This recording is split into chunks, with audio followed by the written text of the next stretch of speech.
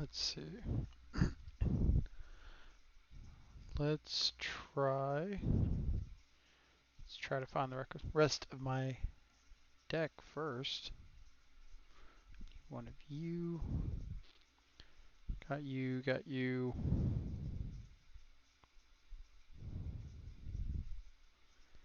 Got you.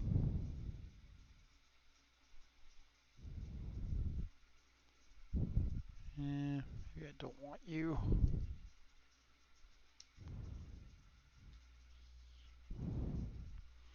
We'll get one just in case. And rent. Is there any events coming on today? Might decide our order of operations. Also, forgive the fact that I still haven't eaten breakfast. And yes, pizza is totally breakfast.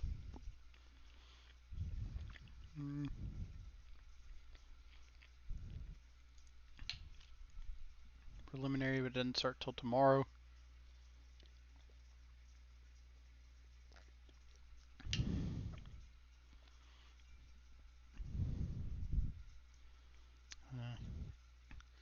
Alright, let's get these cards in. I'm only like 5 cards away from just finishing the deck. I feel like I should probably just throw the last few dollars at it, call it a day.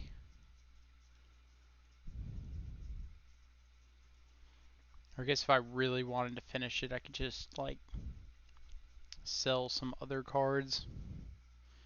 That'd probably be fine.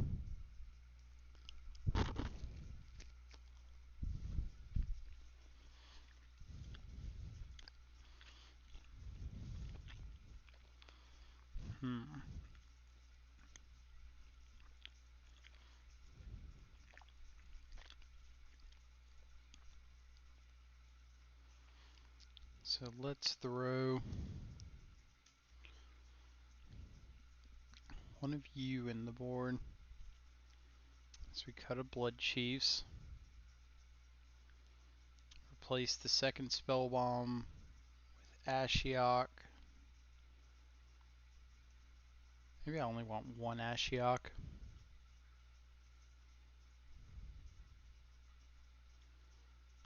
Is the third delay better than the first Ashiok? Question of the day. Delay or Ashiok? Mark Moling, thank you so much. Appreciate you coming by and saying such a kind thing. Hope you're having a fantastic Sunday morning, evening, afternoon. Eventually, I'm going to learn exactly where everybody in chat lives, so I have a better idea of what. Oh, that's pretty even. That is pretty even indeed. Is that good or bad? I kind of want one more piece of interaction in the main. Like, the Fourth Inquisition was nice, but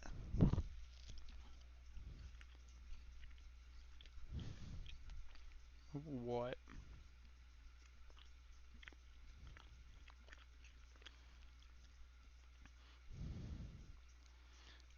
Door dashing from Missouri? Nice. Just north of here. From Mississippi. Let's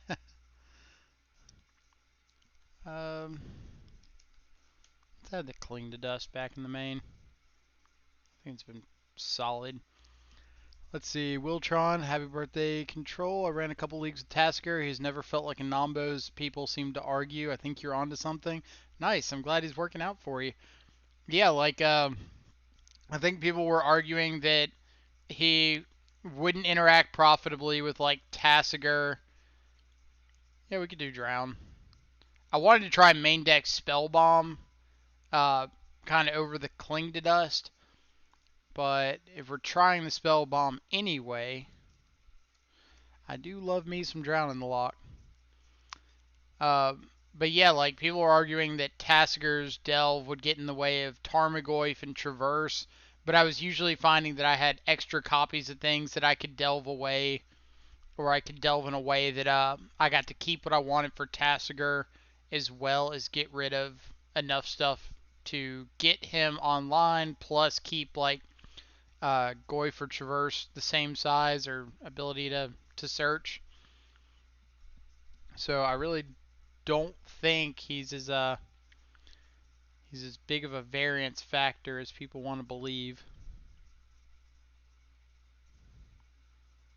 I'm trying out an Abrupt Decay over the second Blood Chief's Thirst.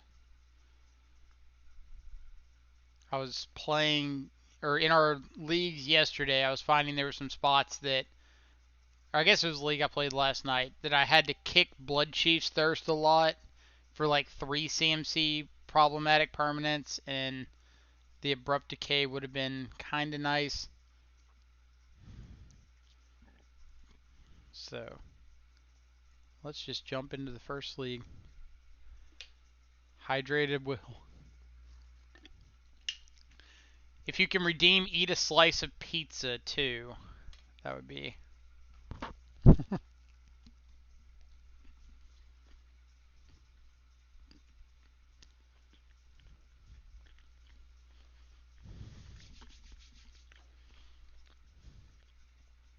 Antis, thank you so much.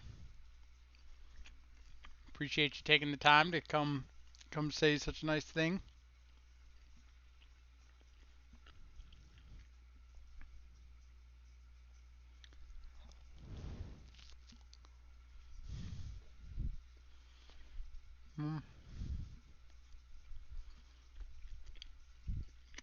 So this gets Delirium online turn 1.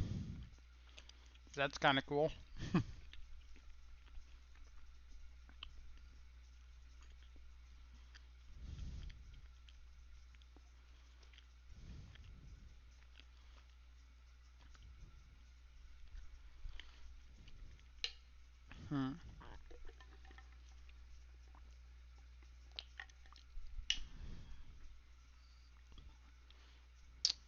A little red-blue prowess.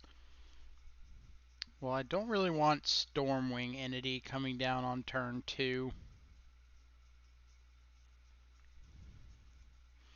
But we do have a Battle Rage. So because of that, I can be a little more aggressive than I normally would. Want to remove... I guess I do want Dismember, because Dismember is a good answer to Stormwing Entity.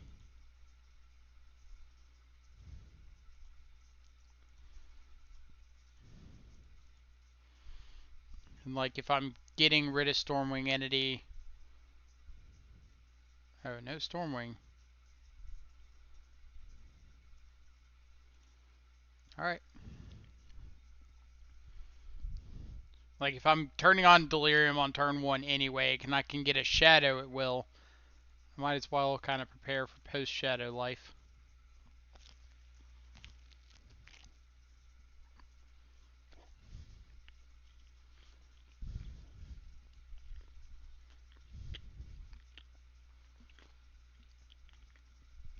Isn't Spellbomb and Drown a real nombo? I mean, you can say they are, but they're cards that typically aren't good in the same matchups. So if one of them is actively doing work for you, then you probably don't mind the other, like, not doing as much.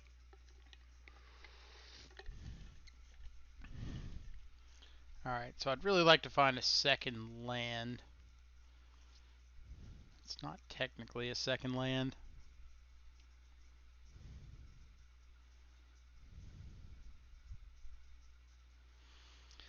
So that would be 9, 5. No. Can't really afford to go that low.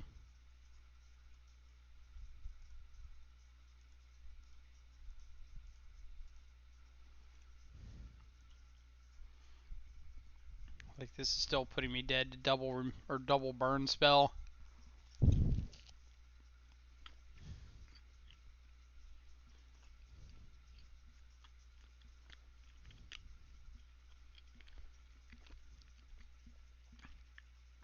Have you thought about maybe even running one or two of Thought Scour since running Tasigur? Um, I don't really think we need it. Like right now, I've got 5 card types in the yard and 7 cards total. So if I were to like traverse for a Tasigur, not quite dead, are we?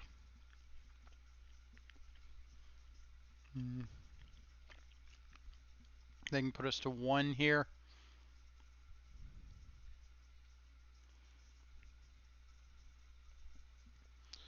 Happy birthday, Merry Christmas. Oh yeah, they had mutagenic. That's right. I appreciate it. Oh, we're just going through all the holidays. Happy Hanukkah. Mean Halloween. I mean Halloween. Halloween's a great holiday. Alright. Let's board in some of this stuff. You can go away. I usually like cutting dismembers in this matchup since I'm just bringing in more efficient removal. And board out the spell bomb.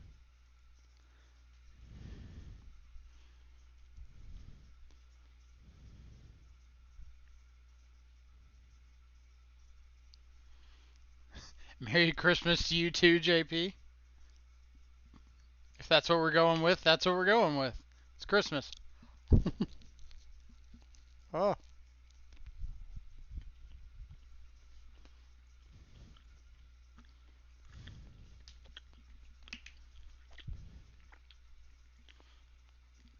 You can also target OP to turn on Drown. I mean, again, I think the matchups that Drown is good, you don't really need to turn it on. Obviously, there's some exceptions to that, like taxes and humans aren't really filling up their own graveyard. But between Thoughtseize, Inquisition, Fatal Push, Dismember, like you should be kind of helping them fill out their graveyard enough to where Drown is at least live.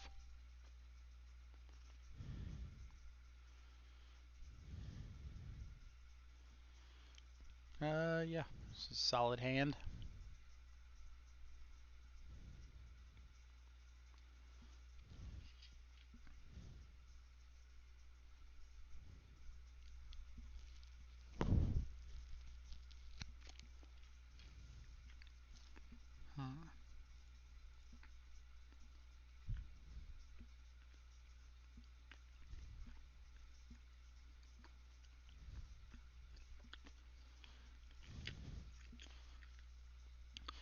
My Twitch lagged. What was the verdict of Spellbomb and Drown?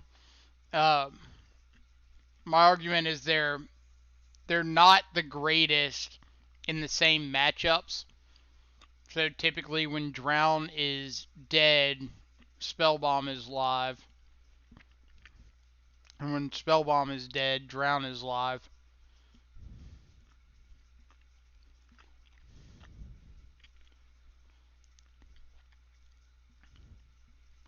I'll draw a Tarmogoyf.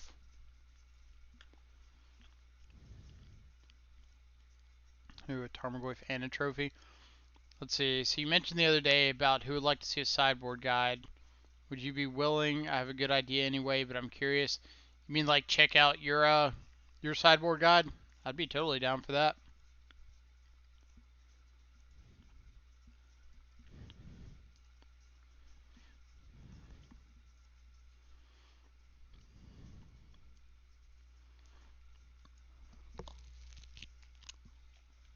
Huh?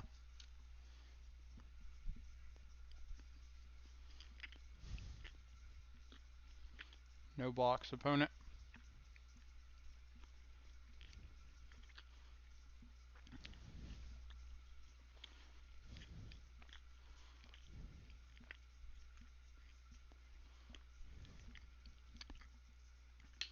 Let's see.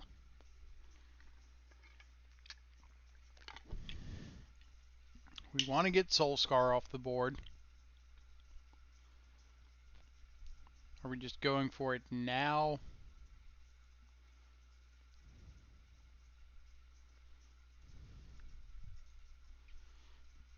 Yeah, we can stub something that they use to try to shrink our Tarmogoyf. Like such.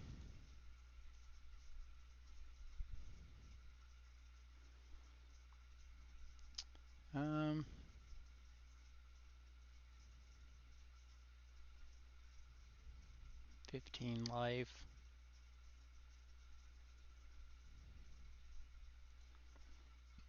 15, 15, 15. Yeah. Won't turn. Our opponent could have a nuts hand just like Morphos, Bolt, you light up the stage, Lava Dart, and kill us. Why do I speak? Why do I speak? But if they don't kill us, we just get to like play Shadow and hold up Assassin's Trophy.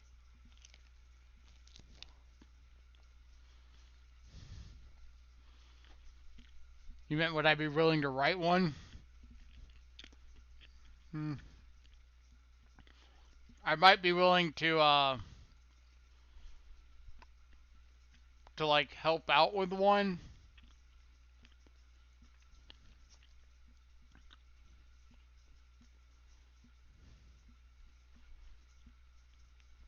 I mean, like if people have questions, like I'd be fine giving my opinion.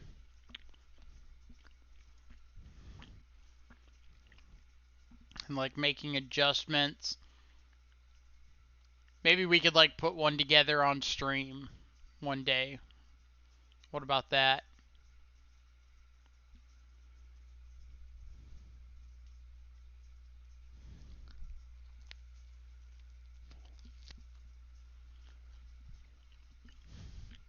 But like I don't personally use one, so I feel like it might be difficult if I put one together and like I'm not using it myself.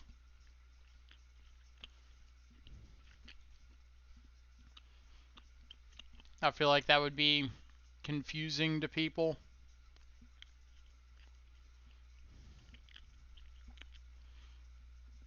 Beatland's a good draw. Now we can play out Tarmogoyf and hold up Trophy.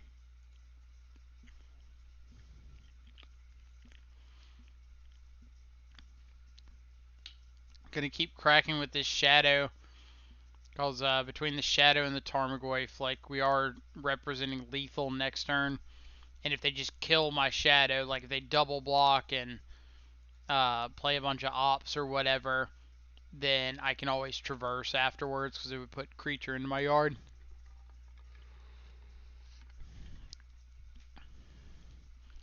Yeah, everybody's sideboard's different. That's one of the big reasons that it's tough to do sideboard guides. Because there's just no guarantee that like the person next to you is going to be running the same 75 that you are.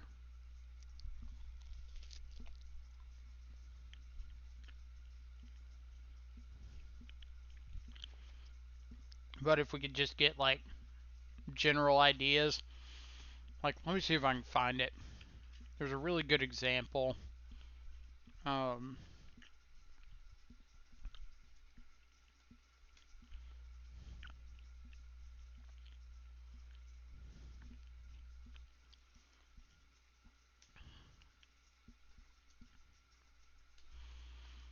Blood Moon.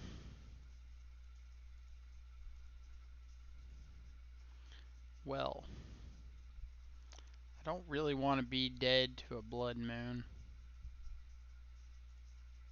So, hiya. If this ends up killing me, I'm gonna be sad.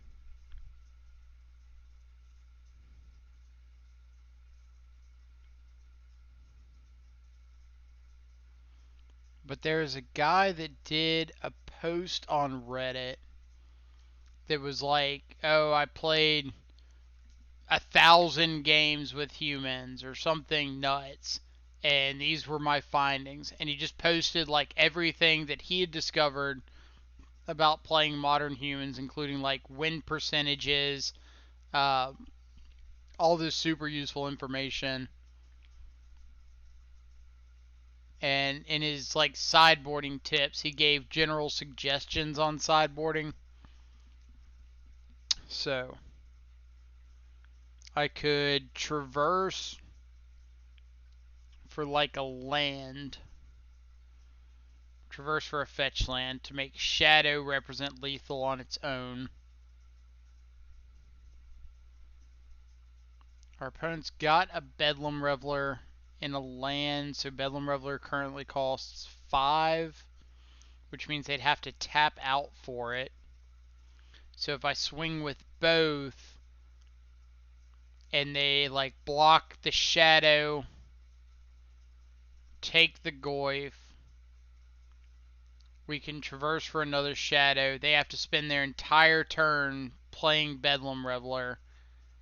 And we've just got 2 lethal attackers on the crackback.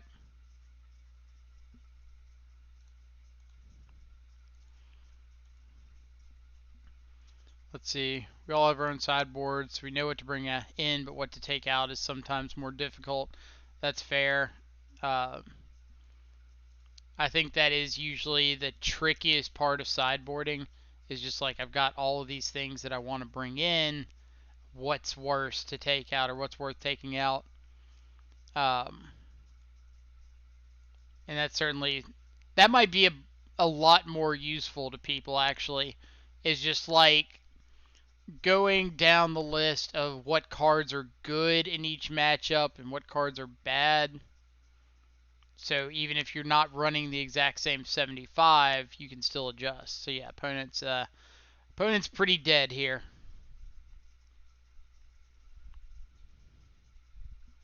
I don't think you have 7 gut shots in your deck, nor the ability to pay enough life for them. All right.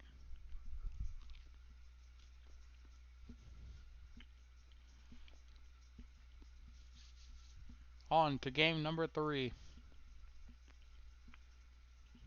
So, interesting thing.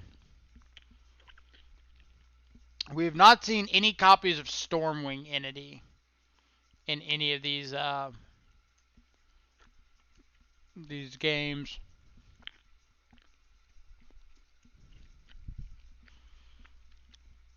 So, little cheat I do online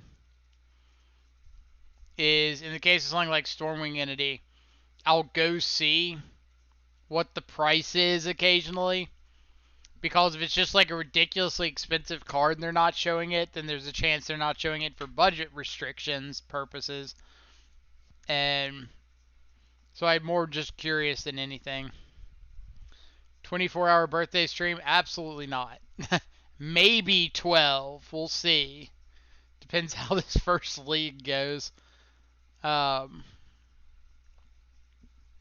idea where Mirabito is. I know he's awake.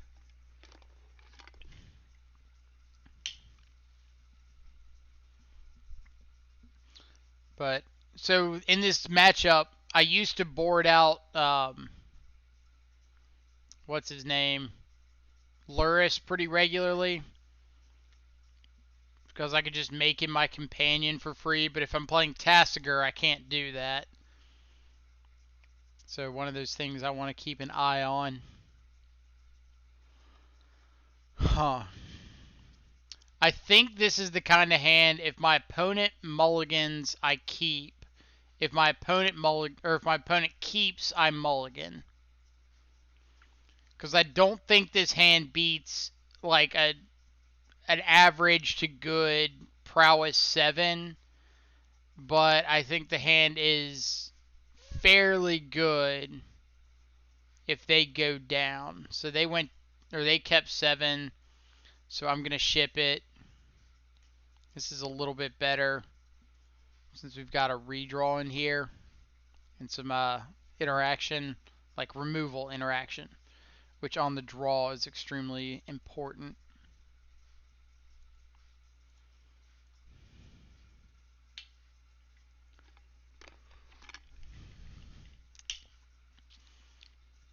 So if my opponent untaps and like goes Manamorphose, I'm absolutely soft, stubborn denying it because I don't want them just having a Stormwing entity.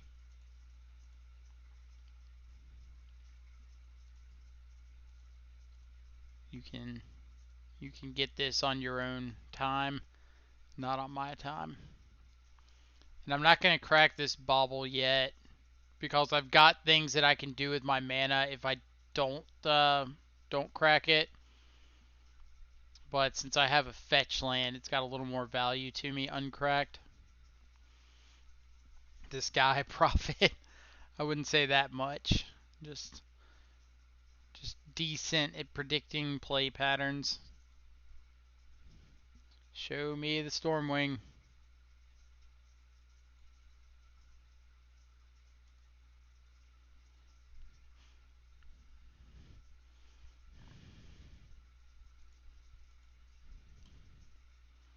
So let's see how opponent scries. One top, one bottom. Alright. So let's start with bobbling them. Swift Spear on top. Bobble us.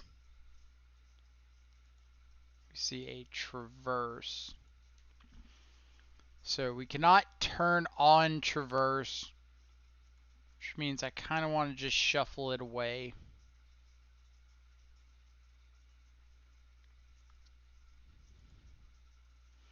If I had Delirium, or could for sure draw into a way to turn on Delirium, I'd probably keep it. Alright, Tarmogoyf's not bad.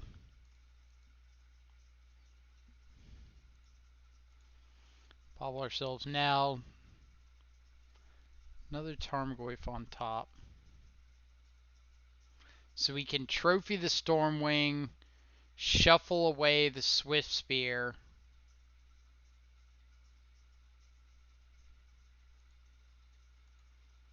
I guess that's good enough. We want to do it before they have a chance to untap with something like Spell Pierce.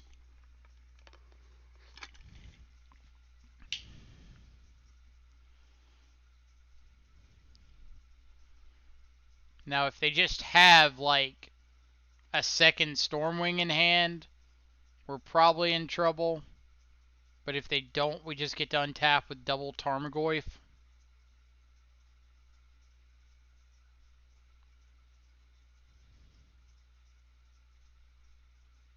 Alright. I really think that they shouldn't be using spells like Mutagenic until they're either... Alright, that makes more sense. I was going to say until like they're guaranteeing lethal or they can win in combat. But if they just had the second Stormwing, then I think that's fine. Well, 2 cards on top is terrifying. So there's a non-zero chance we're just dead next turn.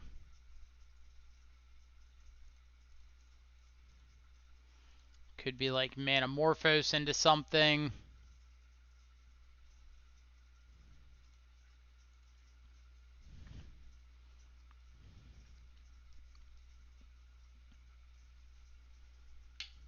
Ooh, Sprite Dragon.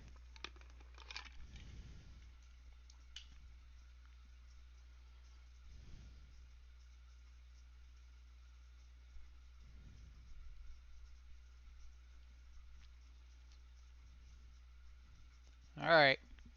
We might be in trouble. Unfortunately, we cannot draw answers to both of these in one turn.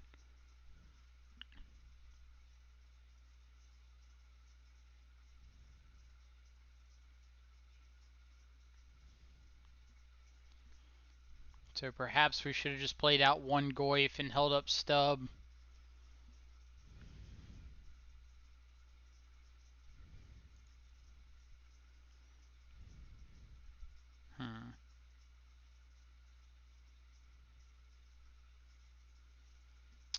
Nope. That does not do it for us. Let's see, what are some other bauble type effects that you could see being good in this deck? Some things on the line of look at X cards from X zone, draw a card next turn, or even put X cards from X zone into another zone, draw a card next turn. Are you trying to lead me towards, what is it, Urza's Bauble?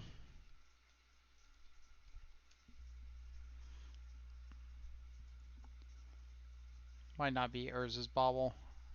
What's the other Bauble? Um,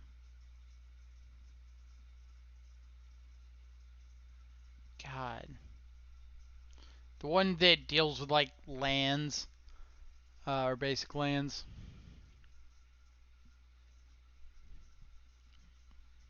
Not Wayfarers. Let's see.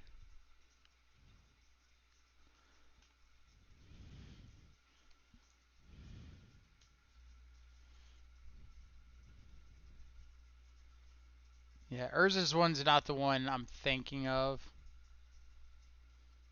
Wayfarers, 1 mana, 2 to sack it to go look for a basic land.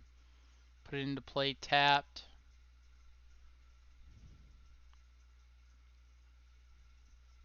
Conjurer's Bauble. I guess Conjurer's Bauble would probably be like the next closest that would be anywhere near playable, but I don't think that it's like even close to the same realm. Mark Moling, when is the next BNR? I know there was some like conspiracy theory going around Twitter yesterday about there being a BNR update on Monday. I think the whole thing was some page on the Wizards of the Coast website that was saying like access denied when it should have said content unavailable. And because it said access denied, it meant there was something there. But I don't remember the whole details. Alright, so I'm assuming taxes. Taxes on a mold to 4 is a lot less scary than taxes on a full 7. Not taxes. Not taxes at all. So I'm just going to take the Phyrexian Unlife. Like, I'm not interacting with things once they hit the board anyway. So I don't really care about the Oromancy.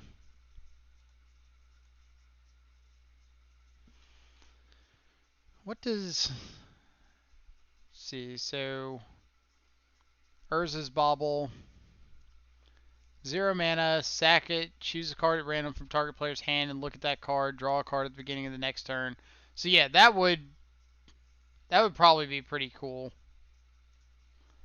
Whether or not it would be good, I don't know, but it kind of screams like Lantern Control. Like, look at a random card out of their hand, draw a card later. Maybe you hit something that you get to name with Pithing Needle. Have you got the Feed the Swarms on the side? Absolutely not.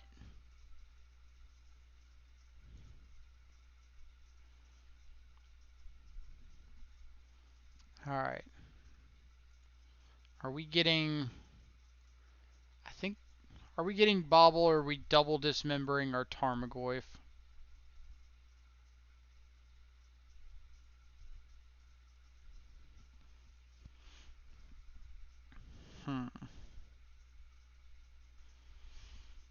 So... There was not a land in the grave. You were correct.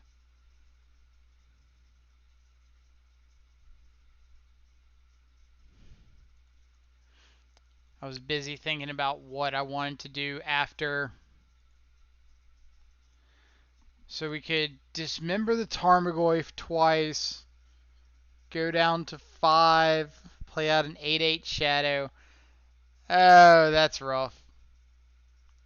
So that Shadow actually would have been lethal in 2 turns if we had fetched first. I kind of got on the mindset of life total doesn't matter here.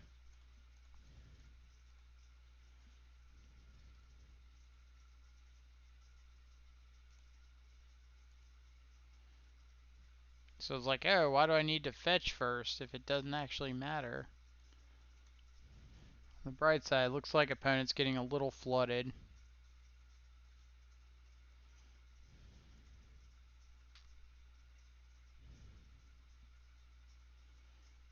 Alright.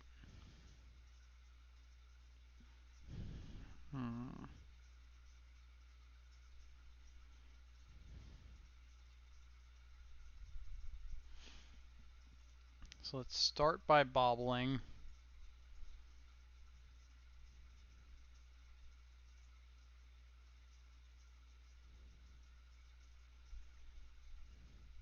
We could dismember the Lurrus.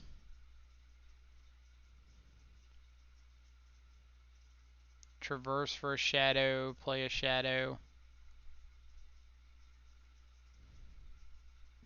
Form of the Dragon. Luckily we don't care about that one off the top. So let's think life total.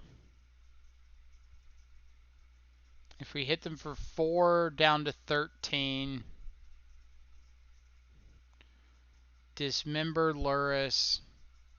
Play shadow. Traverse for a fetch land. We've got lethal next turn.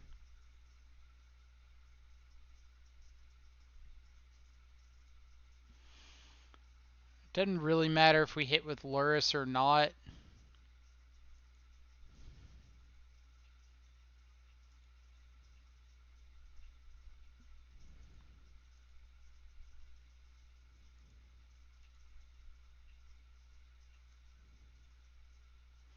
Like we could have dismembered before combat and put these 2 extra cards in the yard, but it doesn't actually change the clock.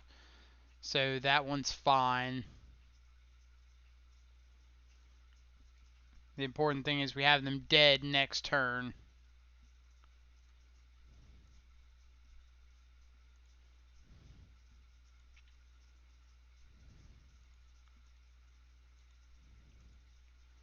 And they're drawing Form of Dragon, which we don't care about. Let's see. So yeah, we did all sorts of sequencing fuck-ups that turn. Or that game. But it's fine. How do you feel about the difference in the way revealed cards are tracked on Arena versus MTGO? On Arena, I believe they actually physically track which cards are revealed, but on MTGO it just shows which cards have been revealed at one point. I like the MTGO system better because this is information that players should be responsible for keeping up with. Like, revealed cards isn't a public zone. It's not public knowledge. What was I looking up? Greater Oromancy. Does Greater Oromancy itself have Shroud? No. Just gives other things Shroud. So EE, all my artifact hate, delays are pretty good. And I can board out a whole bunch of this removal. Go like this.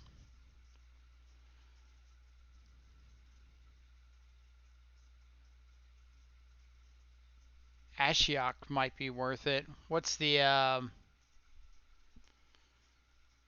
that spell? The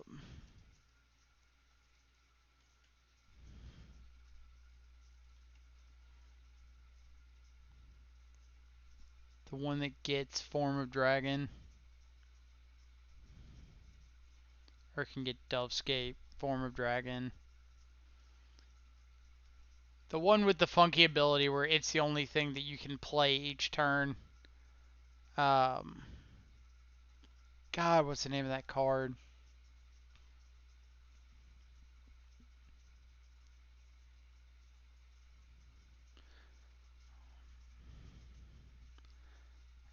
That's gonna bug me. Yeah, the epic one.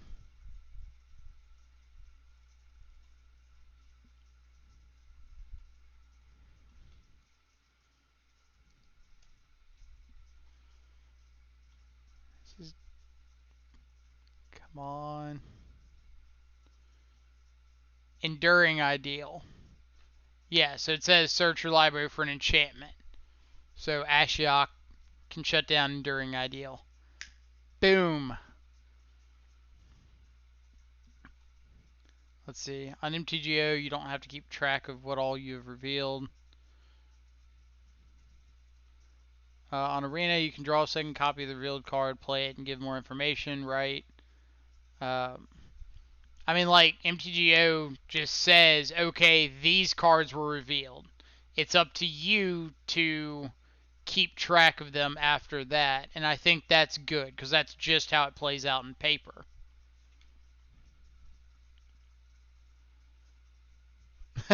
Can you imagine playing an event in paper, and you Thoughtseize your opponent, and for the rest of the game, they're just sitting there like that? Just like, oh, yeah, you totally know about these cards. That would be weird. Yeah, Leyline's fine. Especially if you mold 2 Leyline. Because I did not mold a Hand Disruption. But naturally drew it. Alright. So all I'm looking for here is second land to be able to play out Tarmogoyf next turn. Tasigur is not quite it.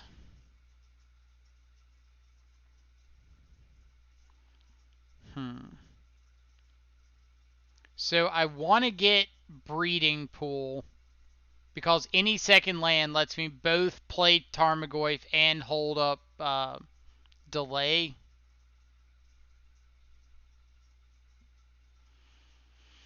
But Overgrown Tomb is the right choice because it gives the green for Tarmogoyf as well as a black source for Ashiok. So we got rewarded. Good old Lotus Bloom. Again, I'll keep this fetch uncracked. Because if I drew like another fetch land, I'd rather have access to it.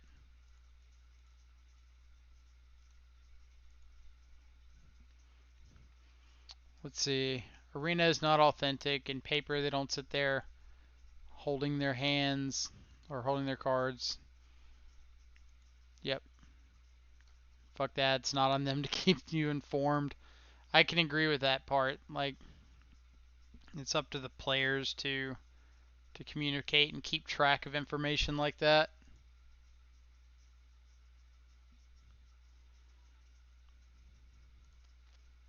Alright, so I can...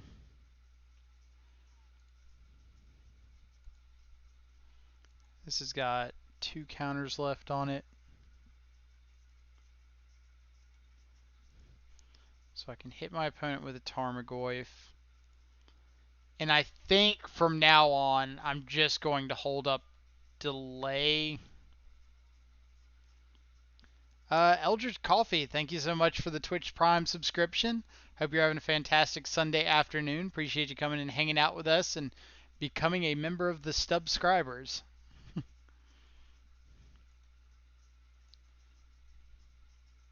Also, love the username, Eldritch Coffee.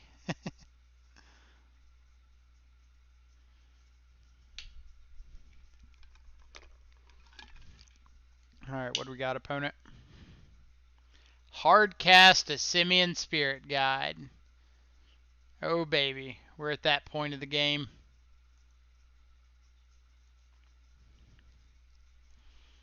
Fetch land's a pretty nice pickup. Now I can swing through a Spirit Guide, play out another Shadow. Keep holding on to this here Delay.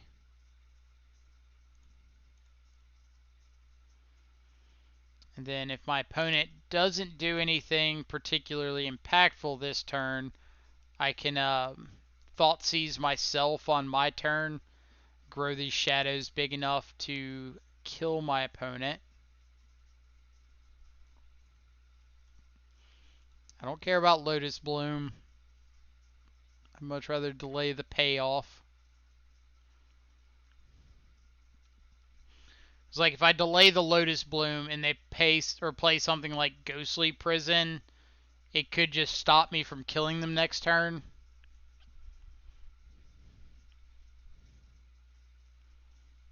But if they just play something kind of pricey here and I get to delay it, then I just win on the spot, basically.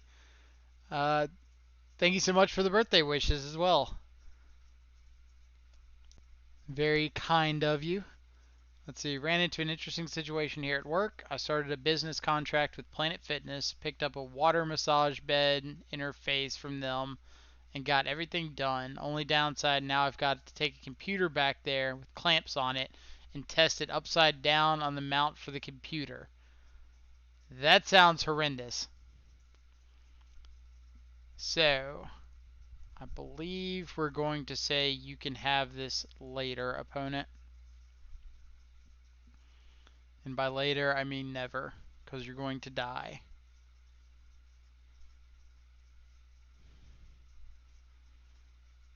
I do think it's great to see that this Ashiok would have text. Oh, man. Ashioking Enduring Ideals in the year of our Lord 2020. I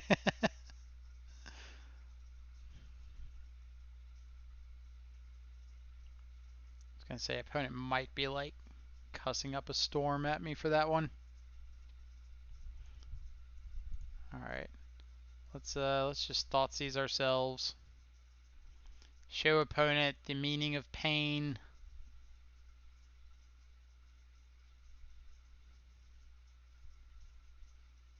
Haha. Alright. Little 2-0 over Enduring Ideal. All in the interest of money. I can respect the hustle. Respect the grind. Game recognized game. I think those are all sayings. Why does delay cost $5 a piece? I did not know that delay did cost $5 a piece. Let's see. The old box O Magic cards.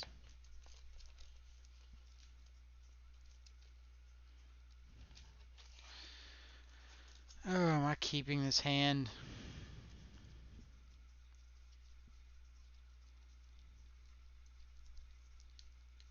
Do I? Haha. I do have some delays stuck in here. Boom. Future Sight as well. Everybody needs a box of random commons and uncommons. Am I keeping this? Probably not. I can't guarantee that my turn. I do have a draw for turn and a bobble. Sure. It's iffy, but 5 pounds a piece. 5 pounds of what? Why Misty over Wooded? It seems strictly worse. So the Misty things that Misty Rainforest does that Wooded Foothills doesn't. Gets Watery Grave.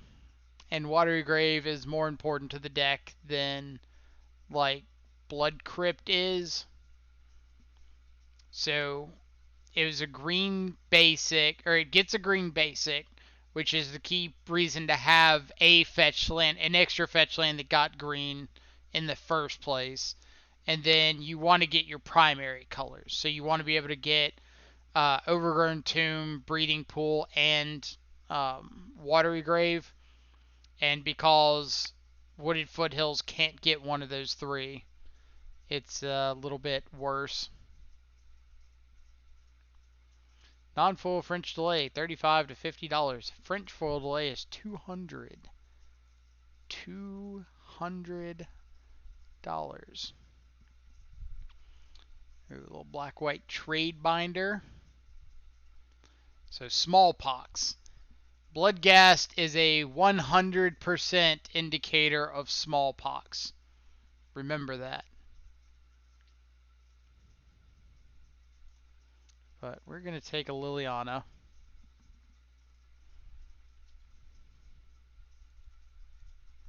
See what you drawing into. Thoughtseize, sure.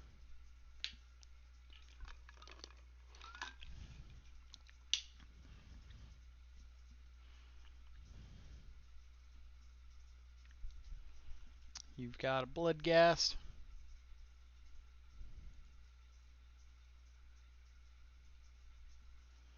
Can I get a smallpox in game chat? Please no. Please no. Alright, opponent has got a Lingering Souls, a Godless Shrine, and a Thoughtseize. So how do I want to sequence this? Like, I don't care about the Bloodghast. I don't want to Inquisition away the Lingering Souls and have my opponent be able to play both Thoughtseize and Souls next turn. But maybe that's not the worst. No, that is pretty bad.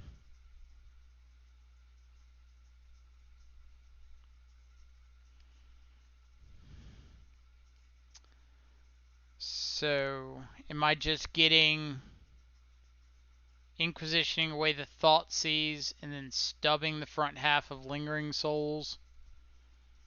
Probably. Doesn't feel great, but it means that I can stub the front half and then drown in the lock the back half.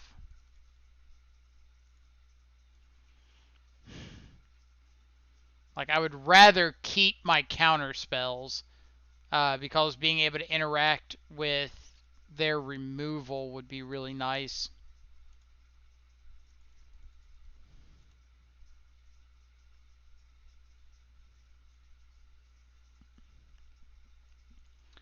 So, no.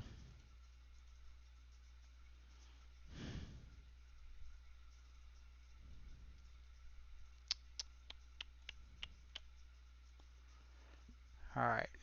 Let's find us a threat. Like, maybe I just let the Lingering Souls resolve.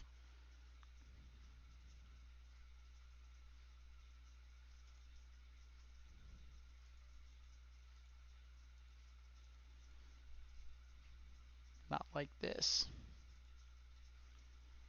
I was going to say maybe I let it resolve so that I can just like push a token and be able to keep my drown in the lock.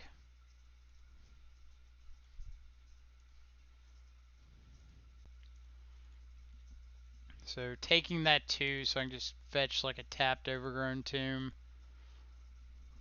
Alright. Step 1, she is complete.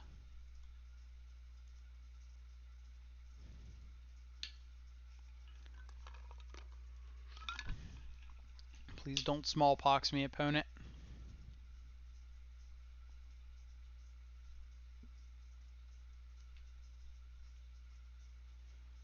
Let's see, meta has adapted for Shadow.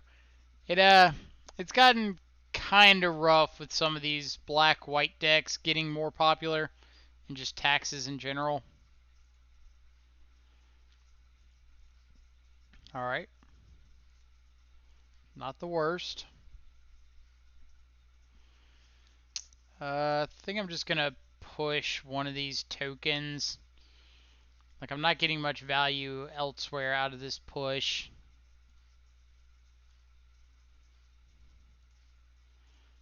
And we're just going to start looking for more cards. Traverse is online, which is nice. So maybe I attack and traverse for Tasigur. I don't hate that.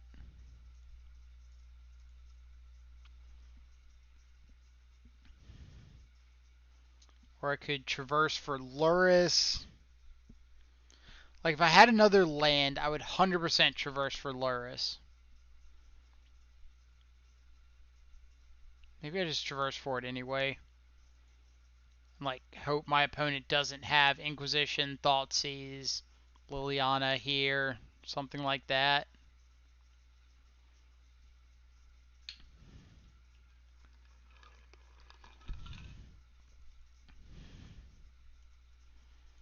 It's like Lurrus is kind of able to win the game on its own.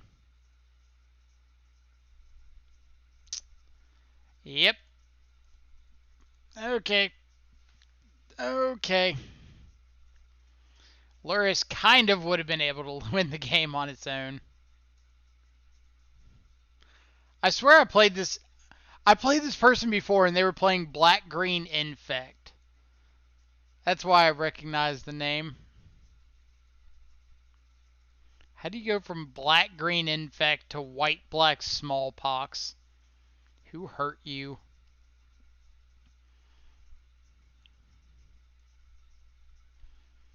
So 1-for-1 removal, pretty bad here. I think we need Battle Rage to kind of fight through Spirit tokens. So I'm not going to board those out. Blood Chief's Thirst is probably better than Fatal Push since it can hit Liliana.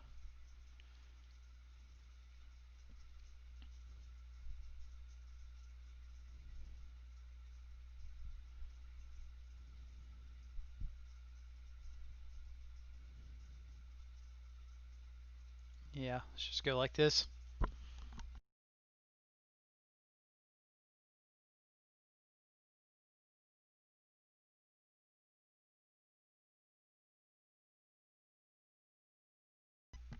Tombstalker would be sweet here. Ironically, there's a lot of times that Tombstalker would be sweet. Not a lot of times that Tombstalker would be good.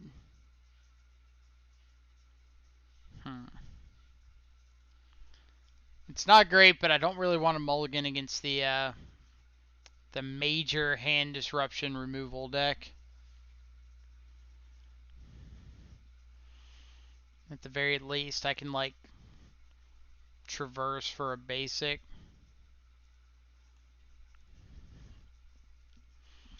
Gonna hold up Stubborn Denial on turn 1 because I'm expecting hand disruption. Naturally get punished.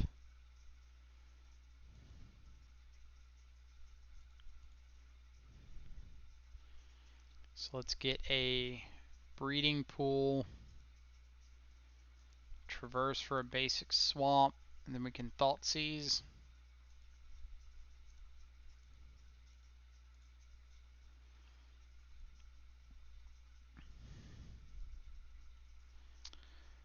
Pox, Inquisition. Alright, so they don't have double black at the moment. But Smallpox with flagstones is a pain in the ass.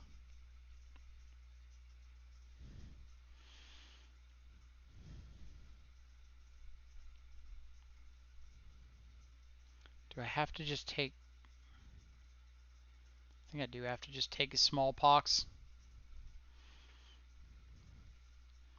Like, I can't run the risk of my opponent top decking a black source and just going like, alright, Pox your Tarmogoyf, get a land off my flagstones. Yeah.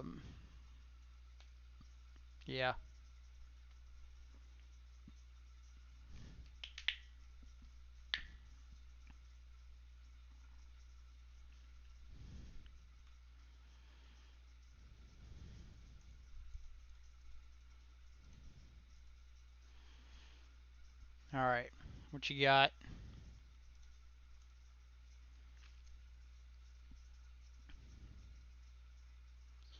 If I can untap with this Veil, I don't feel completely dead in the water.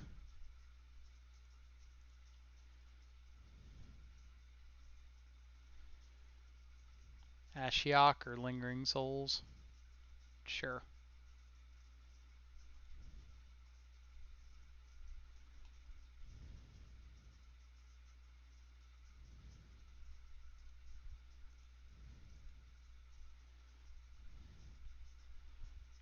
Flagstones is really making some moves in Magic. It really is. Um. Hmm.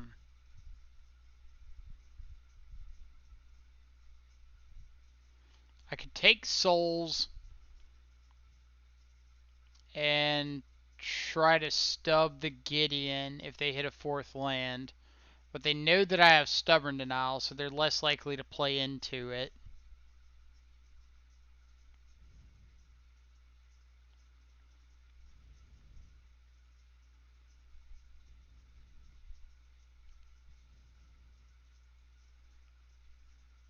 Hmm.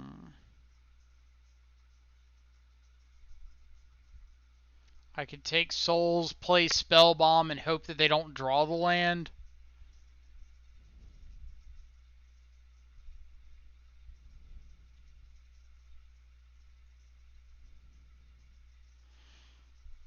Alright. I think what I'm doing is taking Souls, because if they Inquisition and try to flash it back, I can just Veil the Inquisition, because I need to see more cards anyway. If they see the fourth land and play the Gideon, I've got Soft Stub.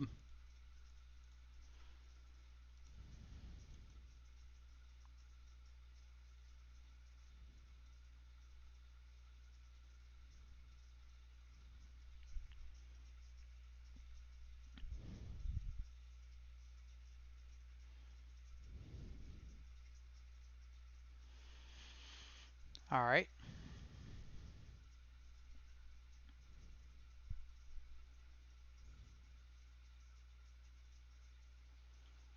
So Bloodghast, Gideon.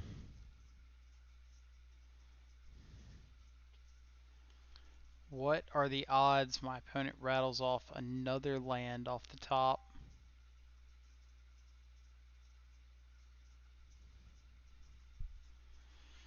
Hmm.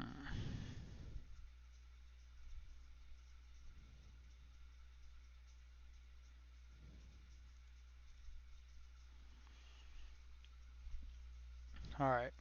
So let's attack at Ashiok.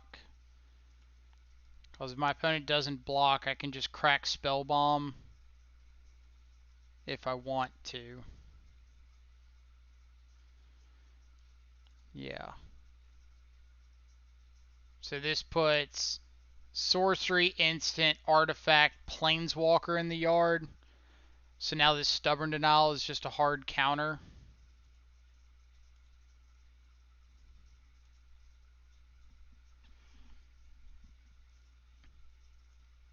And if I find something like a fetch land, I can turn on this Traverse.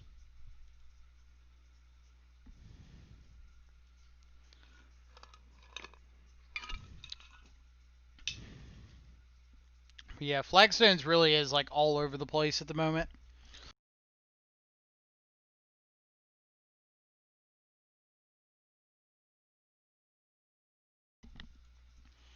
Wonder how much Flagstones are going for.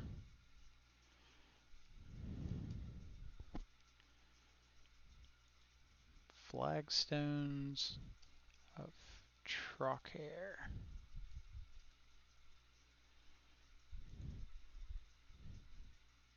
Time Spiral Flagstones are $15. Not bad.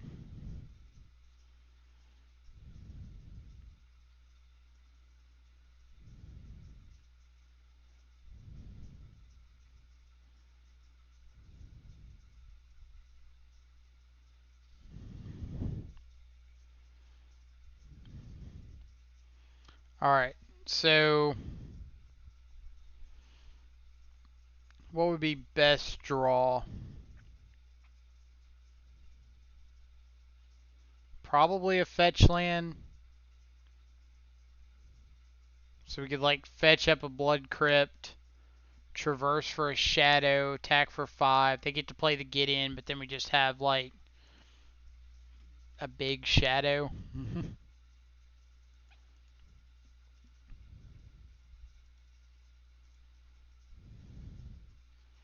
That also turns on Delirium.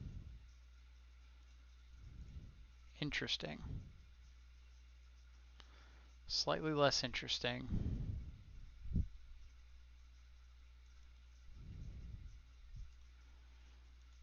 Are we just getting Shadow? Like, are we getting Shadow or are we getting a fetch land?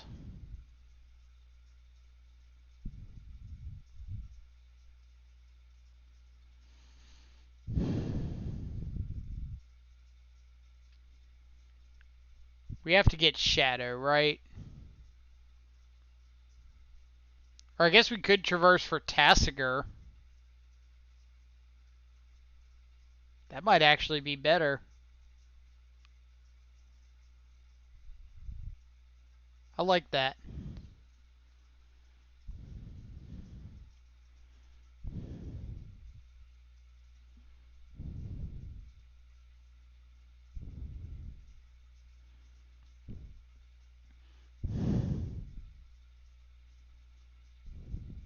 Let's see. Like, the problem with not tapping out of Stub is we don't get any closer to killing them. Like, we're still 3 turns away.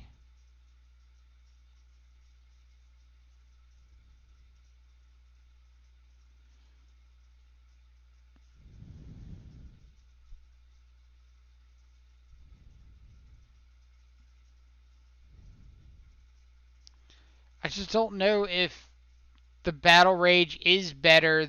So here's the issue. If we traverse for a fetch land, we tap down off of Stubborn Adile, and our opponent draws a removal spell, we've got nothing. Like, we've got no creature, double Battle Rage in hand. And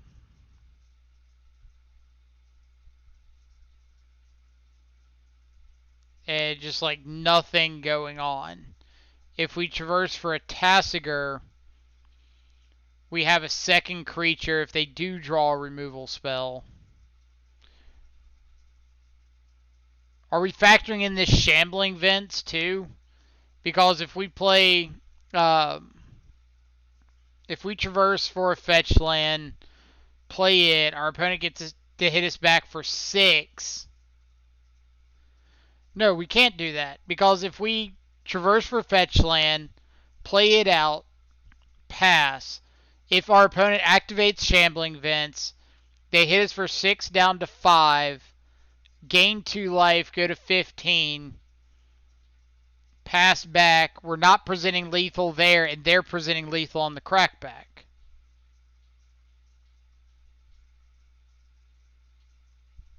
So yeah, we can't get fetch land. It just leaves us dead over 2 turns.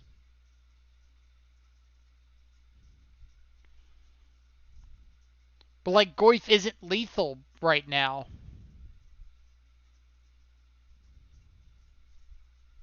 That's kind of the issue here. Like,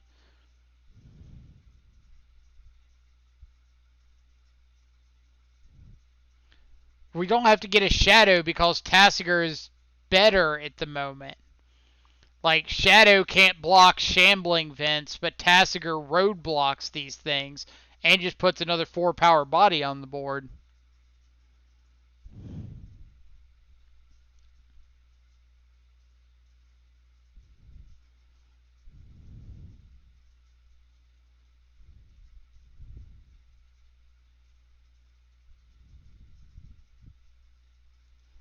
Yeah, we're going Tasigur. It shrinks Tarmogoyf, but we just get another body on the board.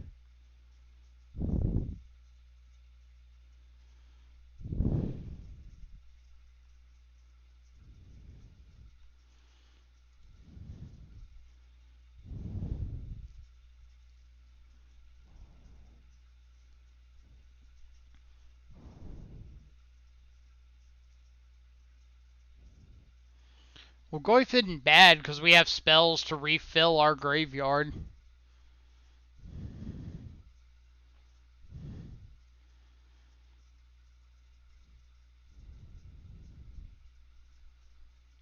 So that does not get a red source. Does get that. Now we've got two attackers that can potentially go at Gideon.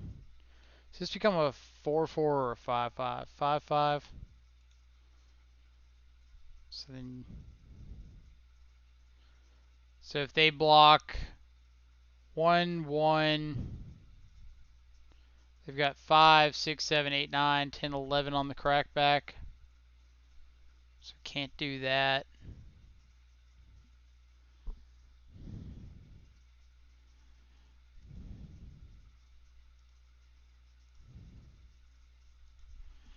Attack at Gideon with the Goyf.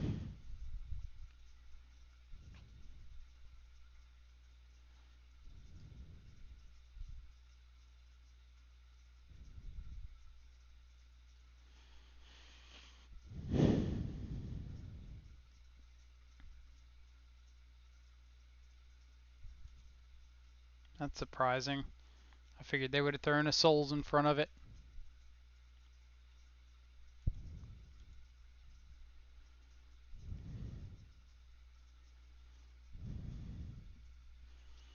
Alright, what do you got, opponent?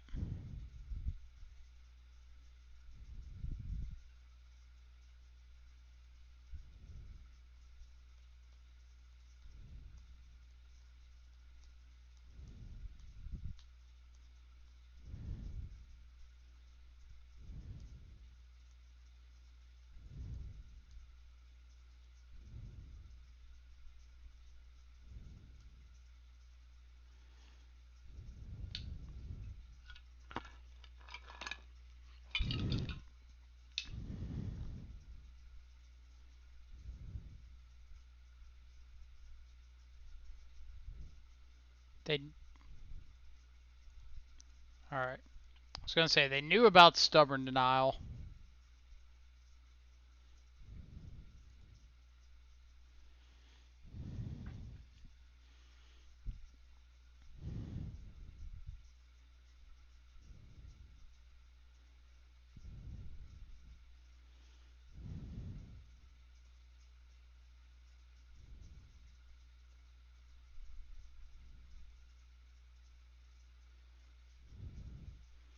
So now Tarmogoyf can hold back the Gideon.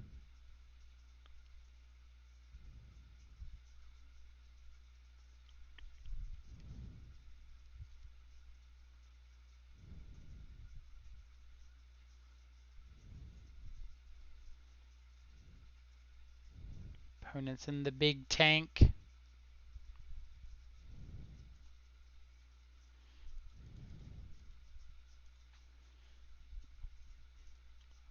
I don't know. I don't think I agree with this attack.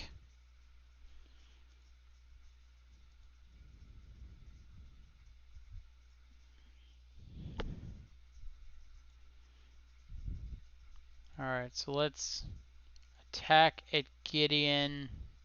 Are we attacking with both?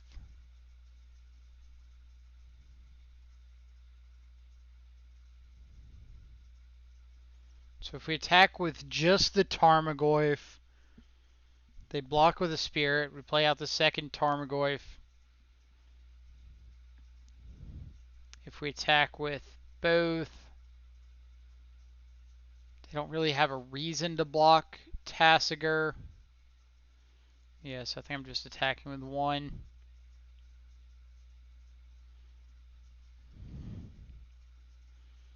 This at least forces the chump if they want to keep the Gideon.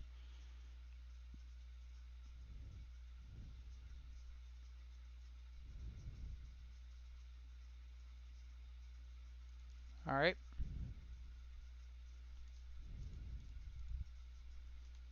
Let's see.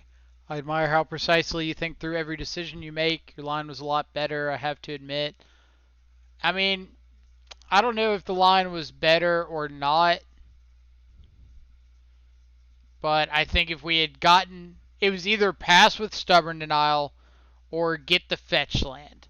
And if we pass with Stubborn Denial, like, we're not advancing the game any.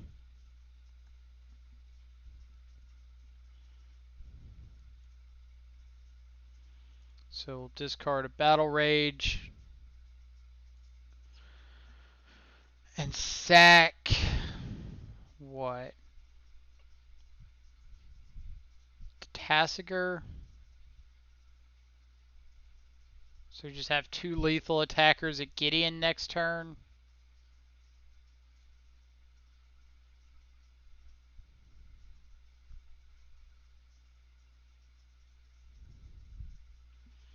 Is that right?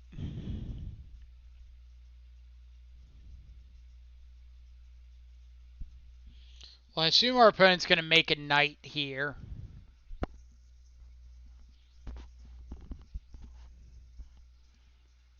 So, yeah, we've got to sack Tasigur. And probably just the Misty. Since it's not really doing anything for us at the moment.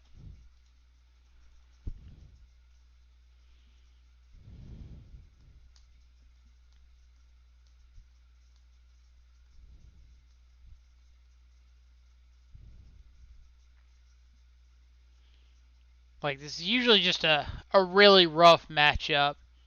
So a lot of the decisions don't matter that much.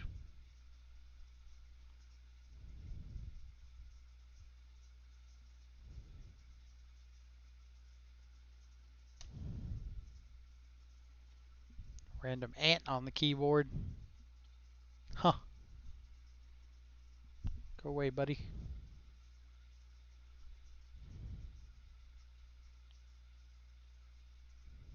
Yep.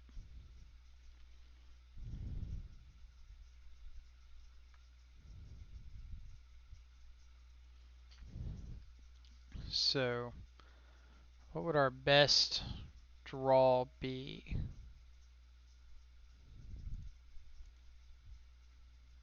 Not that. What are they drawing? Flagstones.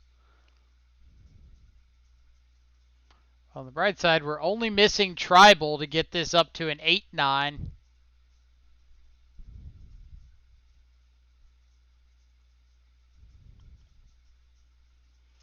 Are we attacking at Gideon? Like, attacking at Gideon forces a chump.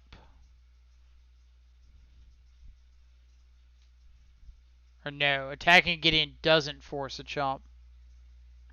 I think we're just dead if we don't draw a removal spell on the crackback.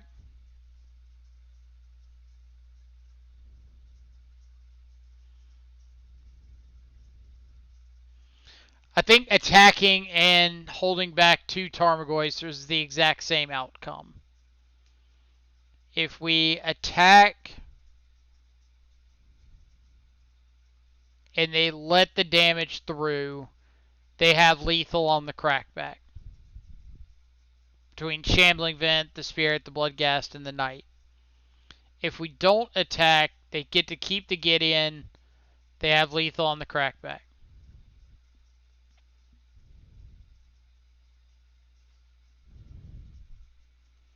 So regardless of how or where we attack, we're dead if we don't top deck a removal spell. So if that's the case, I want to give my opponent the most chances of not making the correct play.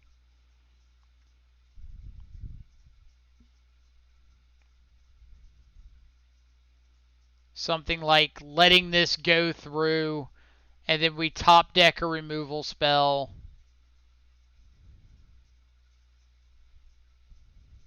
Because if this goes through and gets Gideon off the board, and we draw the removal spell, that gives us the best chance of winning.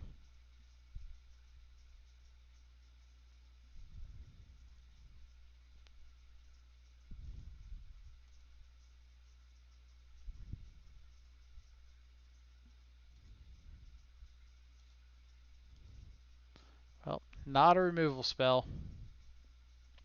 So let's see if opponent gets ballsy. Drawing that flagstones off the top and seeing us attack into them might incentivize them to not attack all out back. Because they might understand that if we do have the removal spell, they're just dead. And we do have more cards than they do at the moment.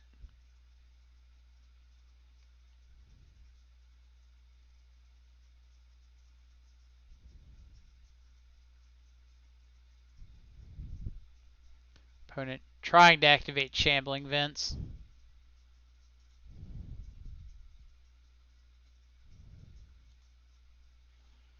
Alright.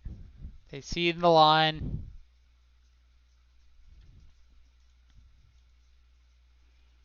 Alright, what do we have coming off the top?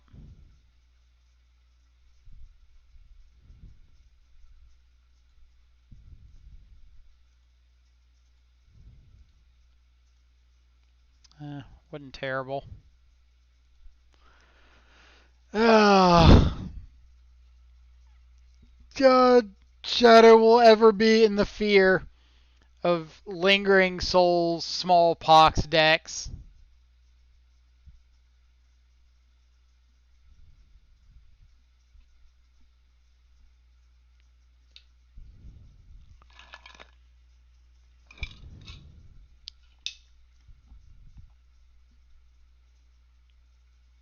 Oh, good old Liliana hand disruption removal. The scourge of shadows everywhere. Alright. Regroup. Regroup, refocus. Prepare for the next match.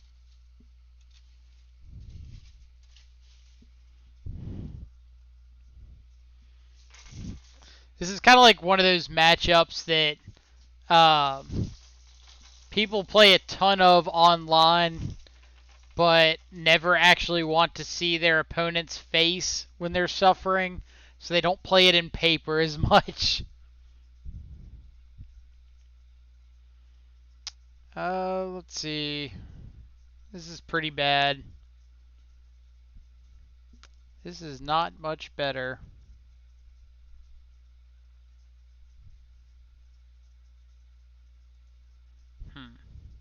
Alright. This is pretty good.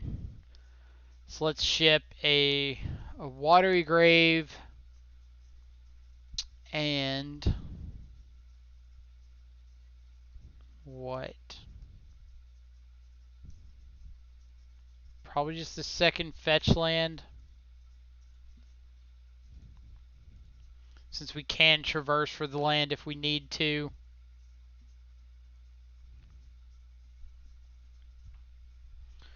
Razor Verge, Thicket, Noble Hierarch. Thicket, Hierarch. Well, since opponent mulliganed and I don't know what they're up to, I think we're just going to bolt the Hierarch or push the Hierarch. Usually my rule of thumb is if you're playing a bunch of Mana Dorks, bunch of Hierarchs, Birds of Paradise, things like that, you want to get to that third mana pretty consistently. And in this case, like we had the hand disruption to kind of punish them if they didn't get there. Company call. Well, let's take the call. Or not the call, the company. Because I would rather my opponent get one card than two.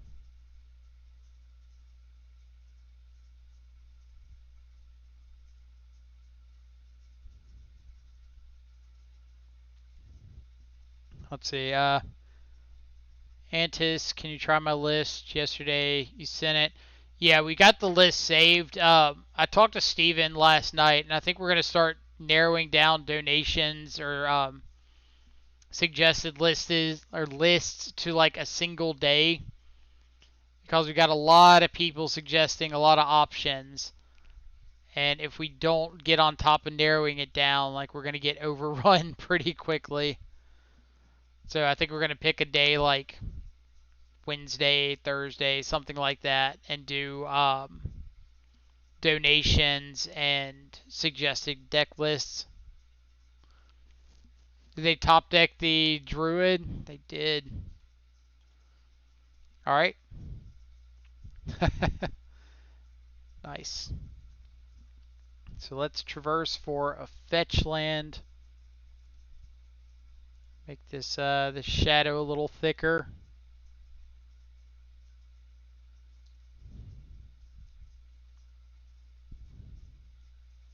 Do I want to play out the Tarmogoyf?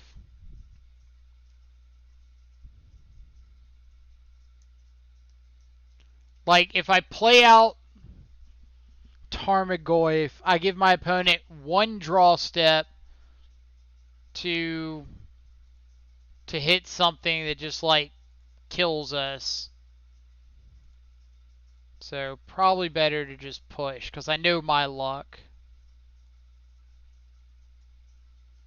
Do them on Wednesday so I can join in the commentary for these hopefully weird decks. I could be down for Wednesday.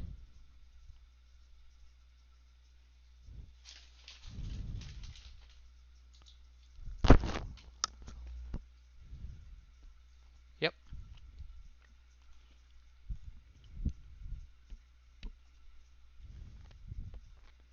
It's a pretty good draw. So now we just get to like send opponent into the abyss.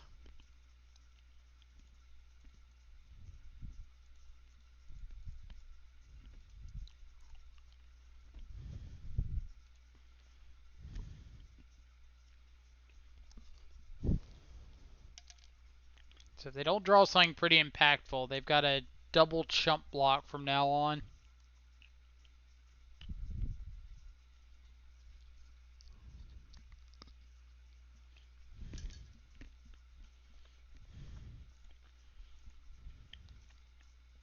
This makes both the shadows lethal on their own.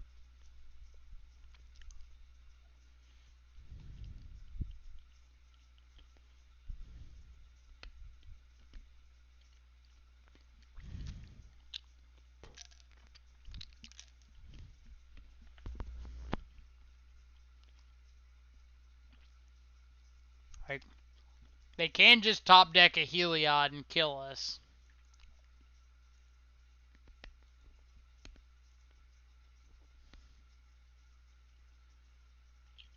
We're gonna hope they don't.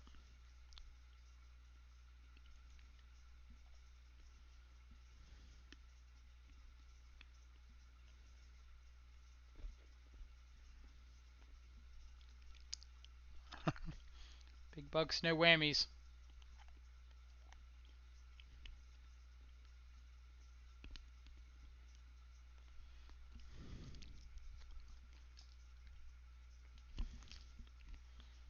And the verdict is Skyclave Apparition. Boo. Boo. Ugh. Well, we went from heavily in the driver's seat to about 50-50 in the turn of one company.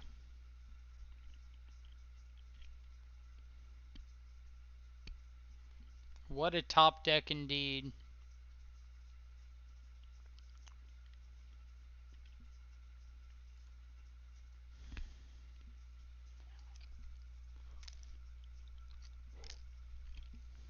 Well, opponent, we've got top decks too. So they can block like Skyclave plus Finks on the Tarmogoyf, but I think I'm okay with that.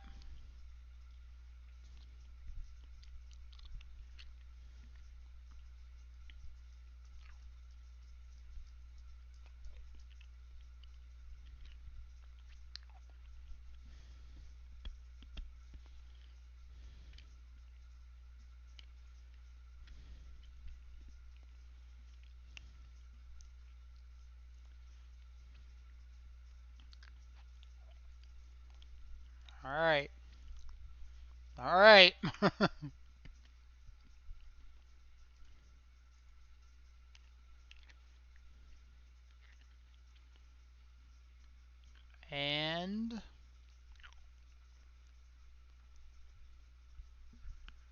Opponent's got a brick eventually, right?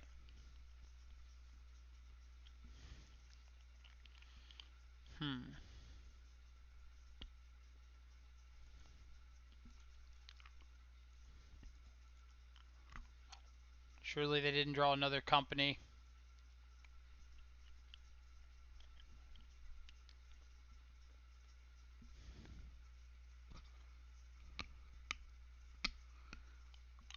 If they drew another company, there's no way they don't company before blocks.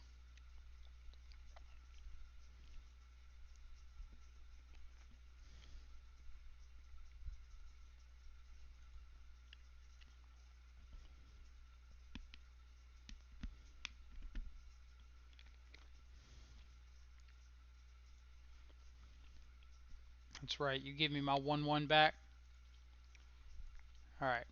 What are we getting?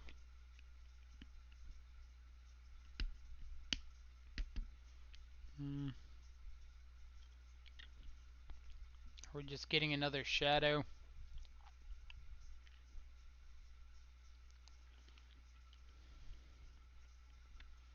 Or are we getting Tasigur to play around company into deputy of detention? No, I think we're just getting shadow. Actually, Tasigur dodges Skyclave apparition. So there is actually a reason to get Tasigur here. Ha ha ha ha ha. 1, 2, 3, 4, 5, 6. Boom.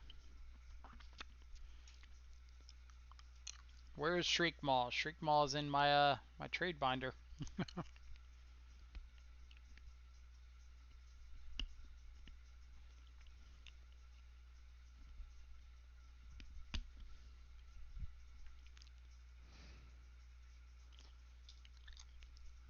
Finally.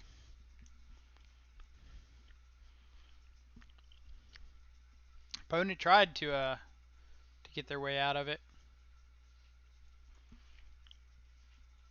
Alright. Things I would like.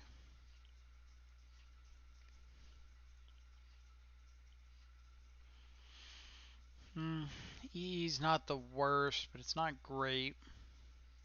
Golf clap.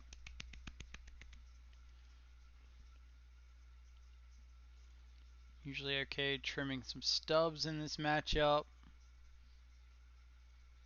They didn't show, or they don't have Luris, so I'm not too caring about Spell Bomb.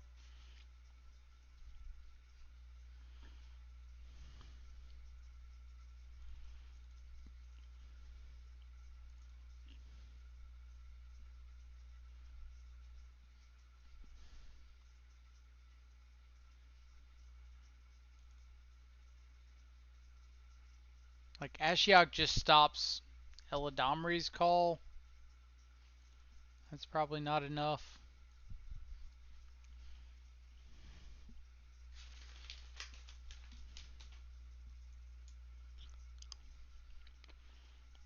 I guess it stops, like, Finale of Devastation, but I don't think these combo heavy builds are running Finale. Pretty okay hand. We just need to find a couple more ways to lose life.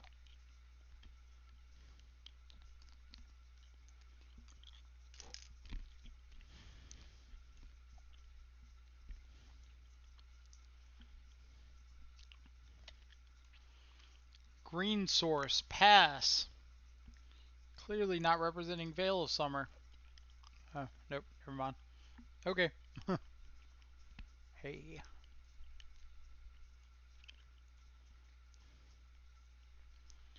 Dismember.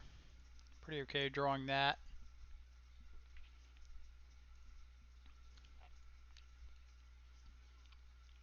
So I think I'm just going to go ahead and dismember this Hierarch now.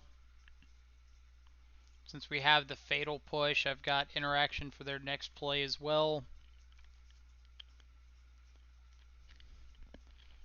I was going to say, if they want to use the mana to, like, Eladamri's Call, that's pretty okay with me.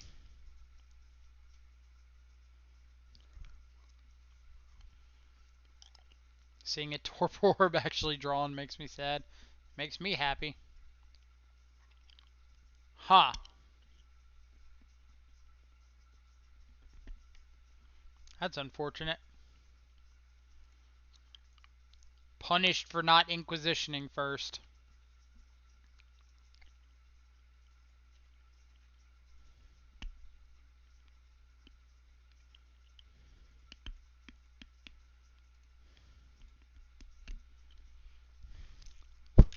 It's okay, opponent's never going to hit the 4th land. Huh. Never mind. What do I know?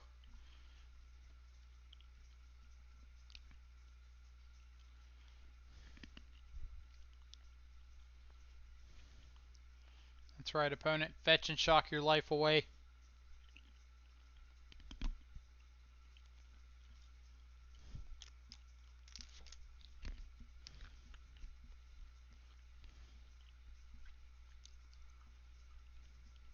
Alright.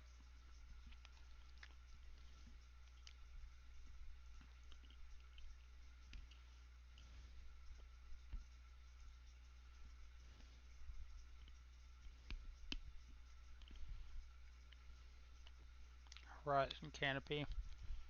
So I think I'm probably just going to Fatal Push the Spike Feeder.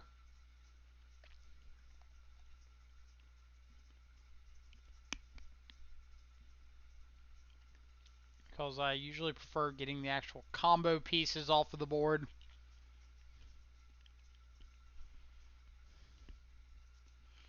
And if we draw a second land, like, we can always drown and lock this. But with Canopy off the top, that means that they would have to, like, play Vizier here, and they'd have Canopy to draw something relevant.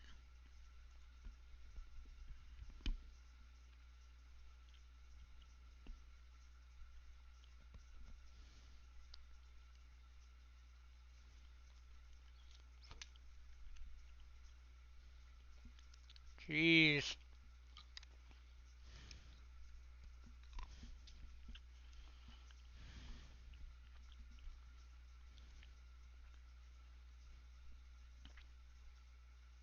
So they actually just kill us here.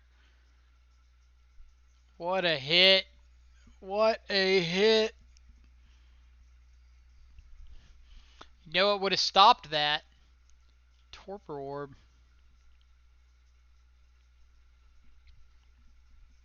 Alright, so Ashiok gets a little more appealing now that we've seen Ranger Captain as well.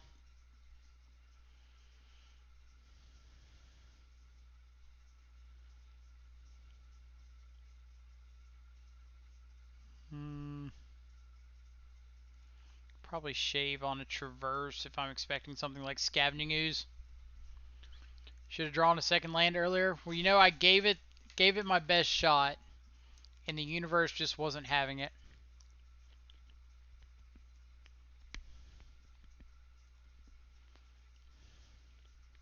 Yep. Pretty good hand.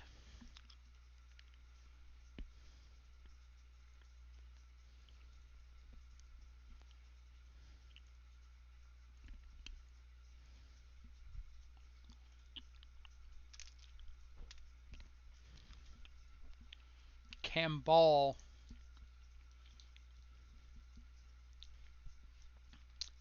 Let's just take a Hierarch. Then we'll play out a Tarmogoyf and probably take the Kitchen Finks.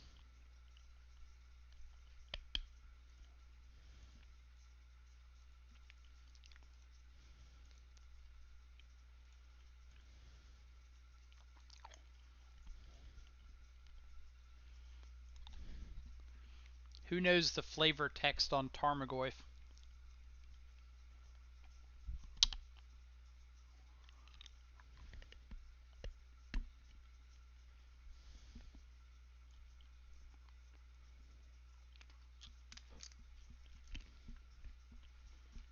Ballista for 1. You got it. So that turns on Traverse.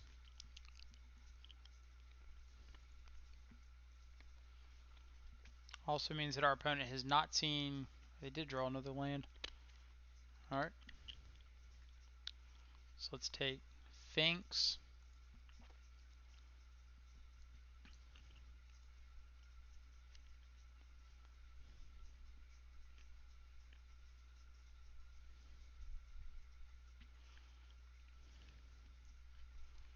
Ranger Captain off the top.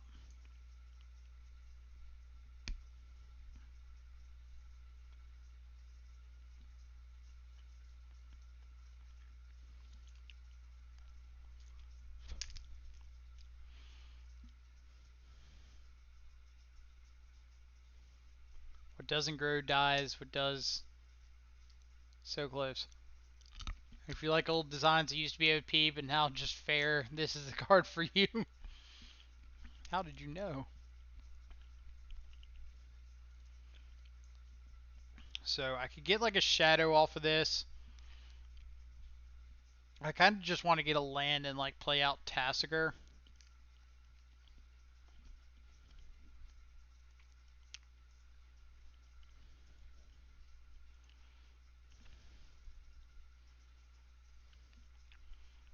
Like if I play out Tasigur this turn, then I can Thoughtseize away the Collected Company next turn.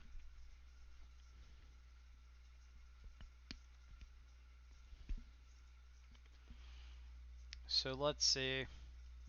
Opponent's got creature.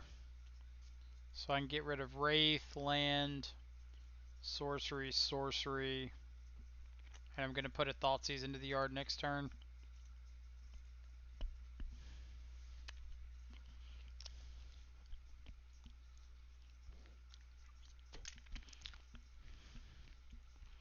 Actual flavor text. The card types are...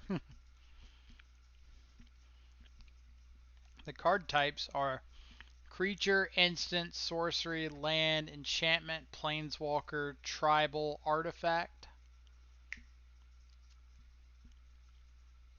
Good trivia question for your next Magic Trivia Bowl. Camball. Got it. Ha. Huh.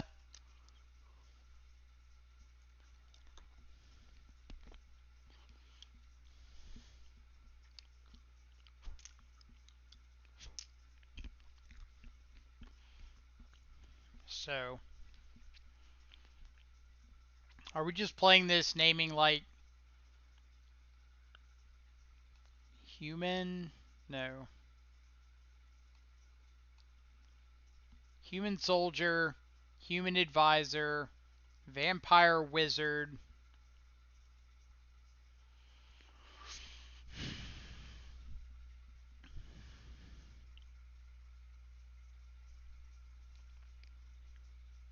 Like, are we just getting the walking ballista off the board?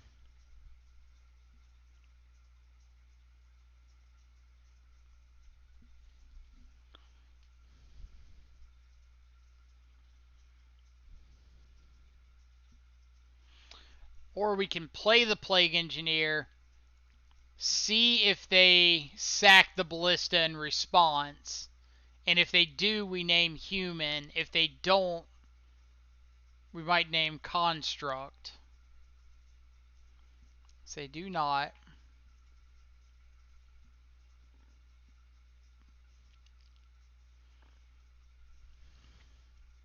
so I think we are just naming construct.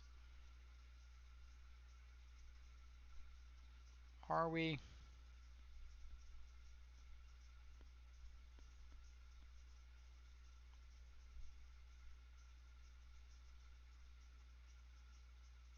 Human stops. Alright, let's think. Human stops the Devoted Company combo, or the Devoted Druid Vizier of Remedies. Construct gets this ballista off the board, so we can represent lethal next turn.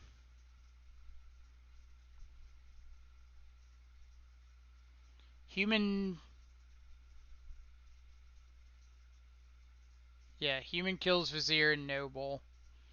But like, I'm expecting them to Ranger Captain for something like a Giver of Runes. I think I just want to name Construct and uh, get the attack in here.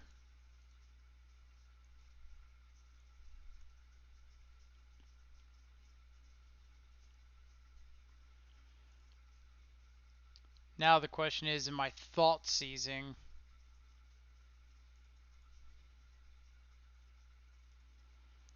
I think I am. I think I would rather get company out of hand.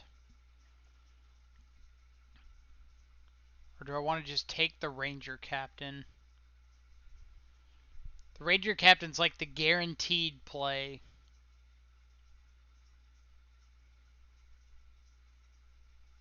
No, company's just the stronger card.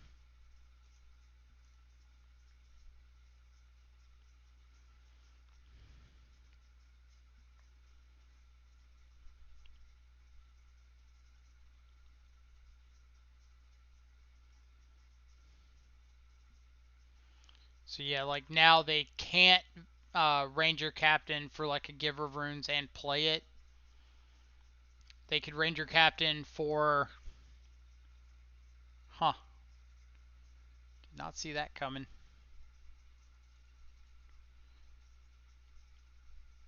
Yeah, I feel like Vizier doesn't do anything for you there, so I feel like you have to play Ranger Captain and just go get like another chump blocker. Alright. Well, we'll take it.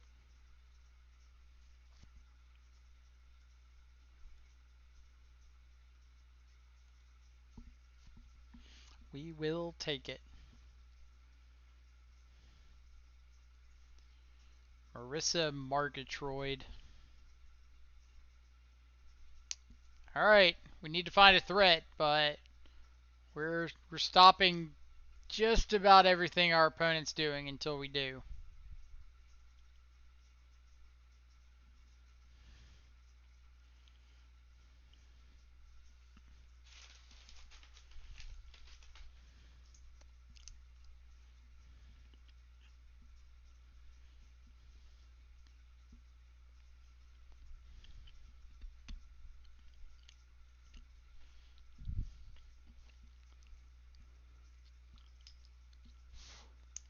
Alright, so leading on Blood Crypt here and Inquisition because it does less damage to ourselves in the long run in case we're playing against something like Burn, which we're not.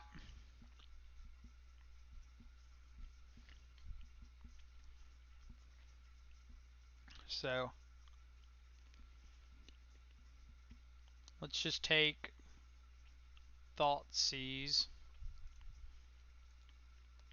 So if our opponent Inquisitions us, they can take Thoughtseize or Dismember, and the other one can answer Gurmag Angler.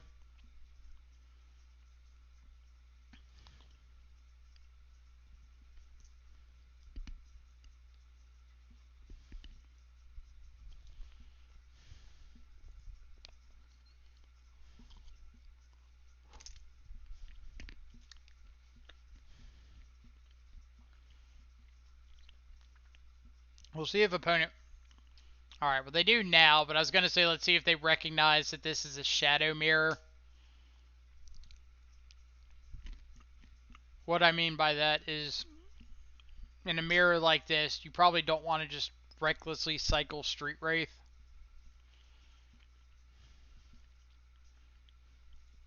Nice.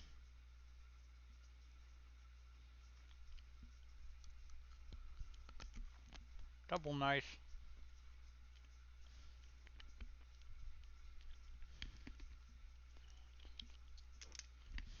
Ooh. A little Royal Scions action.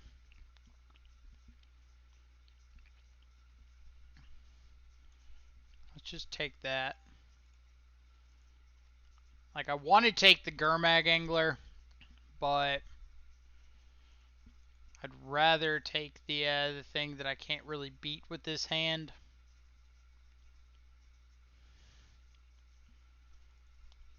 So that Royal Scions kind of represents them um, drawing into answers for the Death Shadow.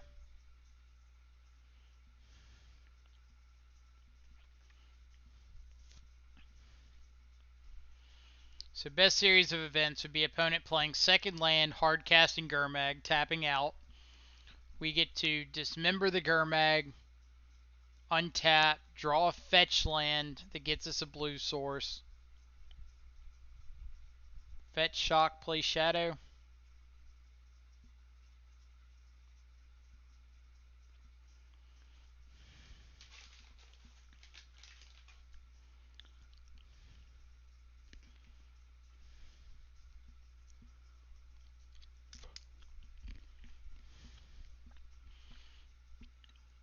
I'm not a huge fan of this play by them. They know that we have 2 dead cards in hand if they don't play out a threat.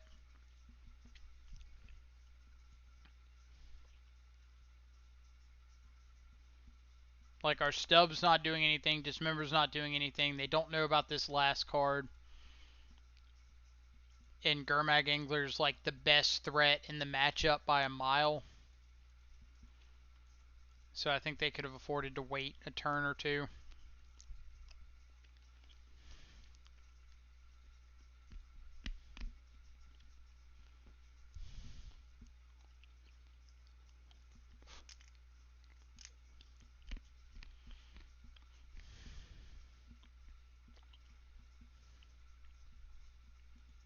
Alright.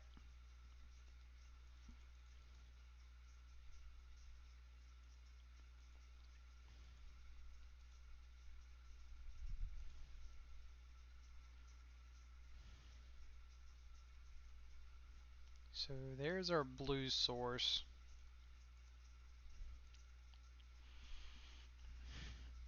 Got to decide if I want to crack this peat land or not.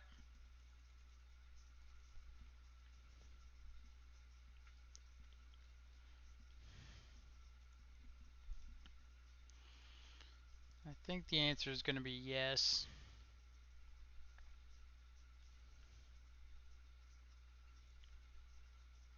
So that's fine. I didn't have a bobble in the yard anyway.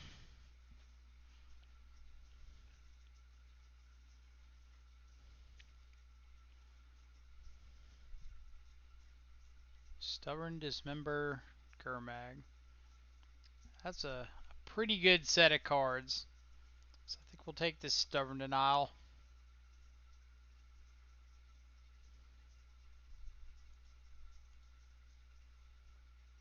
Well, didn't draw Goyf. Drew a good one, though.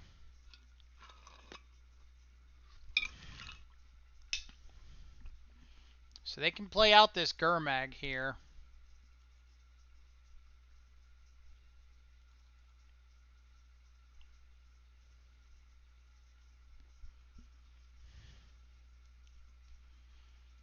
We just gotta hope that Thought Scour didn't draw them into a Stubborn Denial. Well, now we know it didn't draw them into a Stubborn Denial.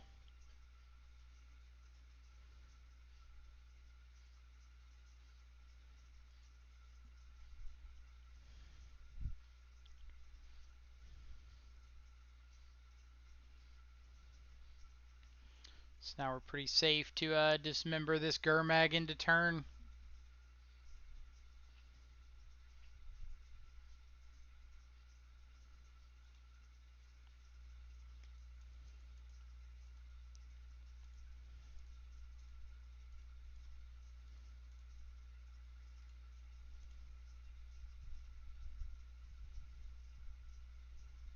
Alright. Now that third Gurmag they draw is going to be a pain.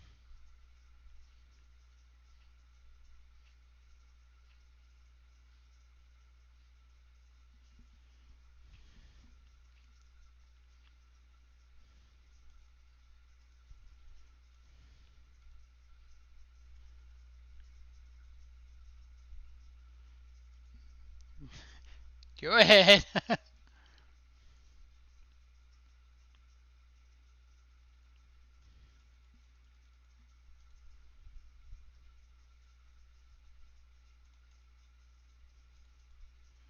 So opponent's got a Dismember and an Unknown.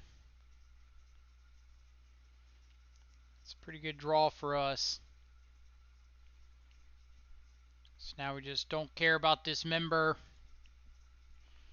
We can stub a removal spell that does tag the Shadow.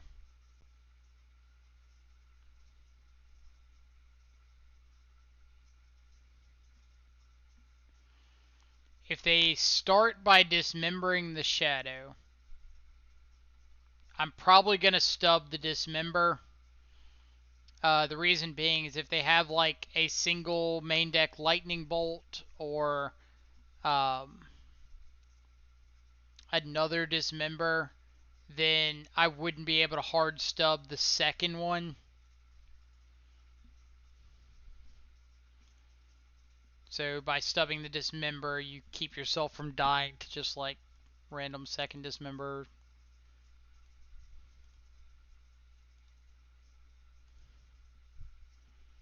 What do we got? Bobble. Not the greatest. So I think I am going to put my opponent to 1. Interesting to see 3 Watery Graves. That's not very common.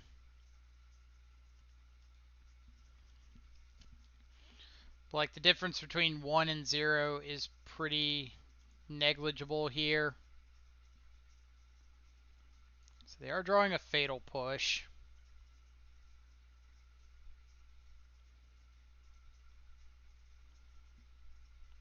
Like I wonder what the third Watery Grave signals here, if anything.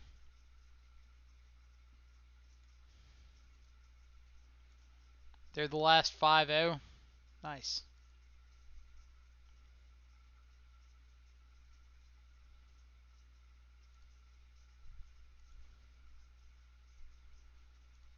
Alright. Well, now we beat like double Stubborn Denial.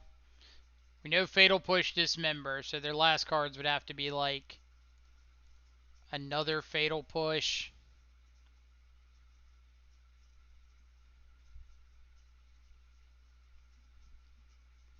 Nope. Alright. So the right play for him is to Dismember and then push. Once we drew the fetch land, it didn't matter because he waited till our turn. If he had done it on his turn, then yes, it would have been Dismember and then push. It's like we drew both the fetch land and the Street Wraith there. Alright. Whole bunch of things I want access to. EE's alright, but I'd rather bring it in like the Jund or 4-color Shadow Mirror. A little bit less good against Grixis. So Battle Rages, trim on some Street Wraiths, trim on some Inquisitions. Drown's an interesting one. Like, it's good against everything in the deck except exactly Gurmag Angler. And I think that makes it okay to keep in. Like, people make the argument that, oh, they delve away their graveyard for Gurmag Angler, and that's true. But they still got a whole other 56 cards in their deck that they want to play out. And they're going to refill their graveyard. They're going to play a whole lot of 1-drops. And Drown interacts with all of those.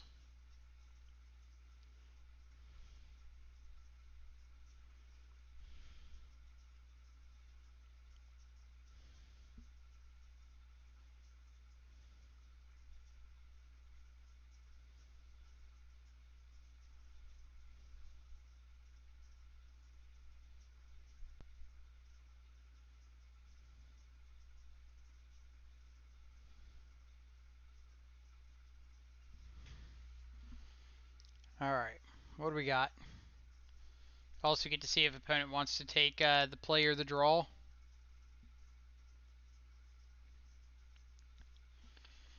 think I've mentioned it before. I'm a fan of taking the draw.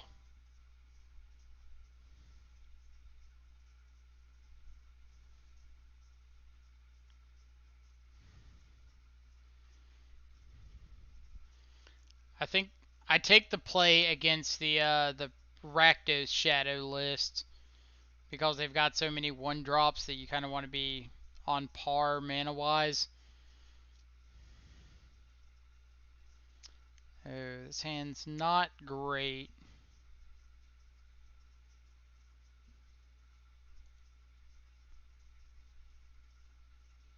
This is better. Still not great. What are we bottoming?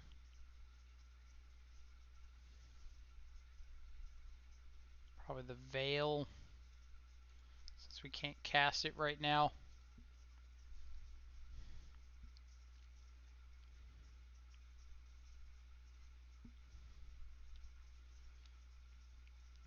Basic Swamp Inquisition.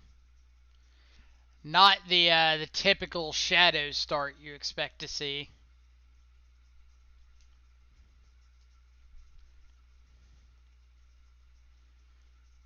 I'm assuming take the Thoughtseize, especially if you got something like a Gurmag Angler you want to protect.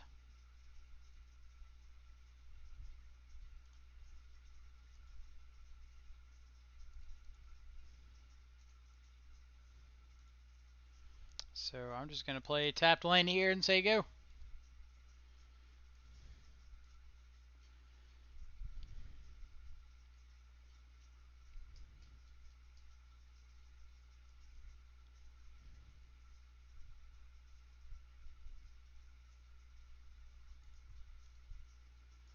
What do you got coming off the top? A Gurmag Angler for turn. Alright.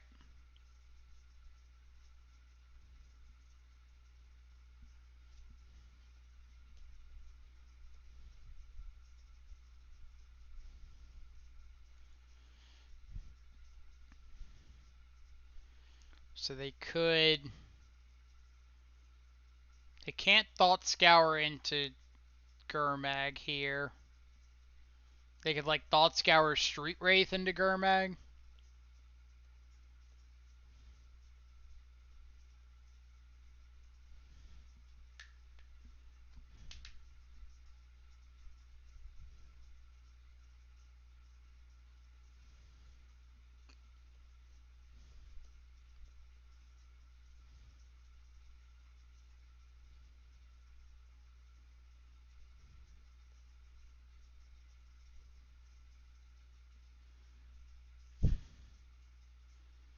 Cleansing Wildfire.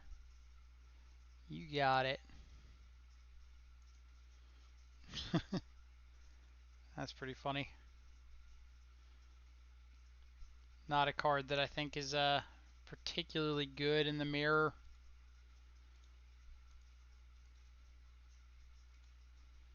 Like strip mining your opponent just isn't a great path to success. Now, obviously, it's great when your opponent doesn't draw lands, but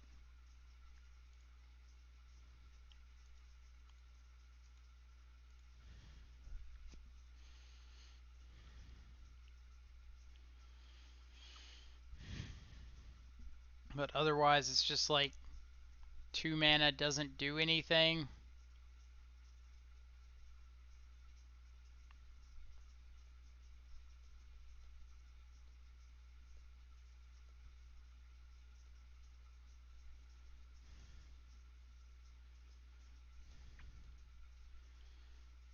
I mean, yeah, it draws a card, but like you don't board something in because it says draw a card.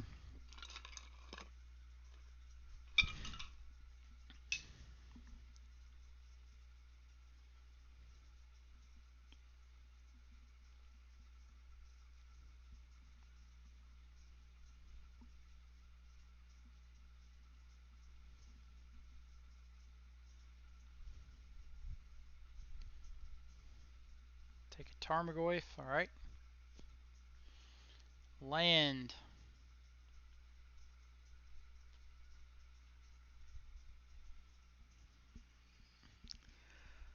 Oh, man. So that's 7, 14 cards. One land. So we're probably pretty dead here.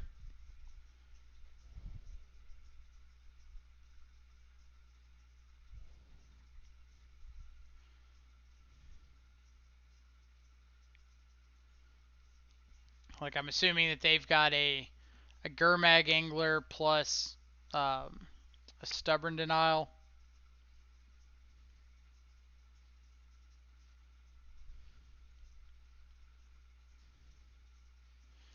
If we can draw a few lands in a row and start at least, like, putting stuff on the board, we might have a chance. Alright. But just never seeing a second land is rough. The top quarter of our deck, theoretically, we should see like 4 to 5. Alright. Back on the play.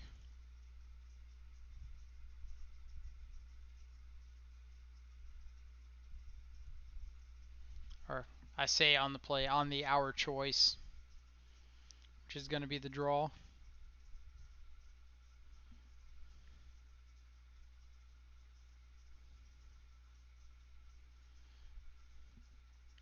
Would you like to play first? No.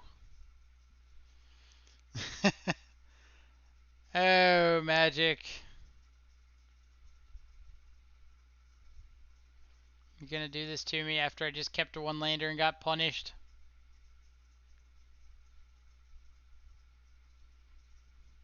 Like, you know I'm going to keep this, deck. You know I'm going to keep this.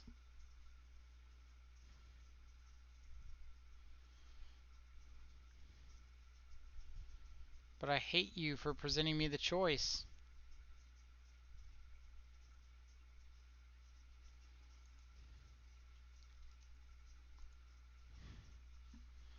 About to get super punished 2 games in a row for keeping one-landers. Isn't the sign up for that Death Shadow only tournament like ending today?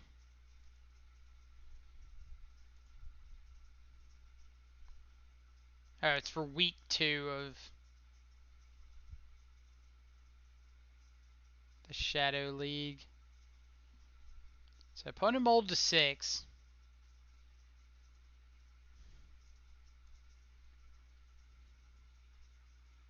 Super punished. We're terrible at this game.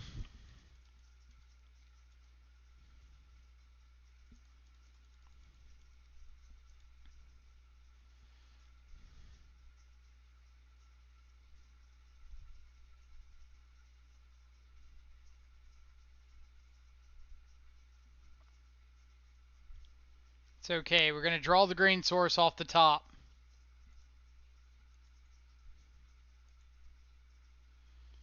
And the answer is...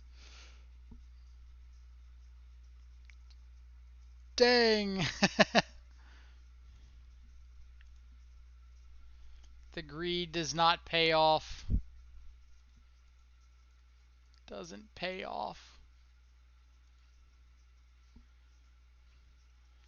Like, I mean, we're still just going to the argument of does Mana Screw beat Mana Flood? We don't know that our opponent's Mana Screwed, but...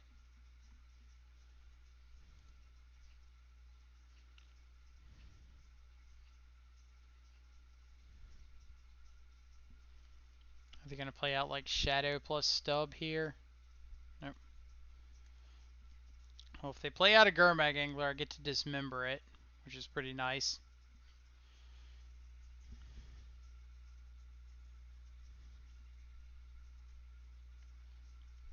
If they play out a Gurmag holding up 1, then I go to my turn, see if I draw the land, so I can dismember plus soft stub.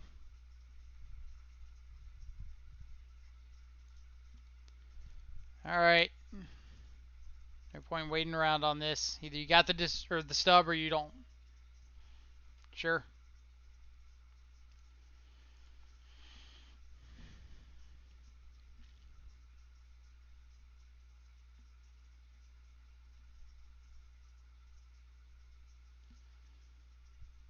Land.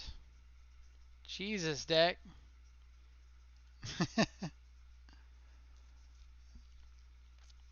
Oh no. We're so dead.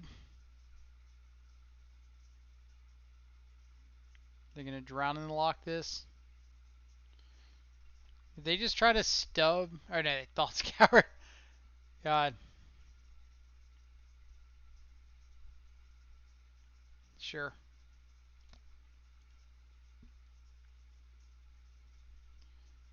Opponent, please stop. We've got a family. Icing on the cake. Battle rage me here. Just one time. Alright. Alright. Deck obviously does not believe in lands.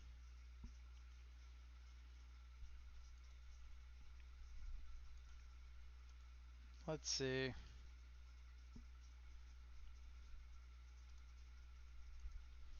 What if we try 18 lands or 19 lands? What would I cut? Drown? I think I liked Cling more in the main.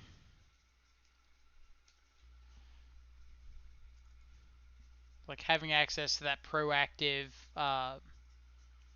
cantrip is pretty nice.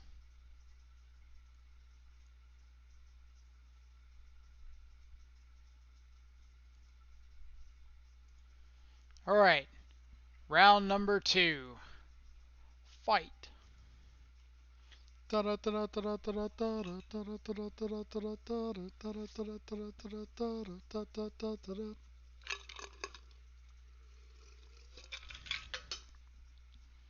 Alright. First league's behind us. On to bigger and better things.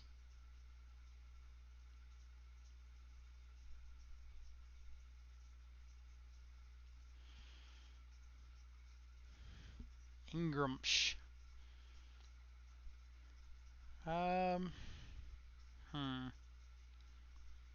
Not a huge fan.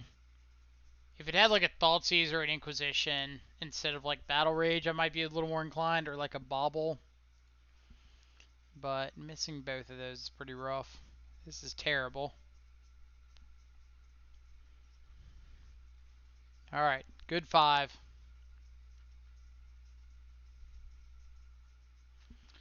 Triple Wraith, Fetch Land, Shadow. Alright, keepable 5. So let's go 1, 2. Play Delta and pass. It's not really a reason to Street Wraith because we don't really know what we're looking for.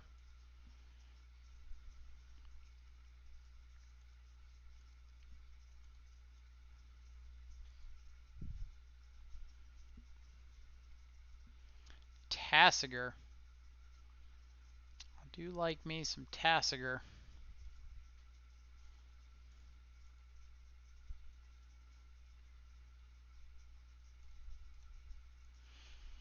So we can play out Tasigur next turn, which is pretty nice.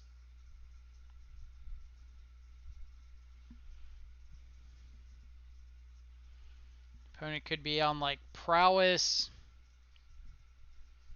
It could be on Storm.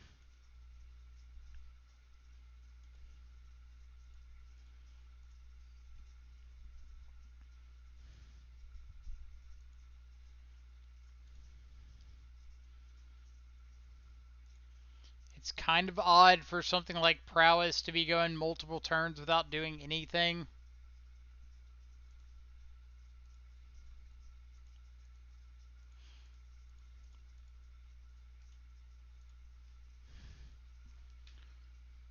Say kind of odd, but not unheard of. Probably should have gotten rid of the Street Wraith, because if they kill my Tasigur, then Cascade Bluffs. Alright, I was wrong. I was wrong on all accounts. I was so wrong. Oh, man. No, this is like Electro Dominance.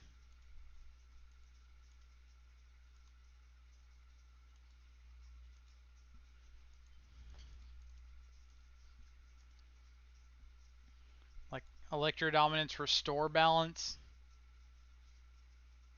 Or no, it's As Foretold Living End. Oh, man. Oh, we are so dead. We are so dead.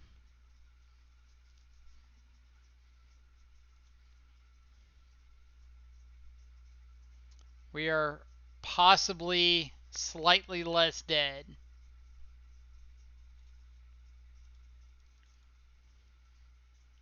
Possibly.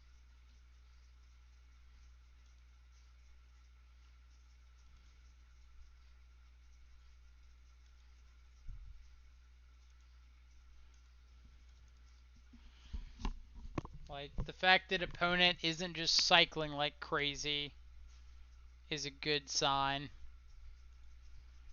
I say as they start cycling like crazy.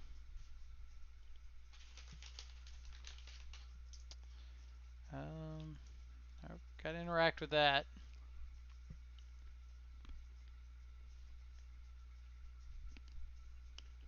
Judges have main deck counter spells too.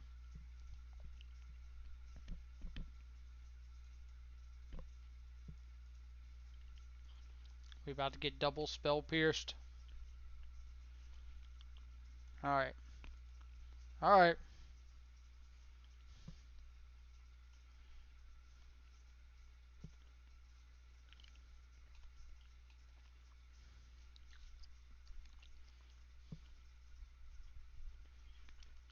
So, fails are good, delays are good.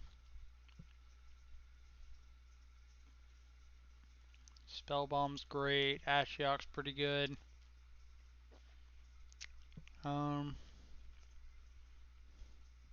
Something between these is probably fine.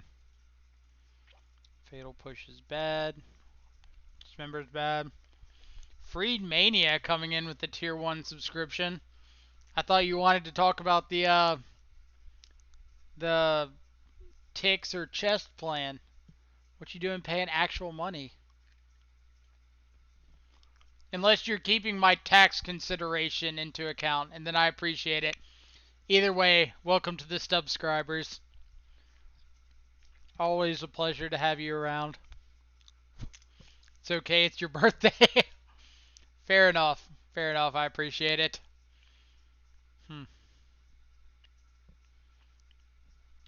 And on my birthday, we get to play against As Foretold Living End. Not one of the top 100 things I expected to play against today.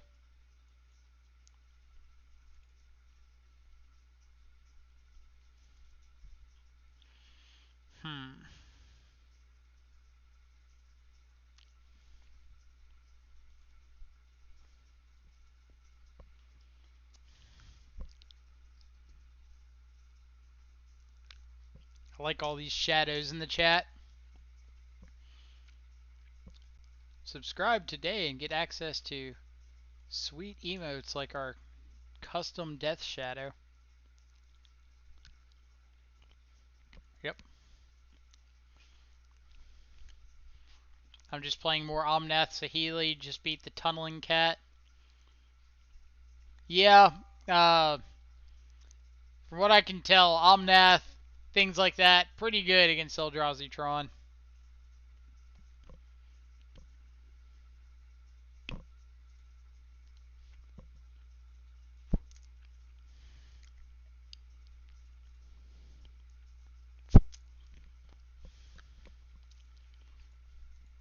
Jun Shadow, Jun Splash Blue, Grix is here. Nice. Nice. Double Living End. Are we just taking this Riverwinder? Like, The rest of their hand's pretty bad.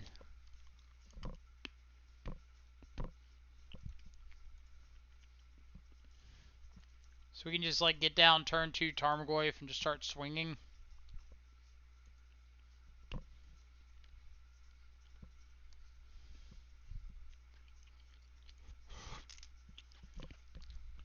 Now we get to see if we want to draw what's on top and get down to Tarmogoyf and start swinging.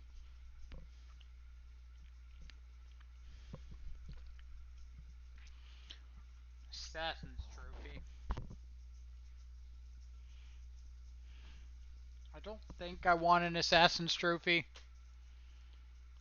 I think my thought here is trophy means that they get to resolve the...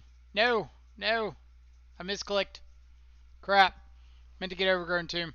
Oh well. Trophy means that they get to resolve the As Foretold and then put Living End on the stack.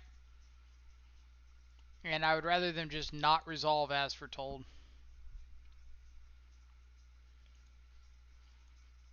Alright. Super not punished here.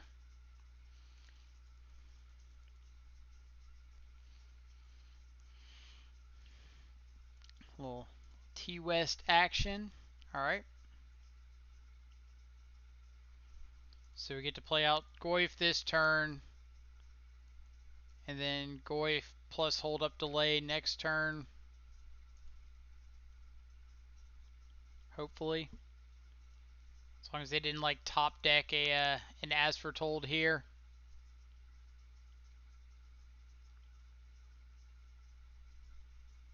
Well, we know that's one of their draws.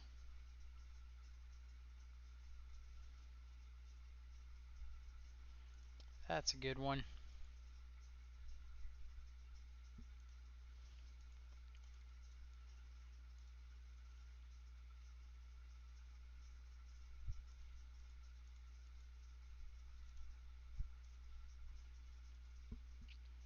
Unfortunately, we are getting to the point where they can As Foretold plus hold up Spell Pierce. So we do need to draw like another blue source.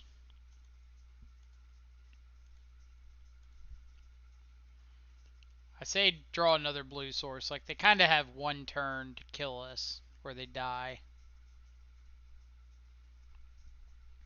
Is that lethal? That is lethal, right? No instant in the yard. Grows both of these to 5/6s. Gives one of them double strike.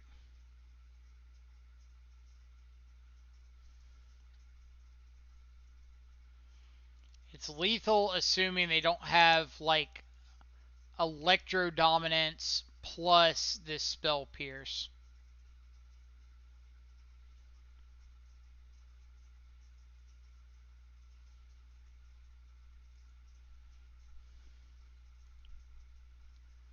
And looks like opponent's going to take it on the chin like a champ. And we get to go to game 3. Haha. Huzzah! Alright, game 3. Electro Dominance Living End. What are we swapping around? Anything? Probably not. Deck's great. Maybe I do want to swap out the Assassin's Trophy back for the 4th Wraith. Like, after thinking through that line there of Assassin's Trophy just means that they get to resolve whatever it is.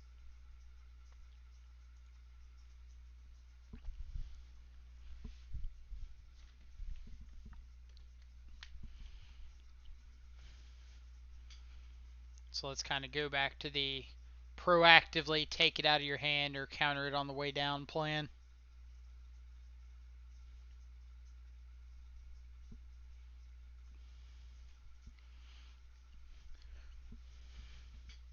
Alright, what do we got? We've got a hand with hand disruption and not a lot of ways to turn on traverse. So I don't think we can do that one. This is better. Bottom of decay. We do still need some help.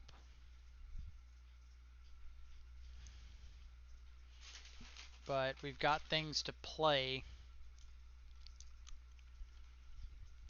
Opponent suspends Crashing Footfalls.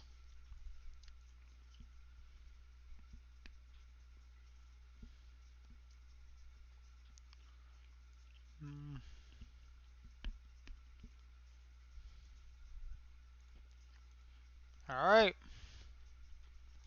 We have a clock. We have a clock against a not good hand.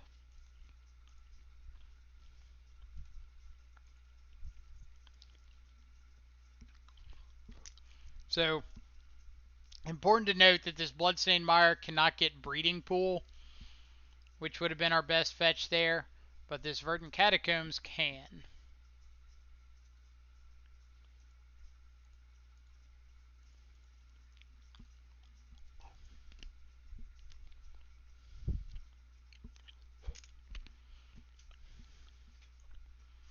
So now we've just got to fight through a Crashing... Or no, we can count it as Crashing Footfalls. I'm stupid. This game's tough. Oh, baby.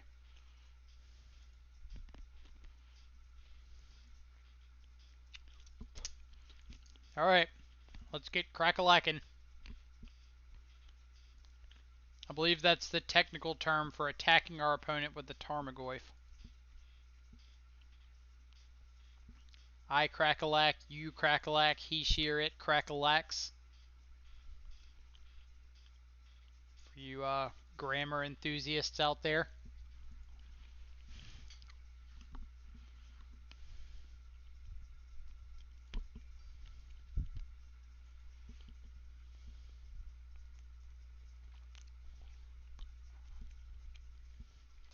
I think I'm just getting this tapped. I don't think there's any reason to shock it in.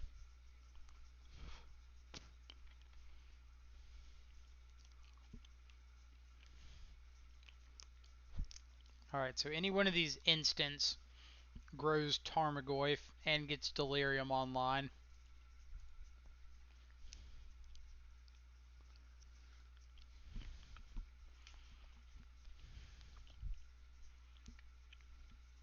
So the plan is counter this Crashing Footfalls. Do the tokens have haste?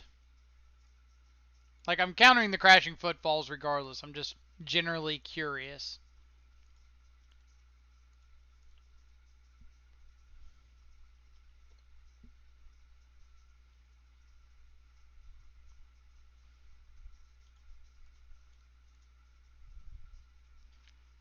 Don't veil me, please.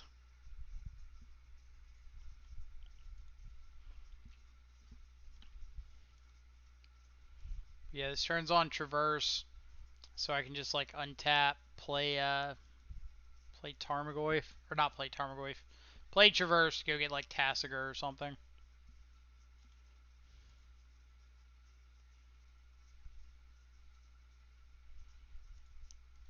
But I get to start by doing that, which is pretty sweet. Cycle Street Wraith, okay.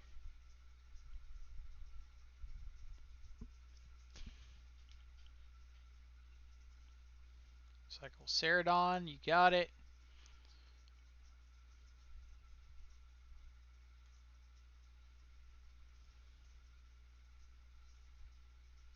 Opponent thinks I won't pay for this Spell Pierce. Alright.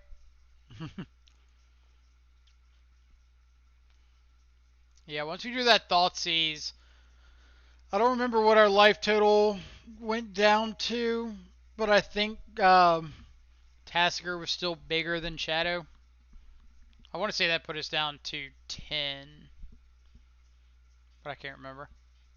Either way, we would have gotten whichever one between Tasigur and Death Shadow was bigger, because they both would have just been 1 mana to play out. Both enable Ferocious.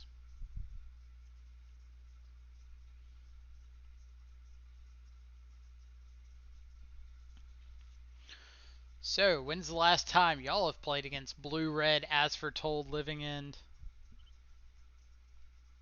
For me, it's been, about 17 seconds. Before that, probably like 2 years.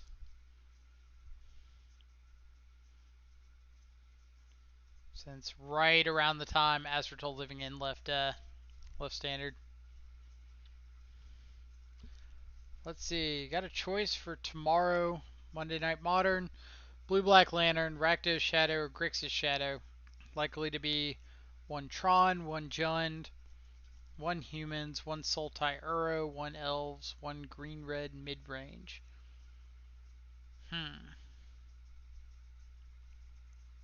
I would say Rakdos Shadow with a board full of like 4 cleansing wildfires,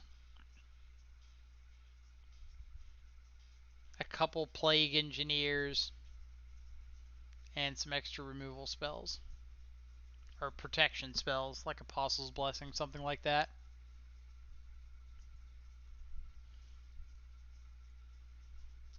Keep it. We've got Hand Disruption, we've got removal spells.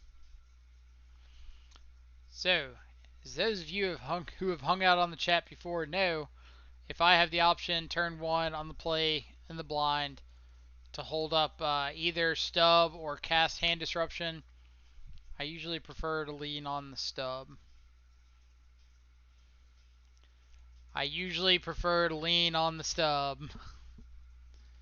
For situations just such as this. Get out of here, you darn dirty map. And this is where we Inquisition them and see that they actually had multiple turn 1 plays that they could play out. I'm a god! Alright, enough of that. So we can take map.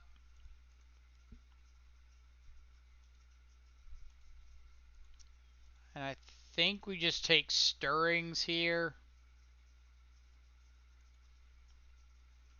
Gives them the least chances of drawing like another impactful land right here.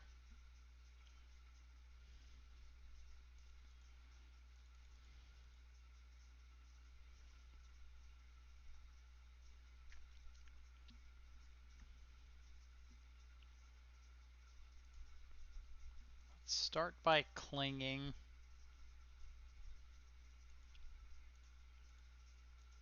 See if this hits anything. Hell yeah. Got him. Here's a Death Shadow. Carry on, opponent. Carry on. Juan, Matt. One of the two. Juan, Matt, thank you so much for the follow. Hope you're having a fantastic, what is it, Sunday? Sunday morning, evening, or afternoon. Whatever time it is, wherever you're at in the world. Thanks for coming and hanging out with us today. So opponent does draw the second Tron land. Little unfortunate.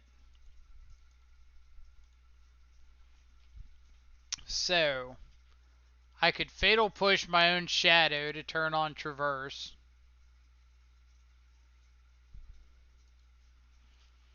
I feel like that's probably not quite good enough. Ghost Quarter, you got it? It's night there in Spain. Nice. Getting some shut-eye, I'm sure. Alright.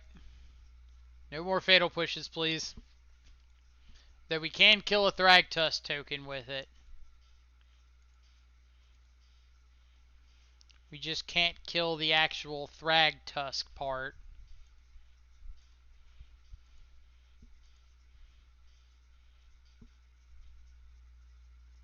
Alright. This is technically a magic card we can cast.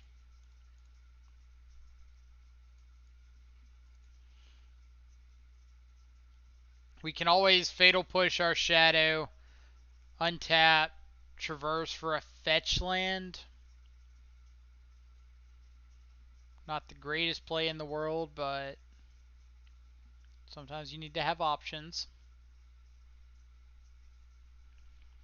So best draw, Street Wraith. Hands down, best draw. Opponent has drawn Tron.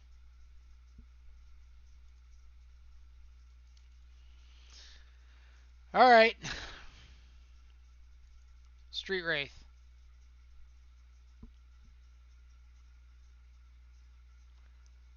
Oh, I love this game sometimes. Love this game sometimes.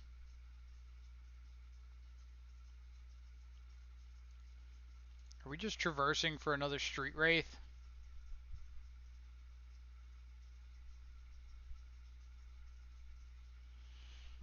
So we can traverse for a fetch land to get Breeding Pool and play Tarmogoyf.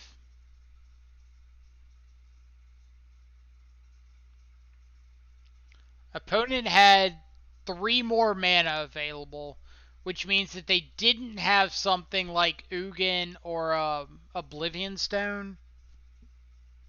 Because either one of those would have just been better than Thragtusk.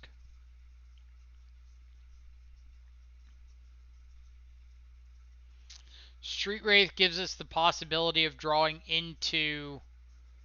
uh,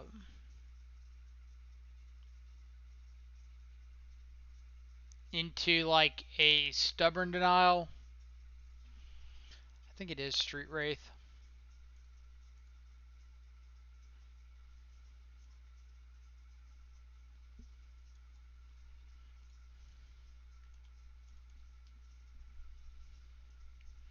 So yeah, opponent's pretty incentivized to block here. And then we're not playing out anything second main. We can Fatal Push the Beast token if we need to just present lethal on our turn.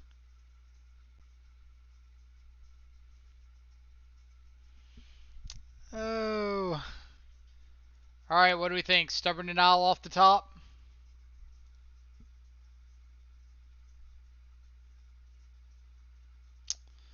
Not a Stubborn Denial off the top. Maybe opponent gets greedy and bolts us. Doesn't look like that's the case though.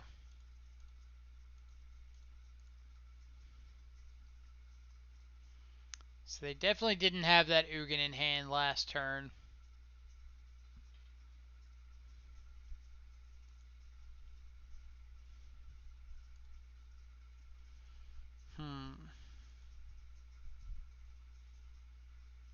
We might be in a bit of a pickle now.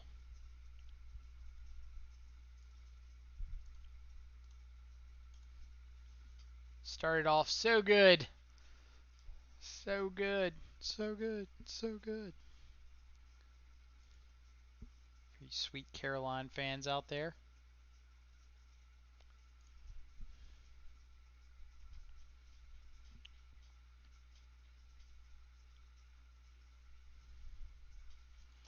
Ironically, you know what would be a really good draw right here? Tasigur. Never mind. Never mind. His opponent couldn't have exiled Tasigur, so he could have just like played out Shadow plus Tassi Yeah.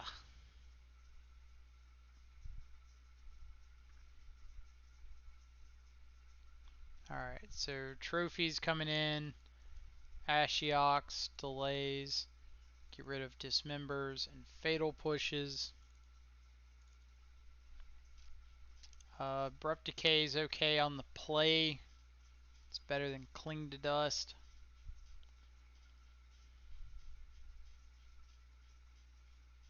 I don't think Blood Chief's Thirst is better than anything. So we'll kind of go like that.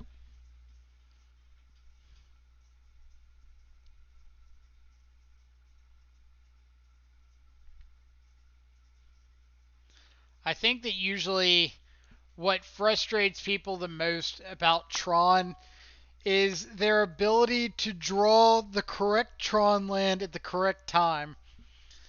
compared to how often that shouldn't be the case.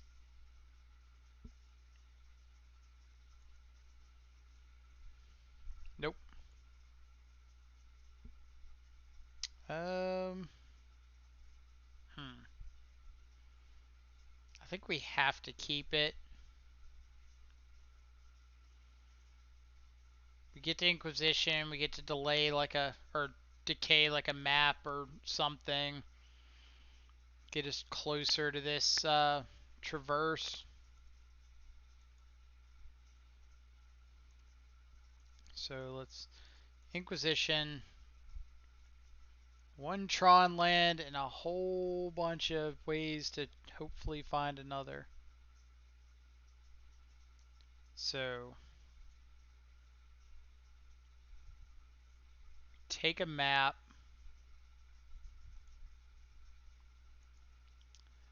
How's Tasigur been? It's been pretty sweet, I have to admit.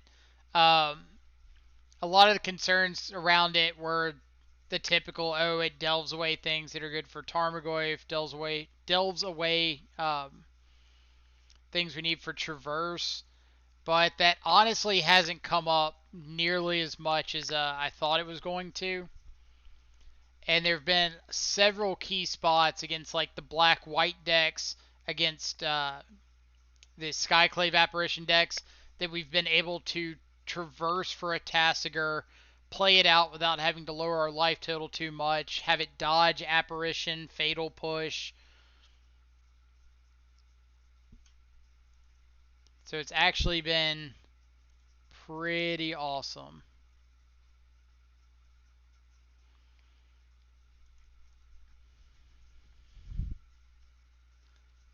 Did they just draw Mine Tower?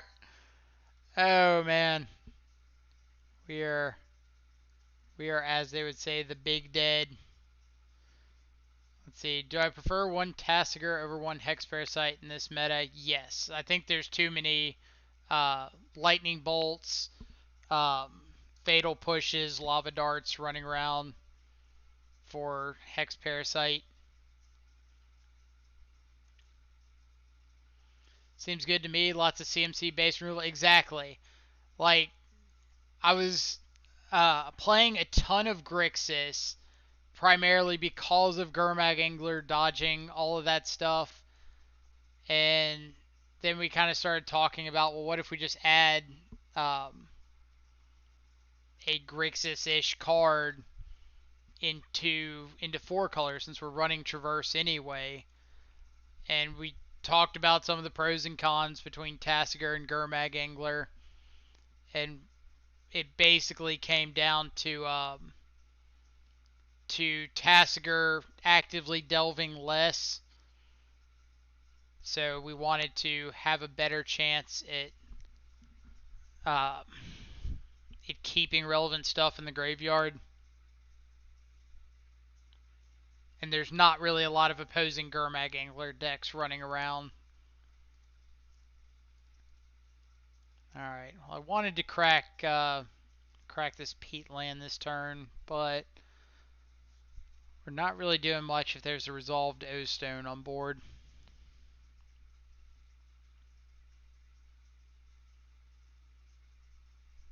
Yep.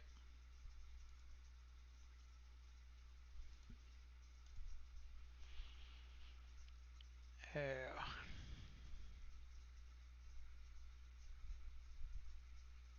What do we got, deck? That's a good start.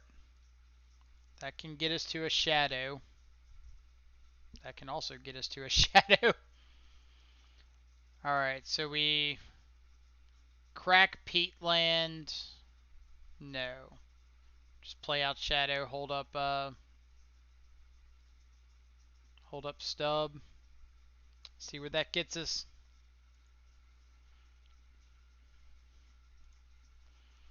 The important thing is just that we have outs now.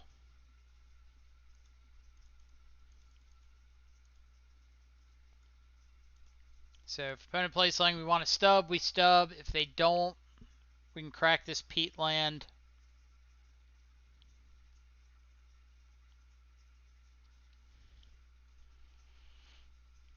What do we got? Are we stubbing a Sylvan Scrying?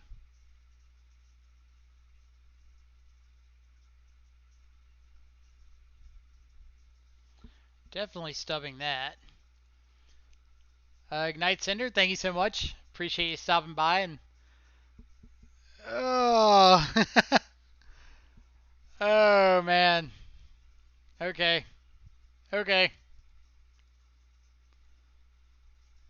The old Ugin plus Veil.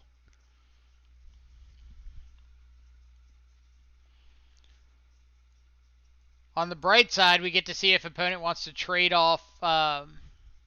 If we draw a land, if they want to trade off Ugin for Tasigur.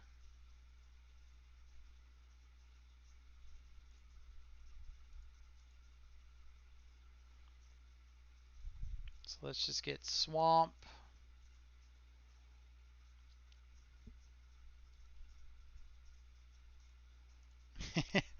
Opponent's looking over here like, the hell are they doing traversing for a Tasigur? Alright, sorcery, sorcery, instant, instant. So this is kind of what I mean. Like, we can delve away the Verdant Catacombs and we're pretty okay because we can just crack the Peat land. So it's not really hurting us.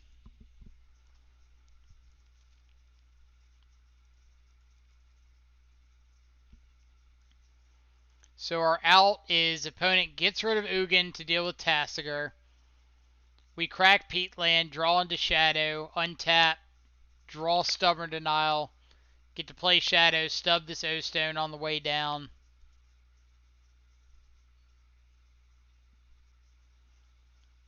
It's a little bit of a stretch out, but got to play to something. Opponent bolts us in the face. All right.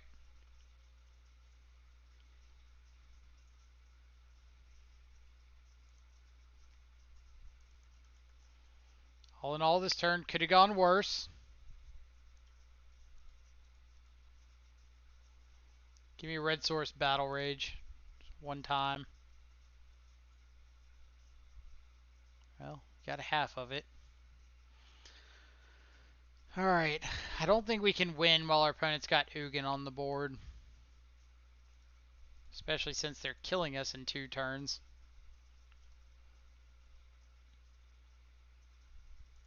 So we'll play out Tarmogoyf and pass. At least make our opponent think about respecting Stubborn Denial.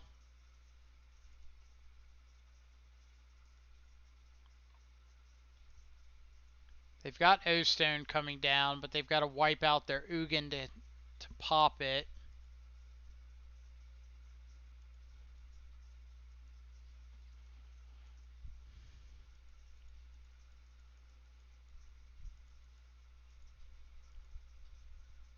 Like, I think for them, the Ugin doesn't really matter anymore. So they could probably just, like, bolt us in the face, sack the O-Stone to blow up our board, and then resolve something impactful after that. Or they just have Ulamog. Alright. Alright. GG's opponent.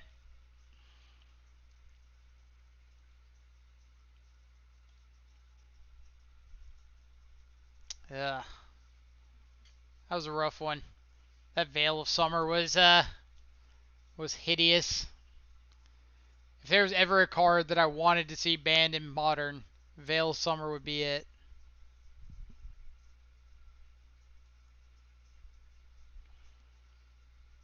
Good old Tuklo. Alright, hand's fantastic. Snap keep. Just lead on Blood Crypt Thoughtseize. Looks like a little mirror action. Or no, this is Blackcleave Cliffs. Is this Jund or is this like Black-Red Prowess? I'm guessing Black-Red Prowess, but not Shadow. Because it wouldn't make a ton of sense to play Blackcleave Cliffs without Shadow. Or Blackcleave Cliffs with Shadow. You know what I mean. Alright, so what's our plan here? If they're going to take our Tarmogoyf, let's just take the Fatal Push. Like, we can't stop them from taking Tarmogoyf. But we can potentially set up for drawing another threat off of these Street Wraiths.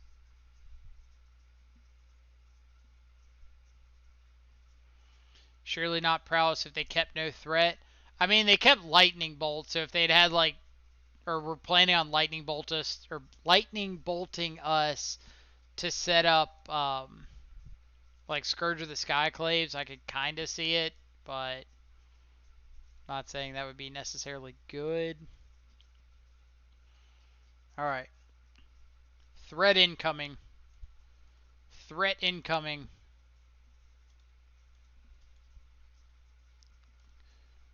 Call that getting there.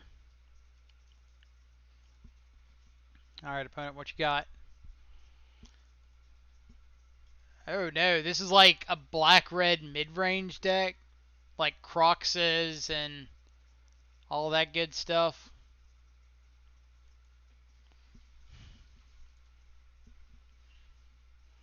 Yeah. Croxa, maybe like Lightning Skelemental.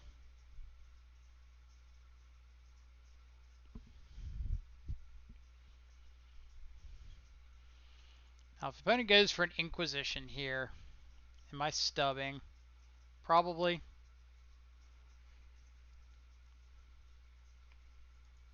Yeah. I'd rather save my Battle Rage.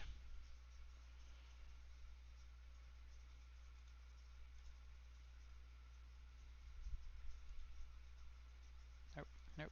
Go back.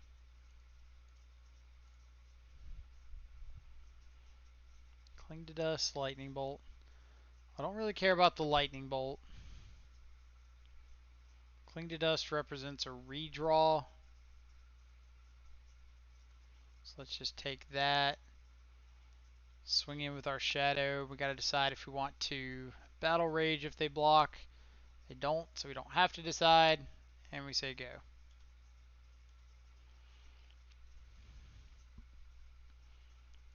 Delta, sure. So let's get rid of some of this stuff. They've got Lightning Bolt, a couple unknowns. Young Pyromancer. Oh man. Fetch land off the top one time, deck. That is a fetch land. So let's make sure we fetch for, or we traverse for any fetch land. Shadow goes up to 7. They have to block with everything to not die.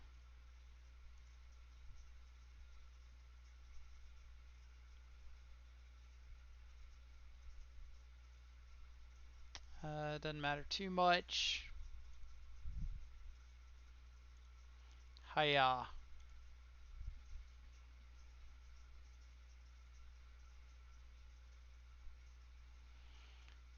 Please, opponent, don't have some shenanigans like Creeping Chill in your deck. I guess they're still dead through something like Creeping Chill, but I don't want to deal with it. Alright. Haha. Village Rights. Oh, okay. So it's just like, I don't know what their payoff is yet. They've got Luris, so it can't be anything too big. Like, I'm sure they have Croxa, but they can't have, like, Lightning Skelemental. So if it's just, like, a black-red Pyromancer deck, they can't have Seasoned Pyromancer because of Luris. So I don't really know what the payoff is. Let's see. Let's bring in EE. Ashiok's not bad. Plague Engineer's great. Spellbomb's pretty good. Do I want to bring in Ashiok? I guess if they're on Croxa, and that's how I think I lose the game, then it's fine. We'll put it kind of on like the lower end of cards I'm interested in bringing in. Dismember's pretty bad against the token deck. Can board out a couple Wraiths. Want to keep in a Teamer Battle Rage. Trim on some hand disruption. Now the question is Ashiok better than something like Blood Chief's Thirst, Second Battle Rage, or Wraith in there? So we saw Stitcher Supplier, Village Rites, Pyromancer, Lightning Bolt,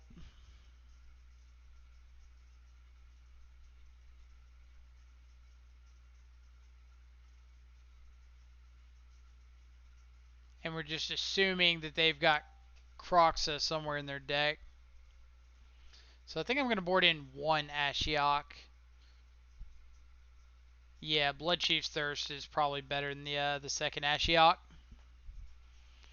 But Ashiok is kind of like a hedge here. I don't know that they're playing Croxa, just the rest of their deck suggests that they are. So I'm kind of going to go off the assumption that that's the case. Orb, don't really want Orb against Croxa. Because if it's just ETB, here's a 2-mana 6/6, and then when it attacks, we discard and lose life, that's pretty rough. This hand's fine. Needs a threat, but we've got ways to, like, keep our threat active. What I mean is they can Inquisition away, like, one of these, and then we either get to hold up the Veil from now on if they take the Thoughtseize, or we get to Thoughtseize away whatever we're worried about. But, like, Orb, if they're not running Seasoned Pyromancer, isn't that effective. But if we are right and they are playing Croxa, then that could be a liability.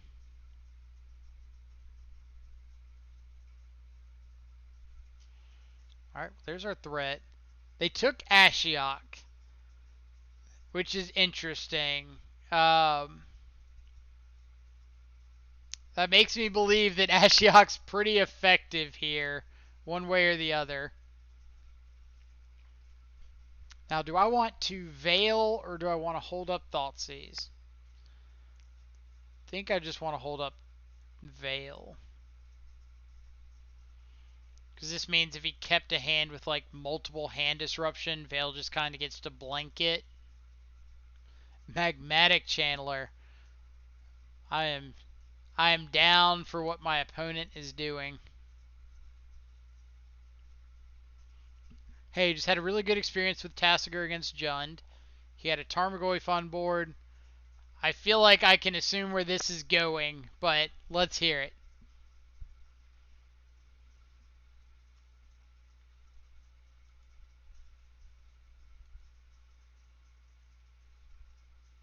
When he sees Shadow playing Tasigur, we can 100% confirm it's a bad time for Shadow.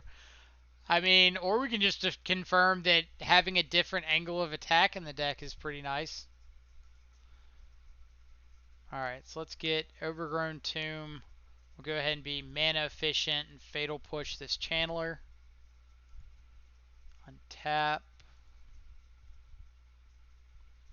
Hey there.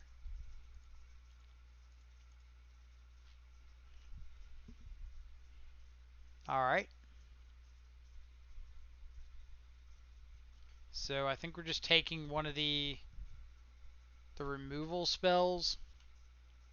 Like, opponent can't really Thoughtseize into this Veil of Summer. And if we leave them with a bunch of sorcery speed cards, then we're effectively time walking them off of this Veil.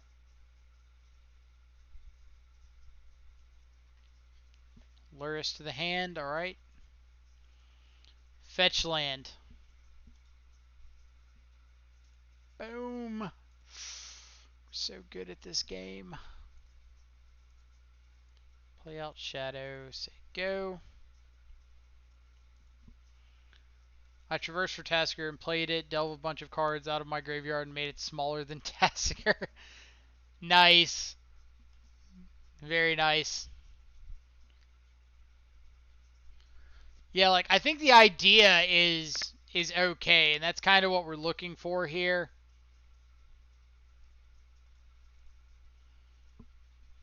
All right.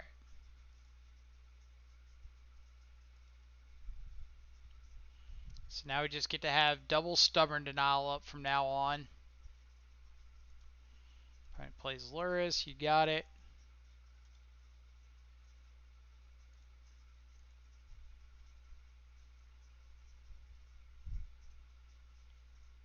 Nice red-black deck. Opponent here's Veil of Summer. Exactly. Alright, let's Thoughtseize you. We're just taking the Thirst. I kind of don't want my opponent to be able to get a bunch of redraws here. So I think I'm going to take the Cling to Dust. So that's 4 spells in the yard. So Channeler's now a 4/4.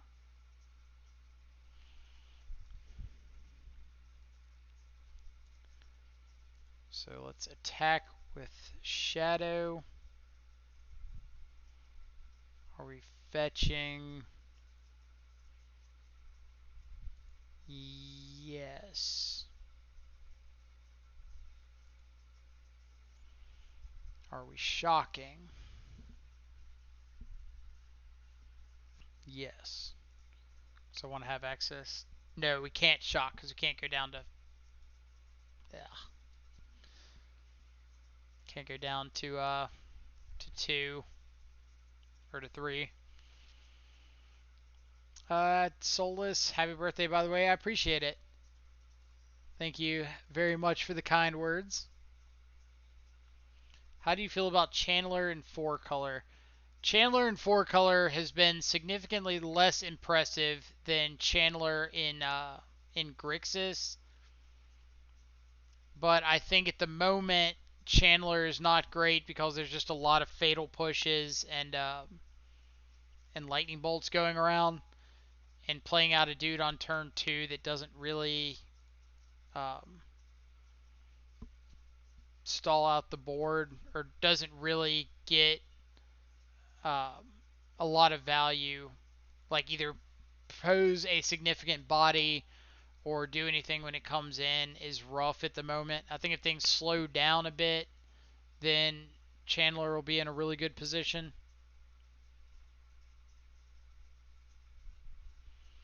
Played a Jundeth Shadow Shell that played it. Yeah, like I think when things start slowing down and you can reliably play it out on turn 2 and not just like be dead, it'll be a lot better. Claim to Fame.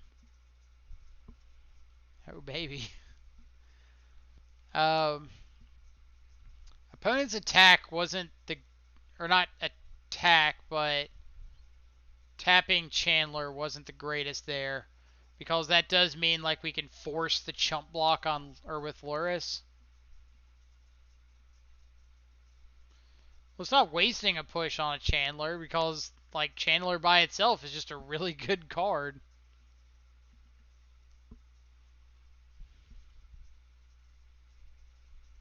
Is this escaping a Cling to Dust?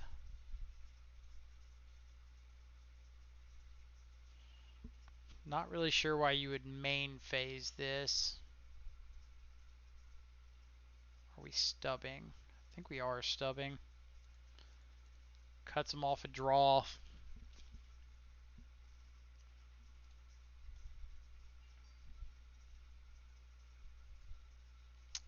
Another Tarmogoyf.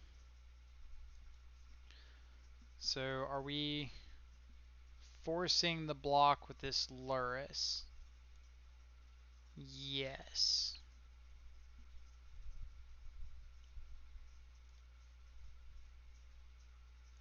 Because even if opponent has like a push here or something, this Chandler's not lethal.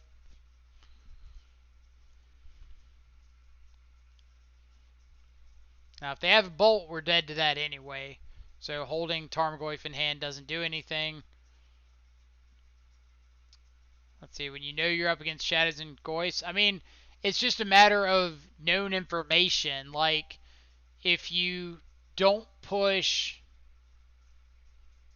Alright. If you don't push the Channeler while it's out on board, you're not pushing it because you're assuming that they have a Shadow or a Tarmogoyf. But if they don't, you're just going to lose to the Channeler. So killing the Channeler is like saying, I know this thing is on board, I've got to deal with it.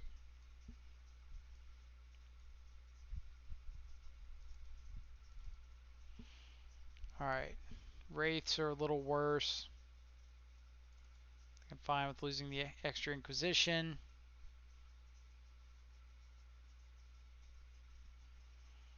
Do I want the extra Battle Rage? Probably not.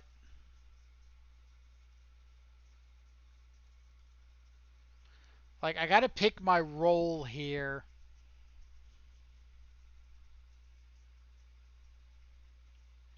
Am I the aggressor or am I the control deck? And I think they're the control deck. So I don't want to overboard.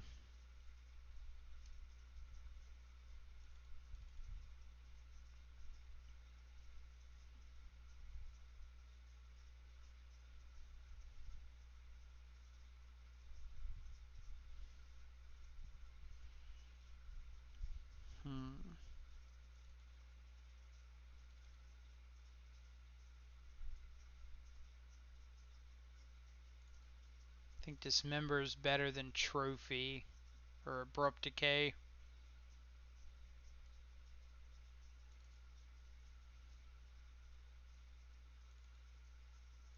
Alright. We'll give it a shot. Steven Mirabito coming in with the 5 gifted subs. Oh man, I appreciate that. Welcome to the subscribers. We got Pedro, Solis, Justin, Antis, Jacob. Thank you all so much. Thank you as well, Steven. Hope you're having a great Sunday afternoon.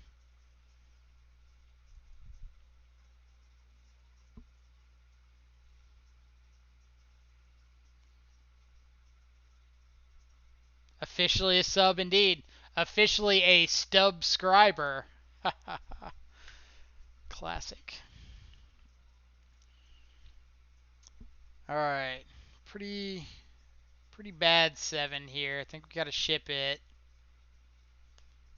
Pretty worse 6. Alright. Alright. This can possibly dig out of some awkwardness. Sunday's been awesome. We just finished our Discord tournament. Nice. How'd it go? Let's hear about it. What am I getting rid of?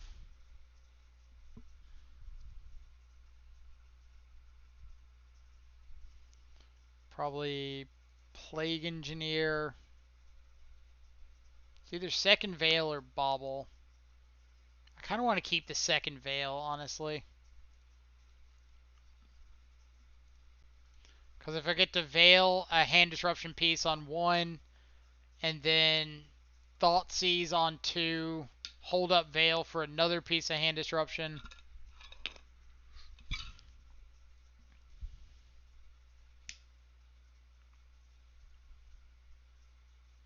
So let's get our blue source. It's really fun. Guy won with Is It Prowess.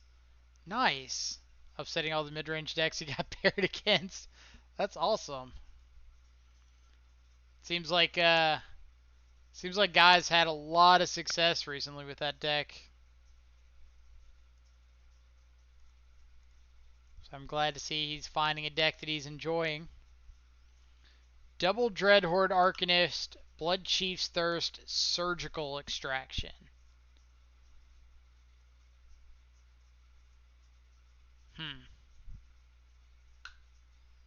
So we can blank the 2 Dreadhorde Arcanists with Spell Bomb.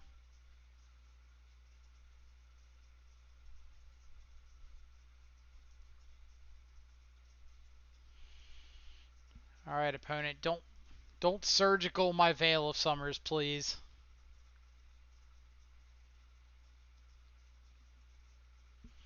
That would not be very kosher of you.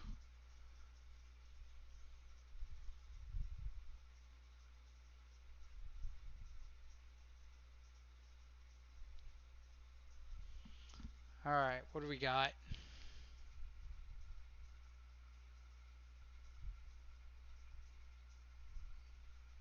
Like, I assume this is just going to be play out Dreadhorde Arcanist.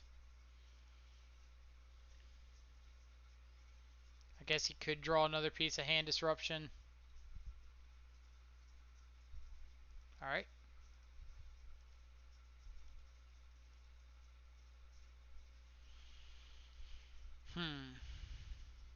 Not the greatest draw in the world.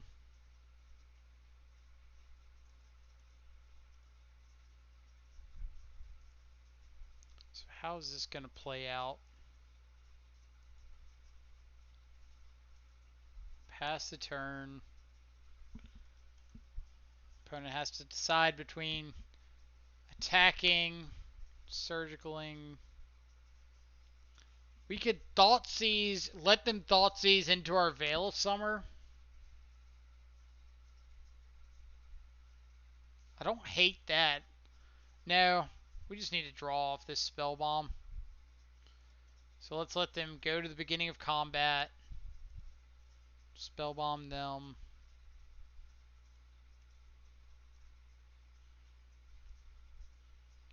Like, I think holding on to this this Veil of Summer is going to be better for us in the long run.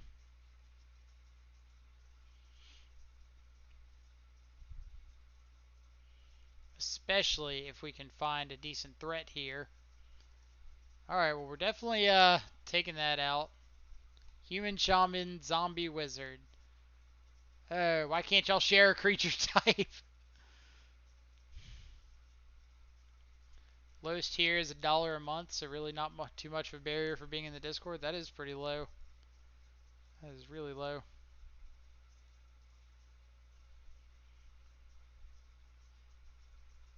Inner Hill 90, thank you so much for the follow. I hope you're having a fantastic Sunday morning, evening, or afternoon, wherever you're at in the world. Appreciate you coming and hanging out with us.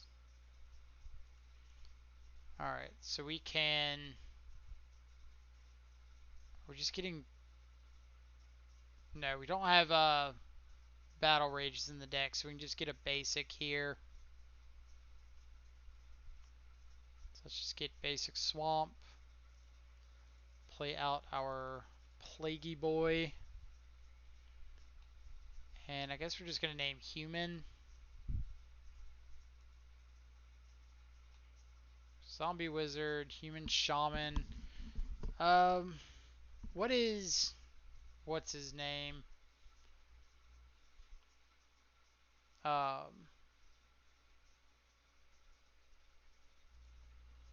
what's that card? Stitcher Supplier.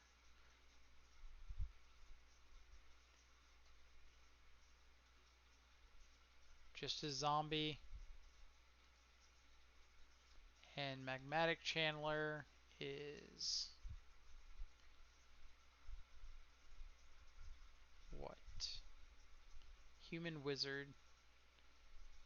So, Human's definitely the name. Yep.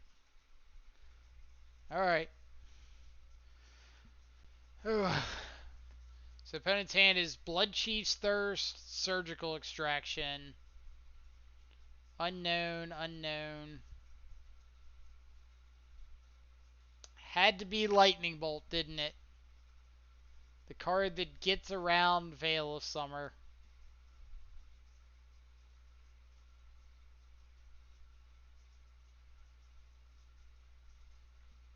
Not that it matters too much. Like, Plague Engineer did kind of already do his job. There's always the chance that our opponent goes to kick a Bloodchief's Thirst here instead of Lightning Bolting.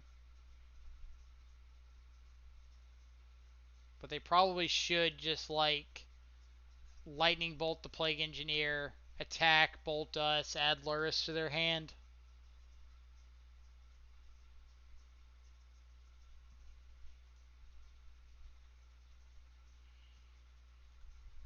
It's like opponents listening in.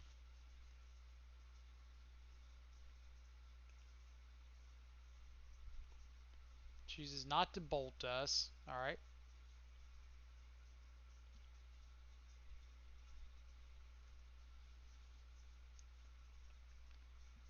That's a pretty good one.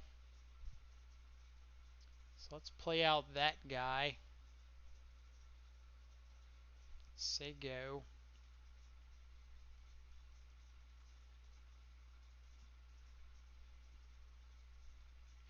So now we can Veil the Blood Chief's Thirst.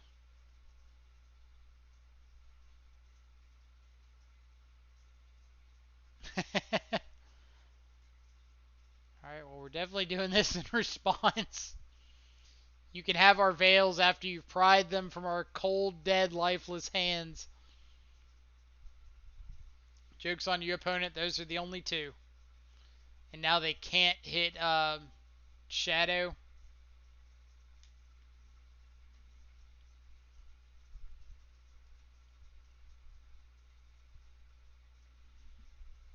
Nice. Their hand is Luris, Blood Chief's Thirst, one unknown. They can play out Luris, but they can't play out Luris plus Pyromancer unless their last card is a land.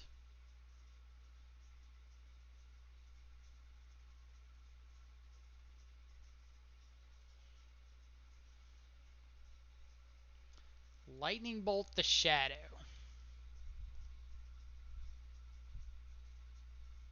Opponent, this is not going to end quite the way you want it to. Unfortunately. So let's get Watery Grave is fine.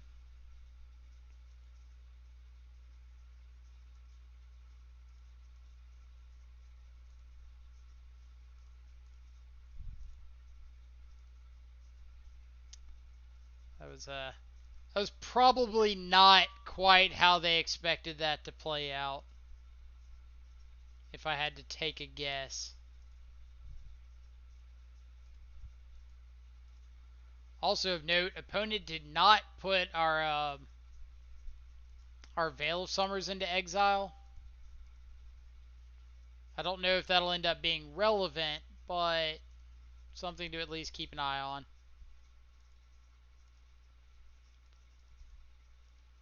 So here they get to play back like Pyromancer, go for a Blood Chief's Thirst on a Shadow. We get to stub that. Oh, why did you not play the Pyromancer first?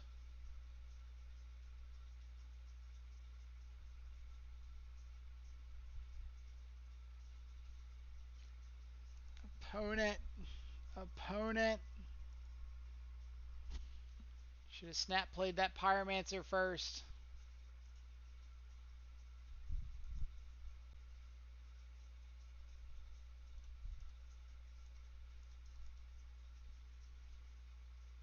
So now you have to chump both of these.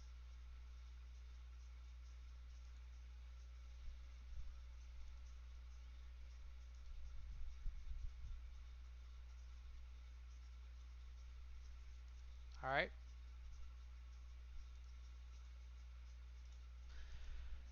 Don't draw a removal spell.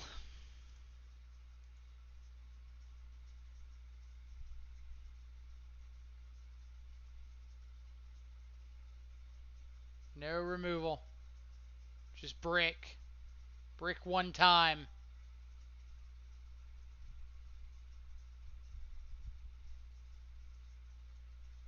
Ha ha ha! Get out of here with your young pyromancers and Lurises and whatnot.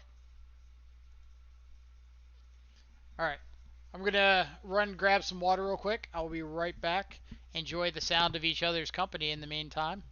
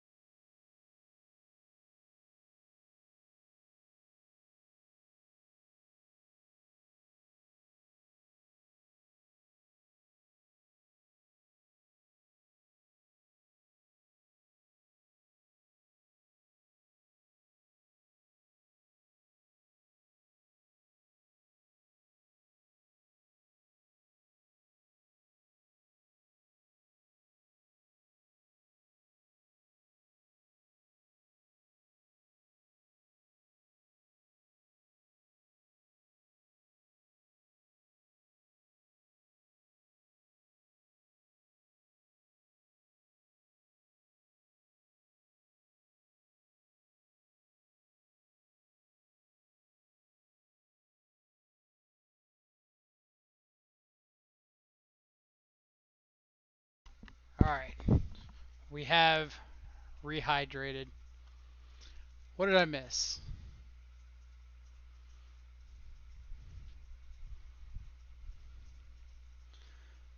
Let's see. Steven has contributed 4,000 points to the Shadow Watch 2020 challenge. Nice.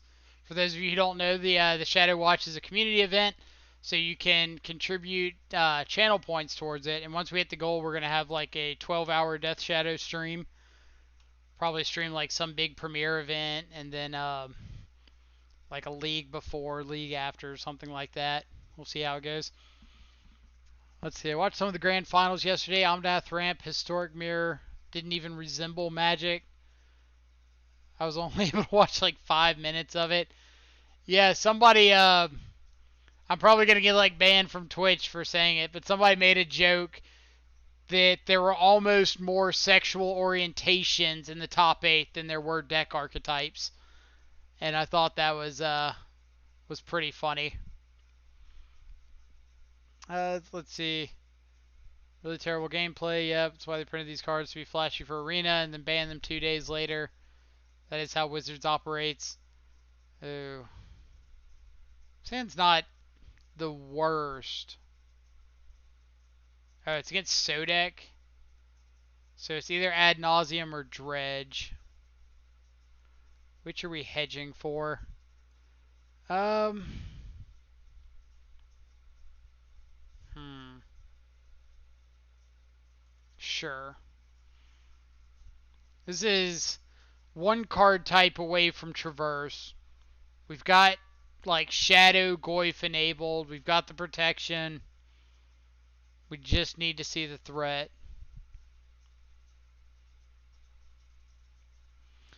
Yeah, like the fact that anybody at Wizards thought it was okay to ban only Uro from the Omnath decks is kind of insane.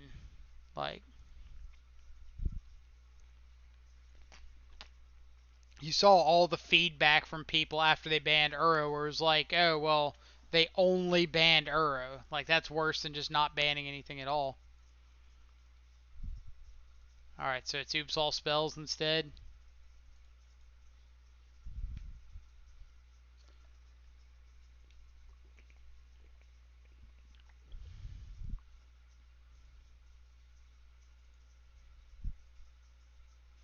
They banned Uro before the set was released in paper. I didn't I didn't even know they'd banned it already, honestly. Shows how much I pay attention. Alright, so let's Thoughtseize. Oh, baby! Triple Spy. So, honestly, if we had Thoughtseized him on turn 1 and got to take that, we would have been in significantly better shape.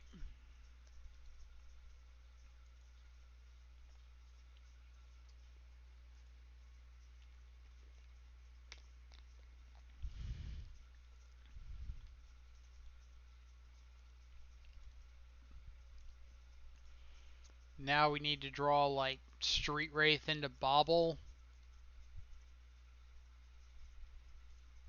There's half the equation.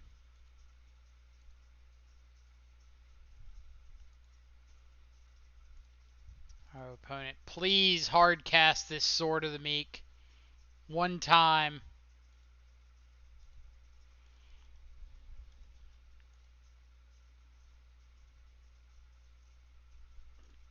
Oh, baby. Let me get this stub value. I'm not doing anything else with it.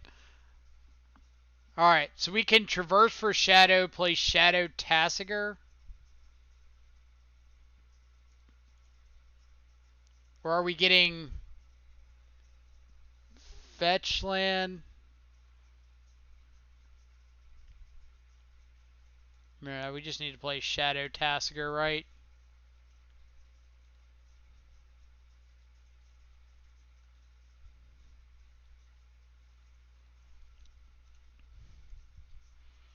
Like, we need a lot of help, so might as well just play out the things that we can. Oh, baby. So you're saying there's a chance. Hit him for 8 this turn. Dismember our shadow. Untap. Kill him. Please don't have a Simian Spirit Guide.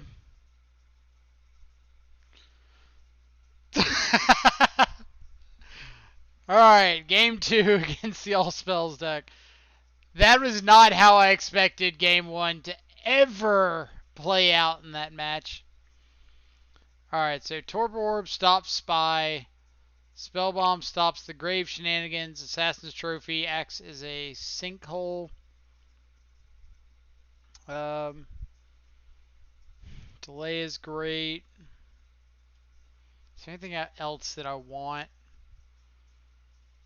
Ashiok's probably not worth it.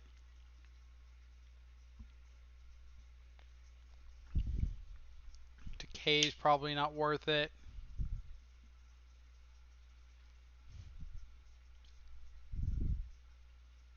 Alright.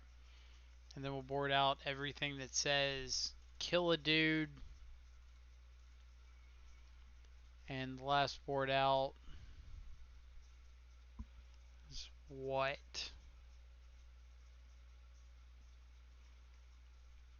Against every opponent, just write, hey, just let me have this one. It's my birthday in the comments. Probably Luris. I think Luris is a little too slow in the matchup. Would you mind scooping to me? It's my birthday. No? Okay, well, screw you too. Maybe not those exact words. Alright. We're going to strip mine our opponent a lot.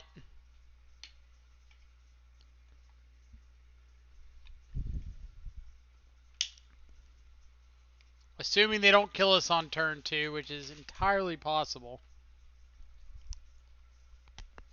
Oh yeah, we don't care about that at all.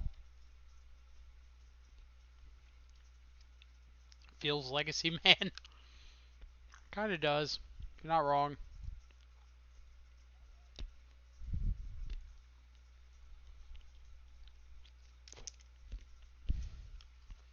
Please don't play a Mana Rock. Call this victory for the home team.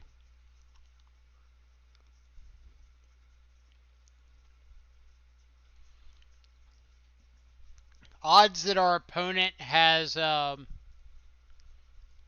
what's it called?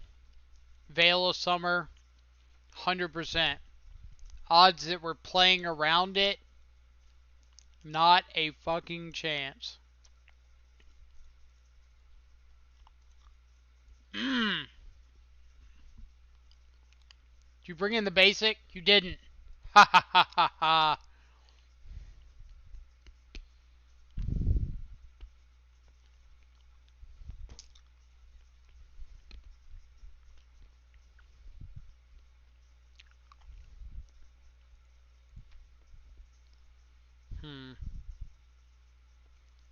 Are we delaying here? Or are we just strip mining again? Probably just taking out the black source, right?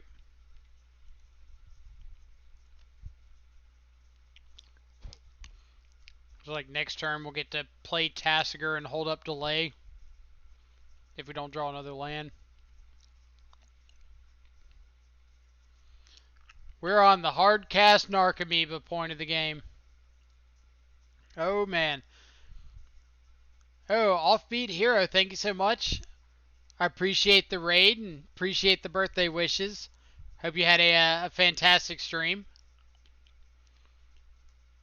Milla, thank you so much for the birthday wishes. Alright, what's the play?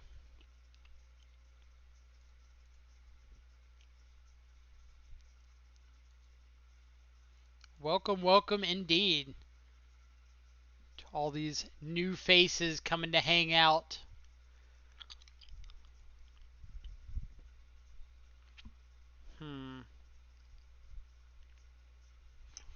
We tried our best with Taxes v Titan, but the big green monster got the better of us. The big green monster is quite the pain in the ass. Alright, so I think I am playing out Tarmogoyf here.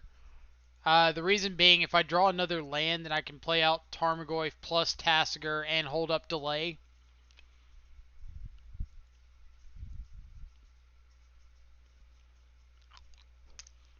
But I'm sorry to hear that the Titans were out in full force today.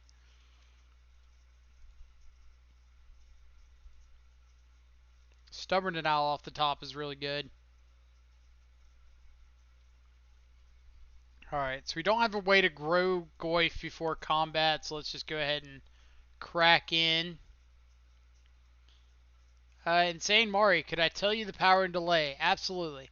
So the power and delay comes from the ability to interact with things that Stubborn Denial doesn't interact with, um, and gives you that one or two turn window that you need to turn the game around. For instance, here delay is a way to interact with Balustrade Spy or Undercity Informer that Stubborn Denial couldn't interact with.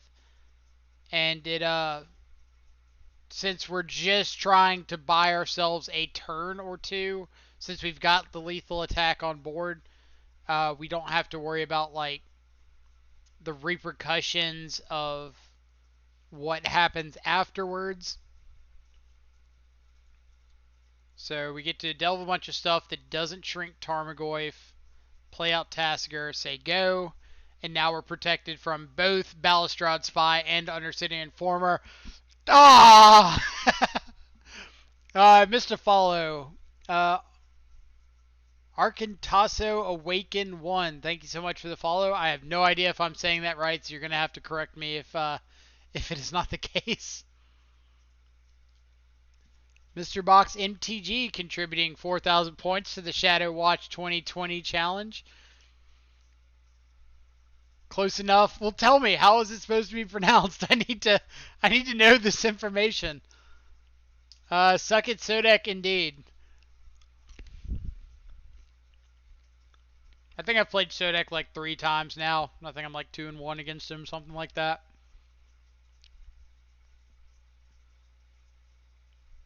Arcantos or Arcantos? But for everybody who just saw the Mr. Box contribution to the Shadow Watch, you can contribute your channel points or some of your channel points to the Shadow Watch challenge, and it's going to be like as soon as we hit the community goal, we're going to have like a 12-hour Death Shadow stream. It's going to be a wild party. It's going to be fun. Might do like a giveaway or something. Who knows? Hand's fantastic. Keep, keep, keep deck, keep.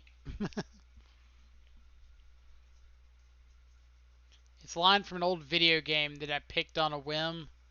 What video game? Like, I don't know the line, so. Freed Mania redeemed Magic Swag reveal. Oh, baby. Oh, baby. What are we revealing?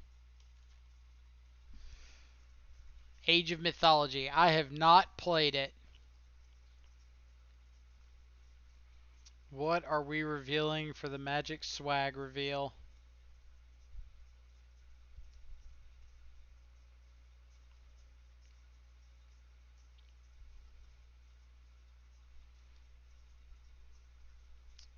I think I got a good one. I think I've got a good one. Let's think about what we're doing here real quick. Fetch shock. No. We're just passing, right? What do I always say? If we have the option between soft stub and Thoughtseize, we go with the soft stub.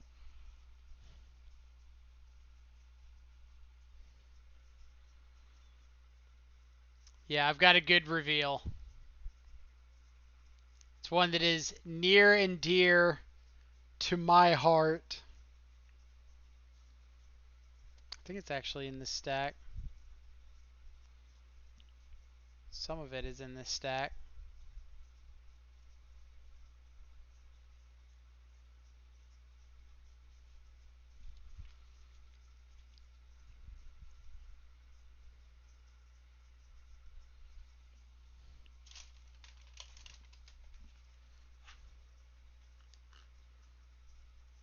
half of it is in this stack.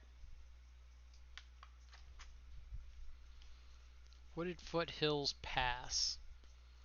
What does that mean to us? Wooded Foothills Pass. Could mean like a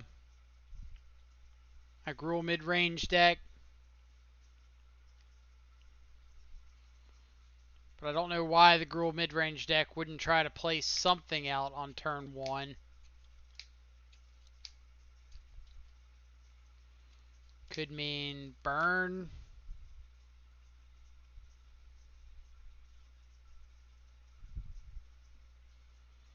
Basic forest is not quite where we want to be. So let's see what we're up against. And we'll get to Freed's swag request as soon as we get to sideboarding. Dredge. Oh, baby. Oh, baby. Well, we're definitely taking Cathartic Reunion. And we're going to play this Watery Grave for the top deck Cathartic Reunion. Because I know how this goes. I've seen this song and dance before.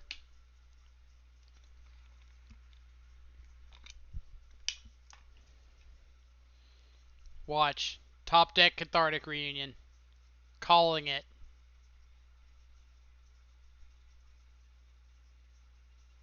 Aw. Yeah, unfortunately we gotta let him resolve a life from the loam.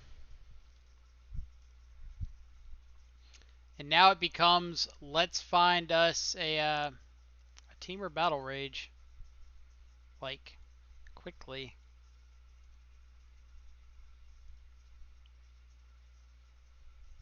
Like, opponent gets to hardcast a Stinkweed Imp here if they want to. Which is annoying, but we can, like, Revolt Fatal push it when we decide we have an attack. But really we need that Battle Rage.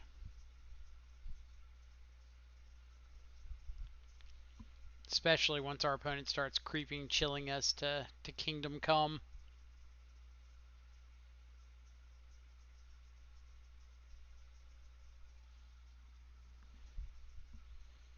Are they... I was going to say, are they deciding between, like, dredging and taking a natural draw? Conflagrate, Prized Amalgam, Narcomoeba. I don't think you could line up a better set of 3 hits to hit off of your dredge.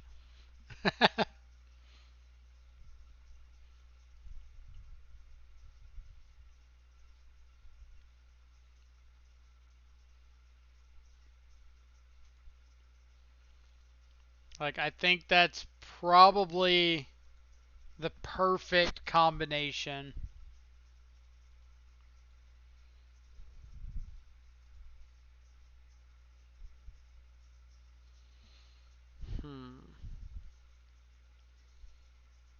I think we're just sacking this, looking for the Battle Rage.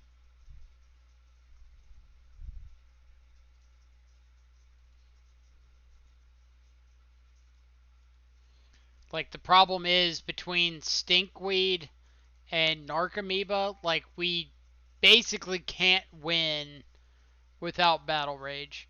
The blocks are just too good. Even if we clear one out, they get extra chump blockers.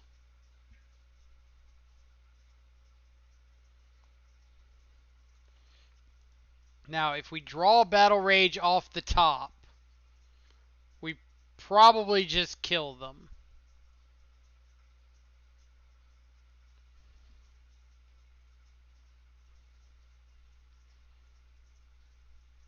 If we draw Battle Rage off the top, we definitely just kill them.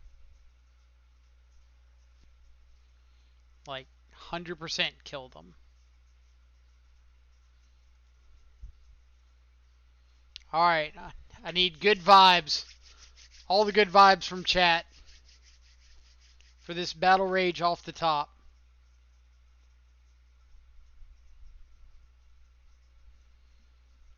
Is this a conflagrate?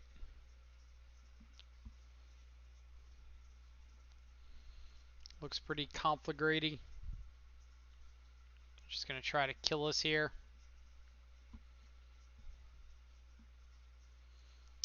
Opponent, I've got other plans. Battle Rage off the top. Bold attack, opponent. Respect, but bold attack. Alright.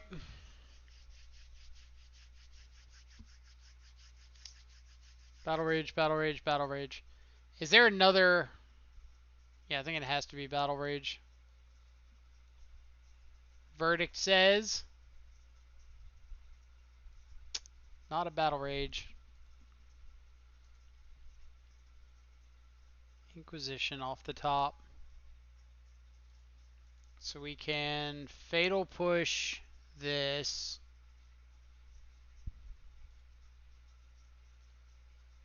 Thoughtseize. That.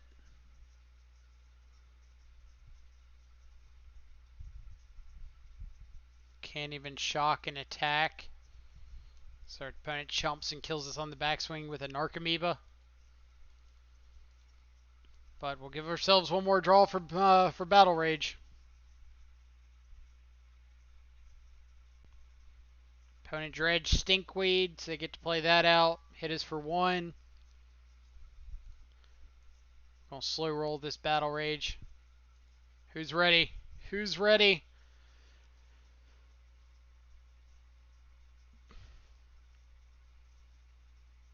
Is there any reason not to go for this now? Nope. Or are we just hard casting a Street Wraith?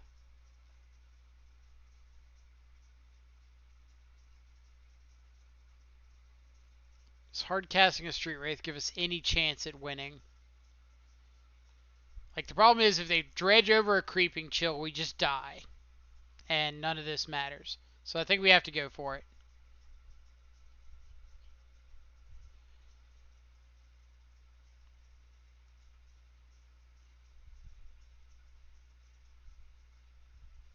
Battle Rage.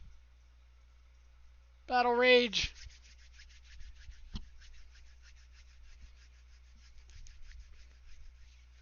Come on, Battle Rage. Alright. Yeah, like, it doesn't change, or none of the actions we made change the clock. It's just a matter of what we were dead to. And if we don't go for it there, opponent's got the ability to dredge 4. And if they hit a Creeping Chill, we literally just die and don't even get a chance to go to another draw step. If we go for the Street Wraith, yeah, better seeing the next card before they go to another draw step, right? Like, there's the chance that they don't attack with these two because they didn't attack last turn with the Narcomoeba.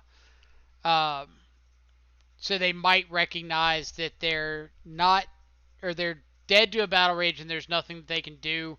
But attacking with, like, Narcomoeba Stinkweed would also leave them dead to, like, a Revolted Fatal Push or a Dismember. And maybe that's enough of a reason for them to not attack. Alright, I would like to go to sideboarding, please. Raymo, how's it going? Hope you're having a great Sunday morning, evening, afternoon. Oh, Magic Swag reveal. Before I forget. Let's go with...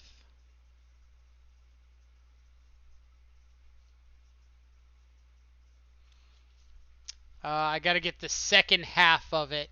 Hold up.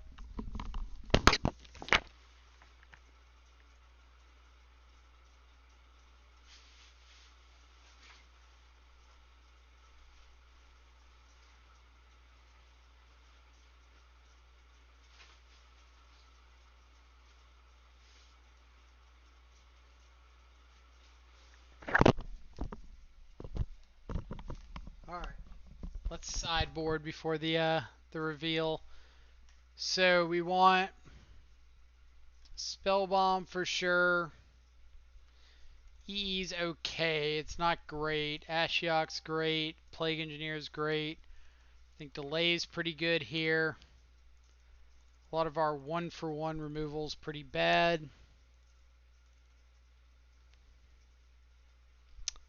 And last spot, probably just a Wraith. Go like that. Yeah. Alright. Magic Swag reveal. My favorite playmat that I've got is one done by an artist named Clint Searley. And got a signature down here. So the story behind it, and it's a two-part story. The first time I saw the mat was at a GP in Dallas, and I'm like walking through this convention center, and I see Clint's artist booth set up. Kevin rating with the party of 11. Thank you so much. I hope you had a fantastic stream. I'm assuming it involves some Abzan shenanigans. But yeah, like the first time I saw Clint Searley's booth, I saw the playmat and it was just like immediately I'm gonna get that. Like no doubt in my mind, I'm going to buy that playmat. And I looked at my wallet, it had like no cash on me. So I ran by the booth, literally the only one that they had available. I ran by the booth and went up to the guy who was in charge of keeping all of Clint's stuff in order. And I was like, I've got to run to the ATM and grab some cash. Is there any way that you can just hold this mat for like 2 minutes? And the guy kind of had the like, oh yeah, sure, of course you got to run to the ATM.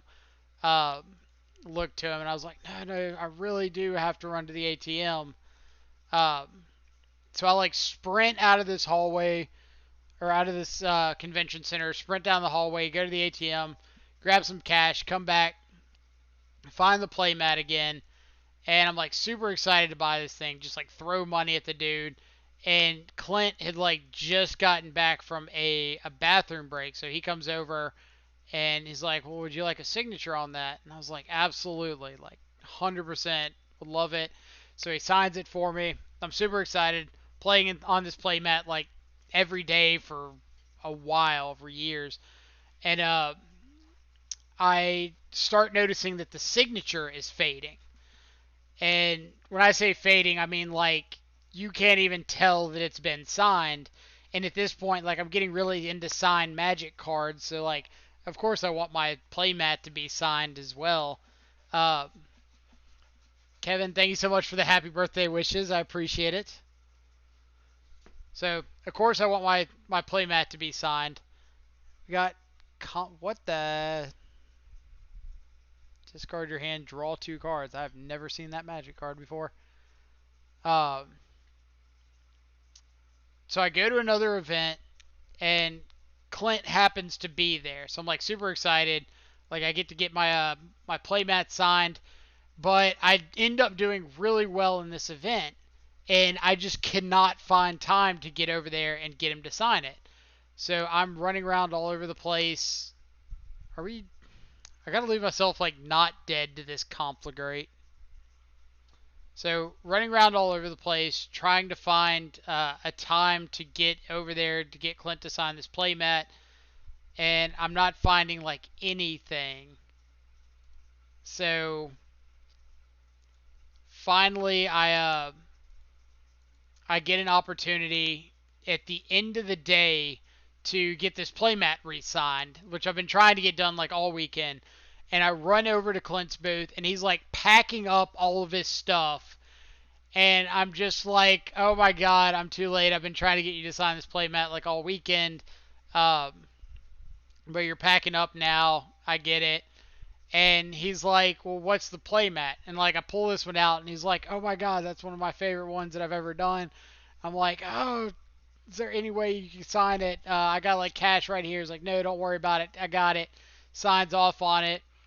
and just like goes about his day, and is like the coolest thing for me, because having some artist interact with you like in a situation like that where they don't have to be as nice as they are, and they end up being even nicer. And I ended up getting a nice little Nissa Vital Force signed as well, which is one of my favorite cards when it was in Standard. Even played it in Modern and some Black Green Rock for a little bit.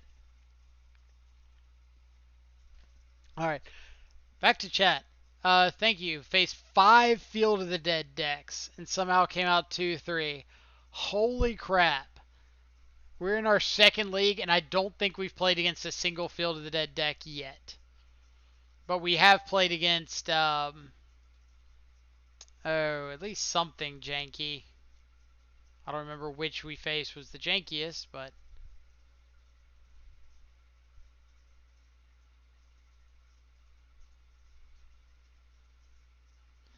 uh, let's see. Can't you do the hairspray and iron thing to mats? Spray, cover with parchment paper, then iron it a little.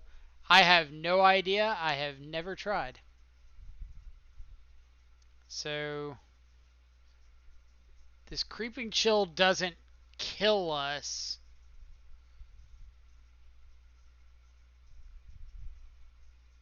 Conflagrate's not lethal.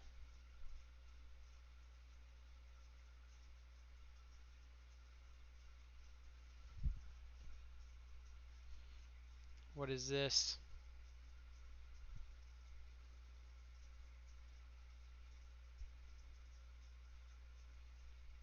What is this? Life from the Loam?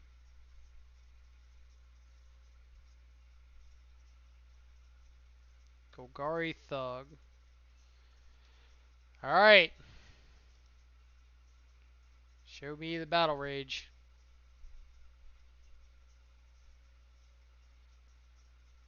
Battle Rage, Ashiok, Nihil Spellbomb. Any of the above would be pretty good draws here.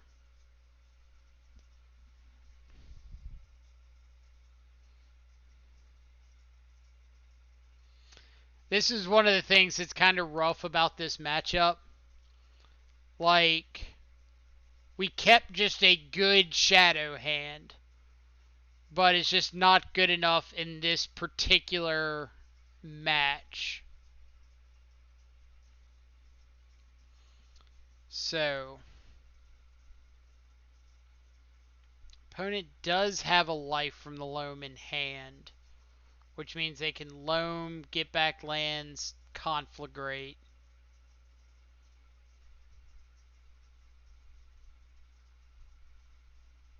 So do we have to crack this peat land looking?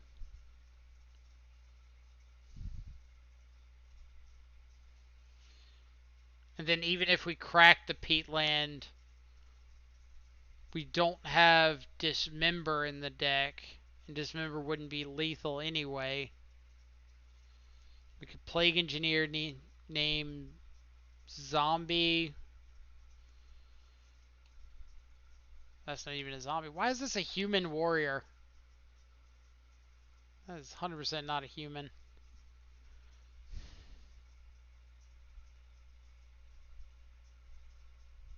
We might have to just crack peat land looking for Stubborn Denial.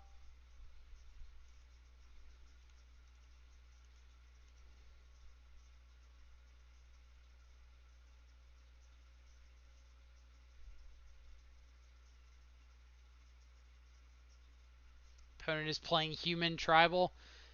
Yeah, Human Tribal with their zombies, and I guess that could be a human, it could be a vampire. I don't know. Come on, friend, take a turn tossing the knuckle bones. What have you got to lose? Love me some good flavor text.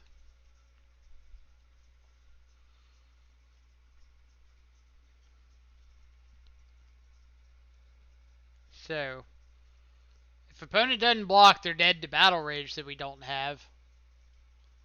I mean, all these things were humans at some time or at some point. I don't know if like Narcomoeba and Stinkweed Imp were humans, but I could be wrong. Could very well be wrong. It's okay, opponent. We don't have the battle rage.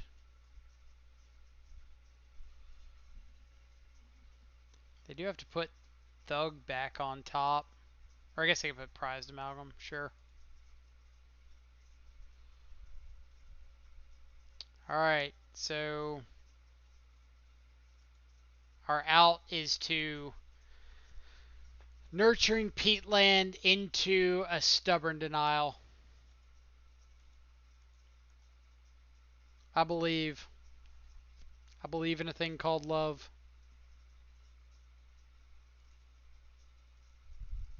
Alright.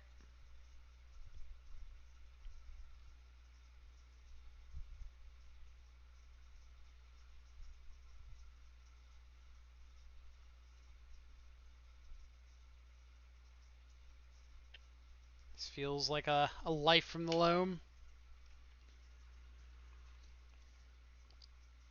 Sure.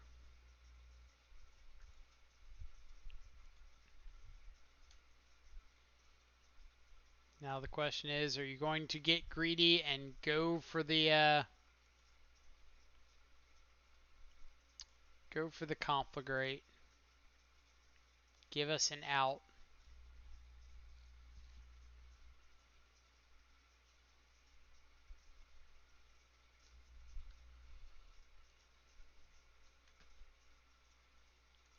Come here.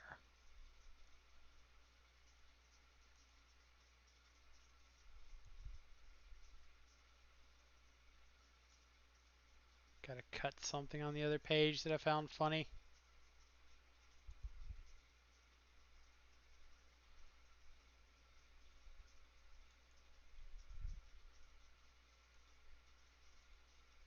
Alright, Narcomoeba.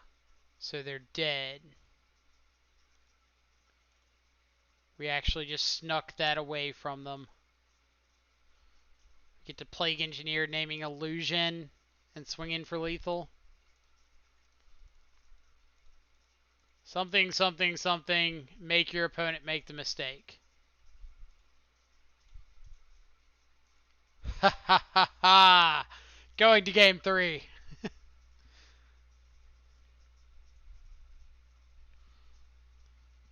All we needed was for our opponent to not go for the conflagrate. Which I'm not entirely sure why they didn't. EE is more because it's just better than some of the other things that we need to get out of our deck.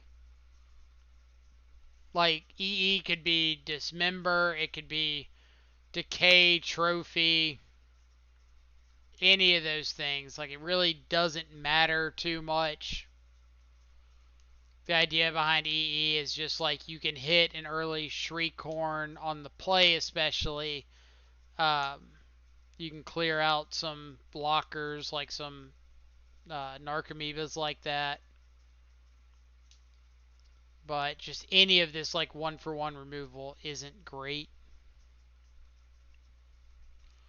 Now we're on the draw. So I just want to be pretty good about finding a Battle Rage.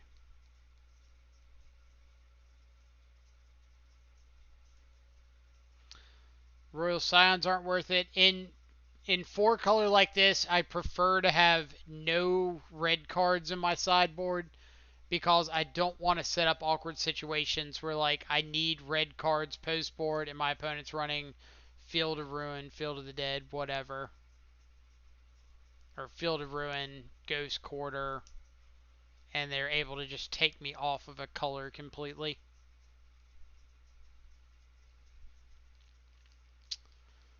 Oh, this hand is, if my opponent is leaning on Cathartic Reunions, the hand is great.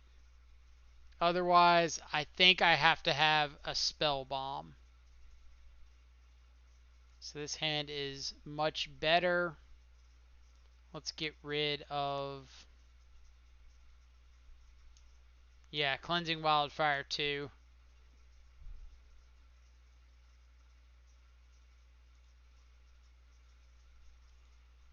Off topic, Hairspray can't confirm. Ironed, yes, for signature preservation. Nice. That is. Let's check this out. The spruce. How to preserve an autograph on a shirt or hat. If you want to ask for an autograph on a shirt or hat you're wearing, choose a 100% perfect or 100% natural fiber fabric like cotton or linen. Tips to preserve. Apply heat once ink is dry. Do not spray with a fabric protector. Go figure. Not one of the things I would have expected to be able to find or see an article about. So that's pretty funny. Alright. So turn 1.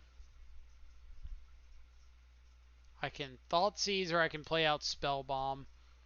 I think I just want to Thought Seize. Kind of the reason being my opponent's going to get to conflagrate their hand away next turn regardless. And super punished.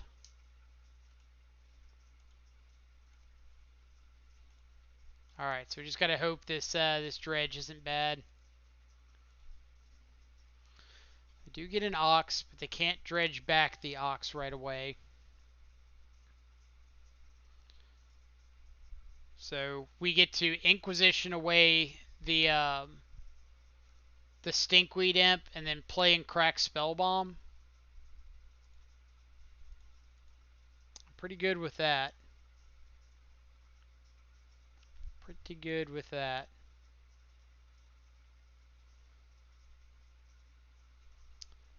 EE is decent for Storm, Jund, and other random stuff. Yeah, so EE is good in like the taxes matchup. It's good against humans. It's good against Storm post board.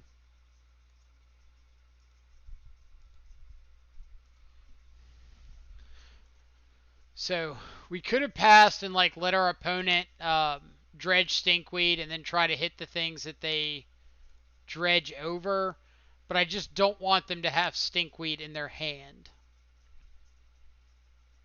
I think that's kind of one of the ways we give this game back to them.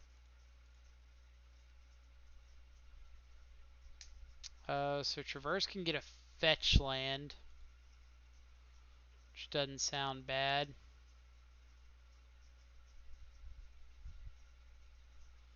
Can also just get another Shadow.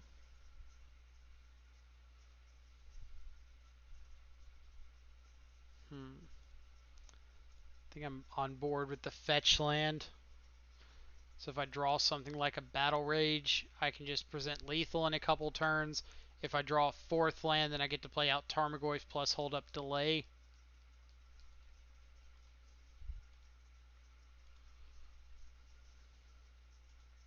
Speak of the Devil.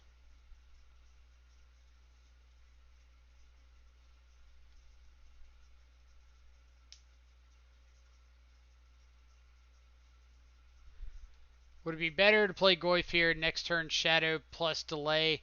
It was all about the clock that we were presenting. So Goyf would be a 5-turn clock. Shadow with this fetch land is a 3-turn clock. So even if we just play the Shadow and don't play the Goyf next turn, this is a significantly faster clock for us.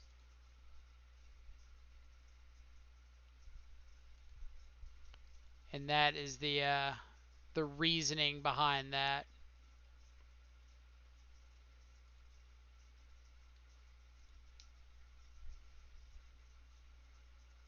So I don't think our opponent's playing anything like Lightning Bolt.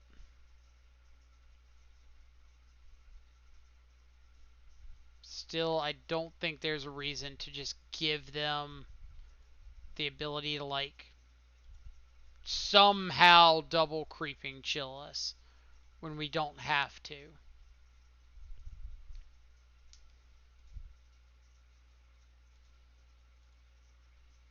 I mean, like, hard cast a creeping chill plus have one from the yard, something like that. Yeah, so we're just gonna 100% delay this. And that should be death. Nice. Just how we drew it up. It's not really how we drew it up. I think that was a 4-1. Yeah. So let's crack some chests. We got to find some better events to enter. We got these qualifier points like stacking up hard.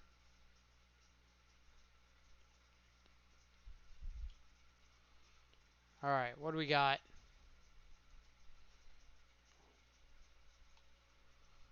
Warrant Warden. Put target attacking or blocking creature on top of its owner's library. Create a 4/4 white and blue Sphinx creature token with flying and vigilance. Pretty sweet limited card. I think it's a little bit of standard play when it first came out, but not a lot. Deadlock Trap. Enters the battlefield tapped. Enters the battlefield, you get 2 energy. Pay an energy. Tap target creature or a planeswalker. You can tap a planeswalker. Oh, that's great. Its activated abilities can't be activated. So you can tap a planeswalker and they can't activate it. Spiteful Visions. Popular commander card. At the beginning of each player's draw step, that player draws an additional card. Whenever a player draws a card, Spiteful Visions deals 1 damage to that player. So a lot like your Nekuzar wheel decks, like Spiteful Visions. The ever popular Scrap Heap Scrounger. Can't block. Funny story about Scrap Heap Scrounger. One of the guys that plays at my LGS had one of these in his pre-release. And he played this card for like the entire weekend and absolutely loved it. And I think played it for a little bit in standard. And then like 3 weeks in, somebody attacked at him and he blocked. And his opponent's like, you can't block with that. And he's like, well, why not? And he's like, because it says it can't block. And he's like, I've been blocking with this thing for weeks. Like, well, shit. And then Kindred Summons. Choose a creature type. Reveal cards from the top of your library until you reveal X creature cards of the chosen type, where X is the number of creatures in control of that type. That's a lot of wording. Put those cards onto the battlefield, then shuffle the rest of the revealed cards into your library. He also wasn't exiling a card when he returned it. He would just like pay 2 mana, return it to the battlefield, then block with it. Then pay 2 mana, return it, block with it. And it's like, this card's fantastic. I'm like, yeah, if you're not doing anything that it says on the card that you should be allowed to do, it is fantastic. Archmage's Charm. Nice little pickup. Increasing Devotion. Create 5 1/1 white human creature tokens. If the spell was cast from the graveyard, instead create 10 of those tokens. So for a lowly investment of 14 mana, you can make 15 1/1 white human creature tokens. That's called value, last I checked. You can snap it back. That is fair. You can Yawgmoth's will it back for you spicy vintage players that really want to live life on the edge. All right. Well, I've got some birthday plans to get to, but I appreciate everybody so much for coming and hanging out with us today. It was a really fun stream. Really liking Tasigur and Death Shadow, so I'm interested in getting more games in with it. Probably going to be playing some Grixis in the upcoming days. It hasn't been treating me too well lately, but we'll see if we can turn that around. In the meantime, I'm going to send everybody over to Michael Rapp, who's also playing some Death Shadow. So if y'all want to see a former GP mirror winner play a little bit of Shadow, probably some Rakdos Shadow, then feel free to stick around. If you do, make sure you give him some love from the channel. But again, thank y'all so much for coming and hanging out. King Poopa, thank you so much for the follow. Hope you're having a fantastic Sunday morning, evening, afternoon, whatever time it is, wherever you're at in the world. Ramo, thank you for the birthday wishes. But again, hope y'all have a great rest of the day. We'll be looking forward to some Grixis in the upcoming days. So hopefully y'all can come hang out and check that one out. So until then, have a great rest of your weekend. Stay safe. And happy birthday to whoever else might have a birthday today.